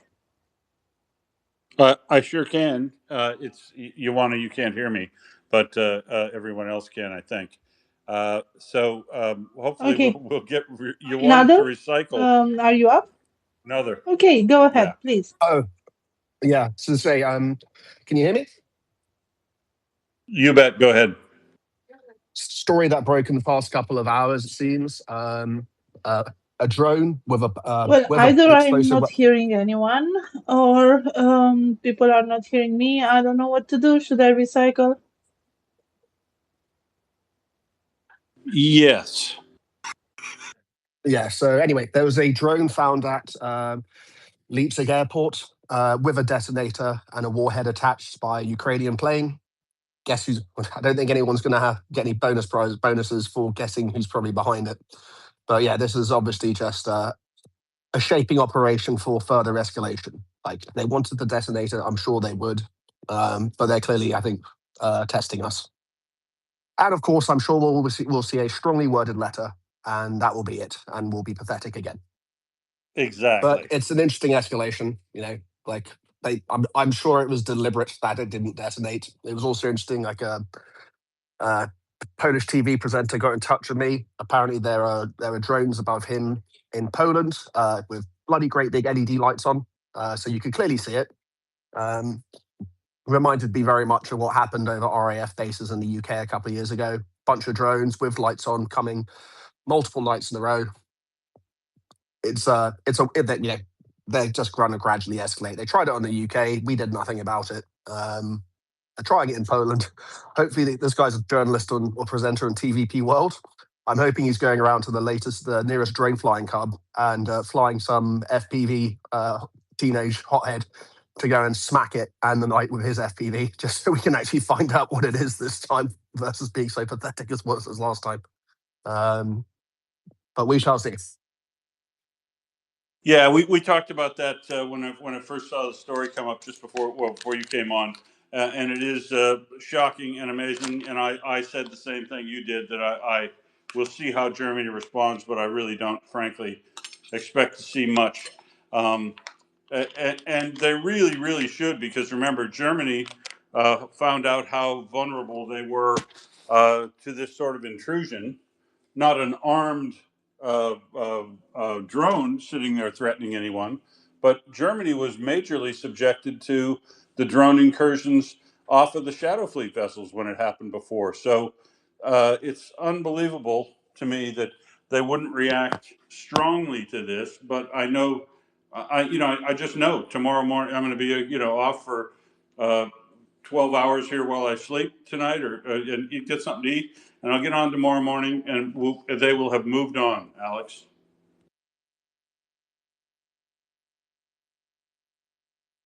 Now let's see. Do we have Ioana back? It says she's co-host, but she's got a blue dot. She's kind of caught betwixt and between. I don't know if we have Ioana anymore.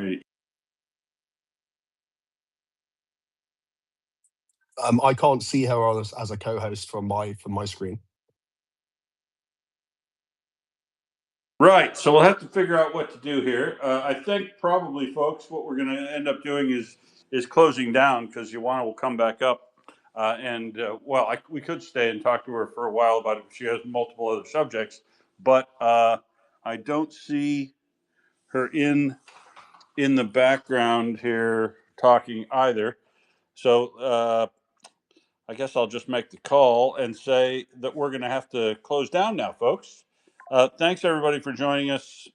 As always, you want us? Oh, no, hang on. You want us to give me a thumbs down? Maybe she can come back up as speaker and finish out. And James, now there's a rush of people wanting to come in. I said I was going to close down, and they want a marathon. That's Alan. Alan runs over, not me. No, I'd run over all the time too. So let's see. You want to? Have we got you back? I think so. Sorry, Will. I think I made a fool out of myself, but I Oh, don't nope, no, no, understand nope, nope, nope. what Not a happened. fool, not a fool. But Okay.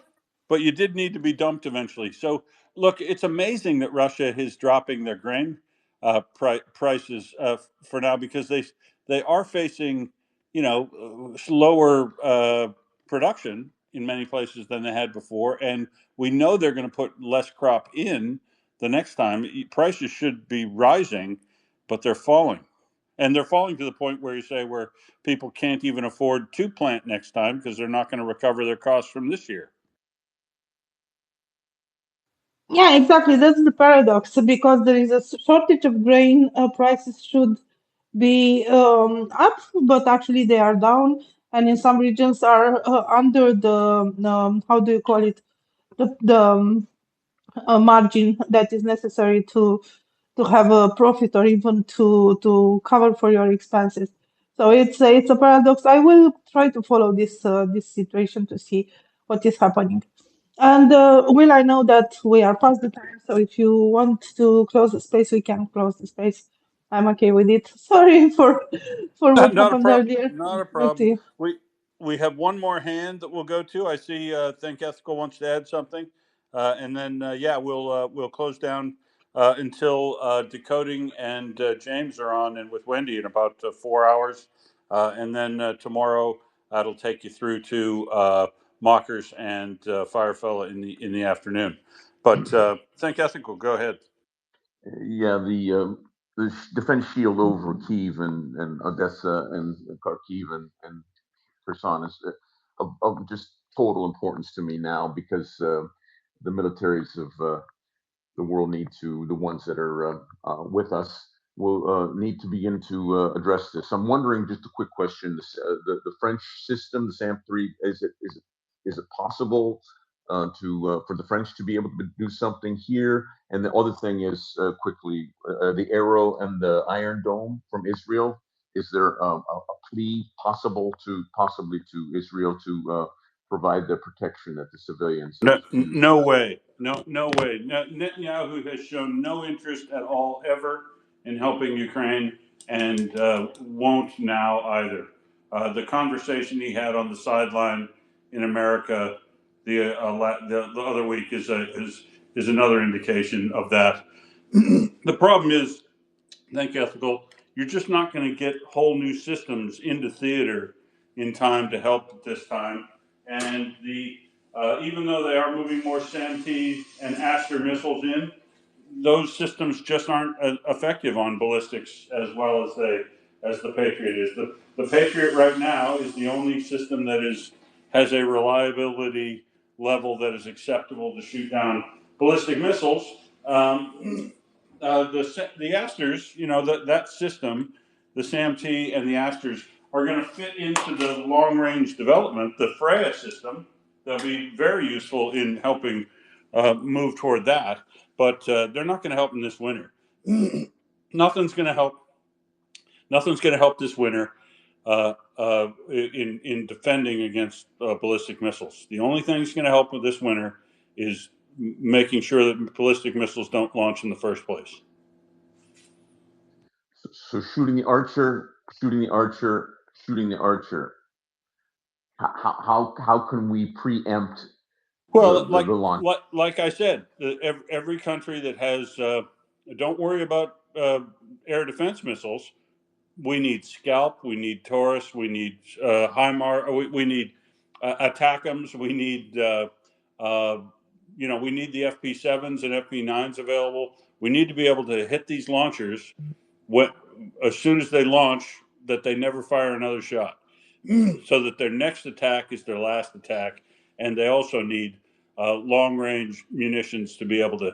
They need the assistance to get the motors and the guidance system and whatever else they need to do to evade those A-50 aircraft so that they can get flamingos all the way to that Votkins military missile factory and knock it out again to slow down the production of ballistics. They also need to get a similar flotilla of flamingos, a flamboyance of flamingos, I should say, out to the Yellow Booga drone factory, because while they can shoot down all the Garans and twos and threes, the fours and fives, the jet powered ones, are starting to become a real problem in places like Odessa.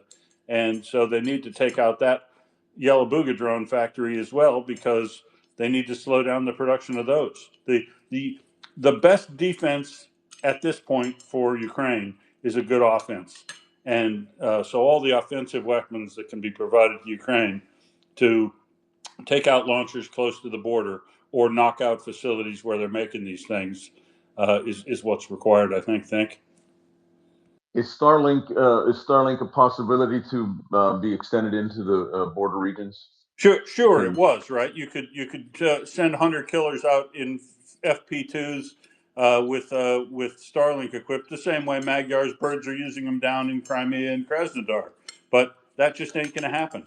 Musk is not going to change his view on Ukraine and Russia either. Oh, fuck Musk. God. Okay, I just am worrying too much, but not enough. Like I said, this winter is going to be an absolute shit sandwich. The only way to make it any better is to make sure Russia has to eat more than half of it. 2/3. Whatever amount we can see that they eat. But that's I hate this feeling of helplessness, and you know, as an American, you know, and we were trained to be preemptive and everything, prepared for everything, every contingency, every possibility, redundancies 4 times deep. So this is just an indication that this administration's current, like, filthy, corrupt administration has now abandoned all of its allies. So Europe has to begin to respond, and I hope that they will. The French, the same thing. Is there any possibility of that being a protection for Kyiv? The only other thing that can be done is Allied air forces could start flying their F-35s over Ukraine and launching air-launched cruise missiles into Russia to take out missile launchers, Gripen weapons Meteor, factories. would it be a possibility, speeding up the delivery of the Gripen, putting the Saab Meteor? Is that possible? Can we accelerate the protection of No way. Ukraine? Not a chance. Not a chance. Do you think that everything that's taken 4.5 years we've been talking about planes could be solved in a month and a half? Just not going to happen. Impotence. I'll leave on that word. Thanks for your time, and thanks for the channel, and thanks for trying to think through the possibilities. But I've thought through them all earlier, these same ones earlier today, and the only answer is to literally make a shit sandwich that Russia has to eat half of, because deterrence still works, right? Nuclear deterrence works, and if Russia faces Blackout Sunday, where we see large portions of Belgorod, Krasnodar, and and Rostov Oblast be without power for 4 weeks during the worst, as winter sets in, and then Ukraine says, we'll stop attacking your electrical power production if you stop attacking ours. That is the only possibility I see happening with ballistic missiles, by responding in a deterrent way with ballistic missiles, or knocking out their capability to fire those ballistic missiles in the first place, or both. Do both. That's what I want to see. Thank you so much. No worries. Miss Alex Ferguson, go ahead. Yeah, I think everyone here is resigned to the fact that this winter is going to be pretty horrible. Obviously, it was a pretty noisy night here last night. The only hope or glimmer, there's a glimmer of hope, as it were. There's Britain's Project Breakstop. Three prototypes of these long-range cruise missiles were demonstrated maybe a month or 2 ago. So 2 of them are propeller-powered, 1 is jet-powered. Don't know what Britain's going to select, don't know the capabilities. All I would say is that I'm sure we're lying about its range. But yeah, we don't know. Then no one really here seems to know, or at least no one I know really seems to know exactly what these things will be capable of. But essentially, if there's a prayer we have, it's like I don't think anyone's banking on tourists, but in terms of capability, Breakstop will outrange tourists. So yeah, hoping that project, which has been years and years and years in development, comes through in time for winter, because it's going to suck. It's going to really suck. And what we need to see is not people talking about it. We need to see people just sending the missiles, and we'll hear about it later. Because one of the things that we need in order to knock out as many launchers as possible and do as much damage on the missile and drone factories as possible is the element of surprise. And the element of surprise to take out lots of missiles at this, my fan fiction on this is Ukraine has made an order from Firepoint for probably several hundred FP7 missiles. And we know those have been in production for a while, final testing, we've seen them fly. If their production rate is anything like it is supposed to be, 150 of those might be available by late autumn. And they need to pack up every one of them they can get on a launcher to fire within the 15-minute window of time, and wait and wait and wait and wait till Russia opens up with their Iskanders and their KN-23s, and then give them the equivalent of missile-based counter battery fire. As soon as those things fire, within 4 minutes they won't move them, and knock them out after they fire that next time. And that is what we need to see. But they're only going to probably get that shot one time. Only one more time only the time that Russia demonstrates as much hubris as they demonstrated last night in putting their launchers so close to the border that they could so easily be reached with cruise missiles or FP7s or air launched cruise missiles or FP7 ballistics, ATACMS, that sort of thing. If Russia makes that mistake in 5-6 weeks time, when they think they can do it with impunity, and they open up with all of their launchers at the same time to try to do maximum devastation on Ukraine, Ukraine releases a retaliatory strike that makes all those launchers go bye-bye. And then Russia will have a problem, because you'll remember that about 2 months ago, Ukraine attacked the factory in Volgograd where they make the TELs for the Iskander and all their other ground-launched cruise missiles. It's called Bastion Launcher, and they're made in the factory in Volgograd where they attacked a couple months ago to knock out a significant portion of that. Hopefully, those CNC machines that they were showing so happily on Channel 1 Ruzzia. And that's the only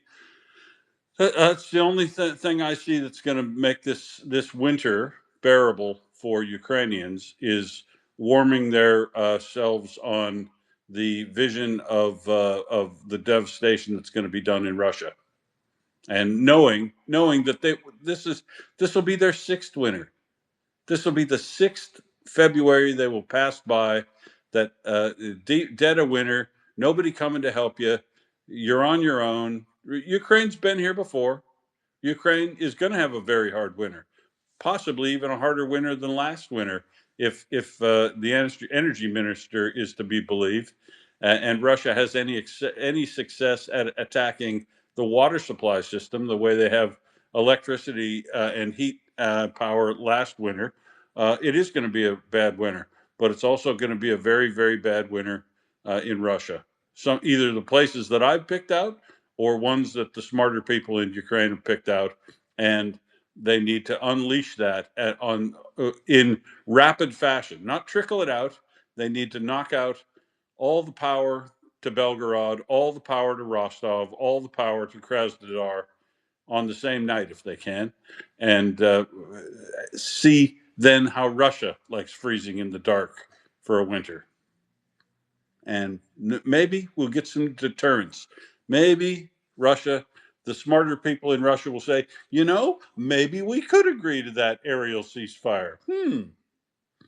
But probably not. Probably that will continue, and just know that Ukraine launches a greater number of drones into Russia than Russia launches into Ukraine these days, and a higher percentage of Ukraine's drones find their targets in Russia than the missiles and drones find their targets in Ukraine.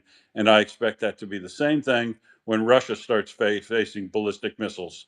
The complex attacks that Ukraine will launch with missiles, drones, and cruise missiles at the same time will be far more devastating on Russia than the attacks that we've built up to over time from Russia on Ukraine. And Ukraine has more capacity to be resilient to those types of strikes after 5 years of doing it than Russia will. Russia will whine and bitch and send out task press releases about how Ukraine is in they're genociding us. You know, that they'll start claiming what they're doing to Ukraine is what's being done to them. And I'll say, so what? No, I won't say so what. I'll say that's incorrect. Here's why. But I hope the same news media that ignores what's happening in Ukraine for 4.5 years ignores what's going to come out of Russia, because it's going to be glaring and bleating. Nobody plays the dictum like Russia does. Be a complete dick and then act like a victim. It's built through their propaganda from top to bottom. Ioana, it's now 6:38 p.m. in the workers' paradise, and I've got a hungry cat that needs my attention. That's an emergency. So yes, I totally agree with you. We shall see, but for now we have to close the space, and maybe for the next time we will have this conversation about the structured light used for drone technology, because I think it's very interesting, and I think another can help us with that. But for now, let's close it. Yeah, thanks for your time. As always, you want 2 hours burns past very quickly. And yeah, put that on the top of your list, and we'll open up with that next week. Same bat time, same bat channel. But for now, Slava Ukraini. Herem Herem Slava. Slava. Ramaslava. Slava Natsi. Smet Smet Propaganda. Bahan. Thanks, everybody. And skoro pobacimus.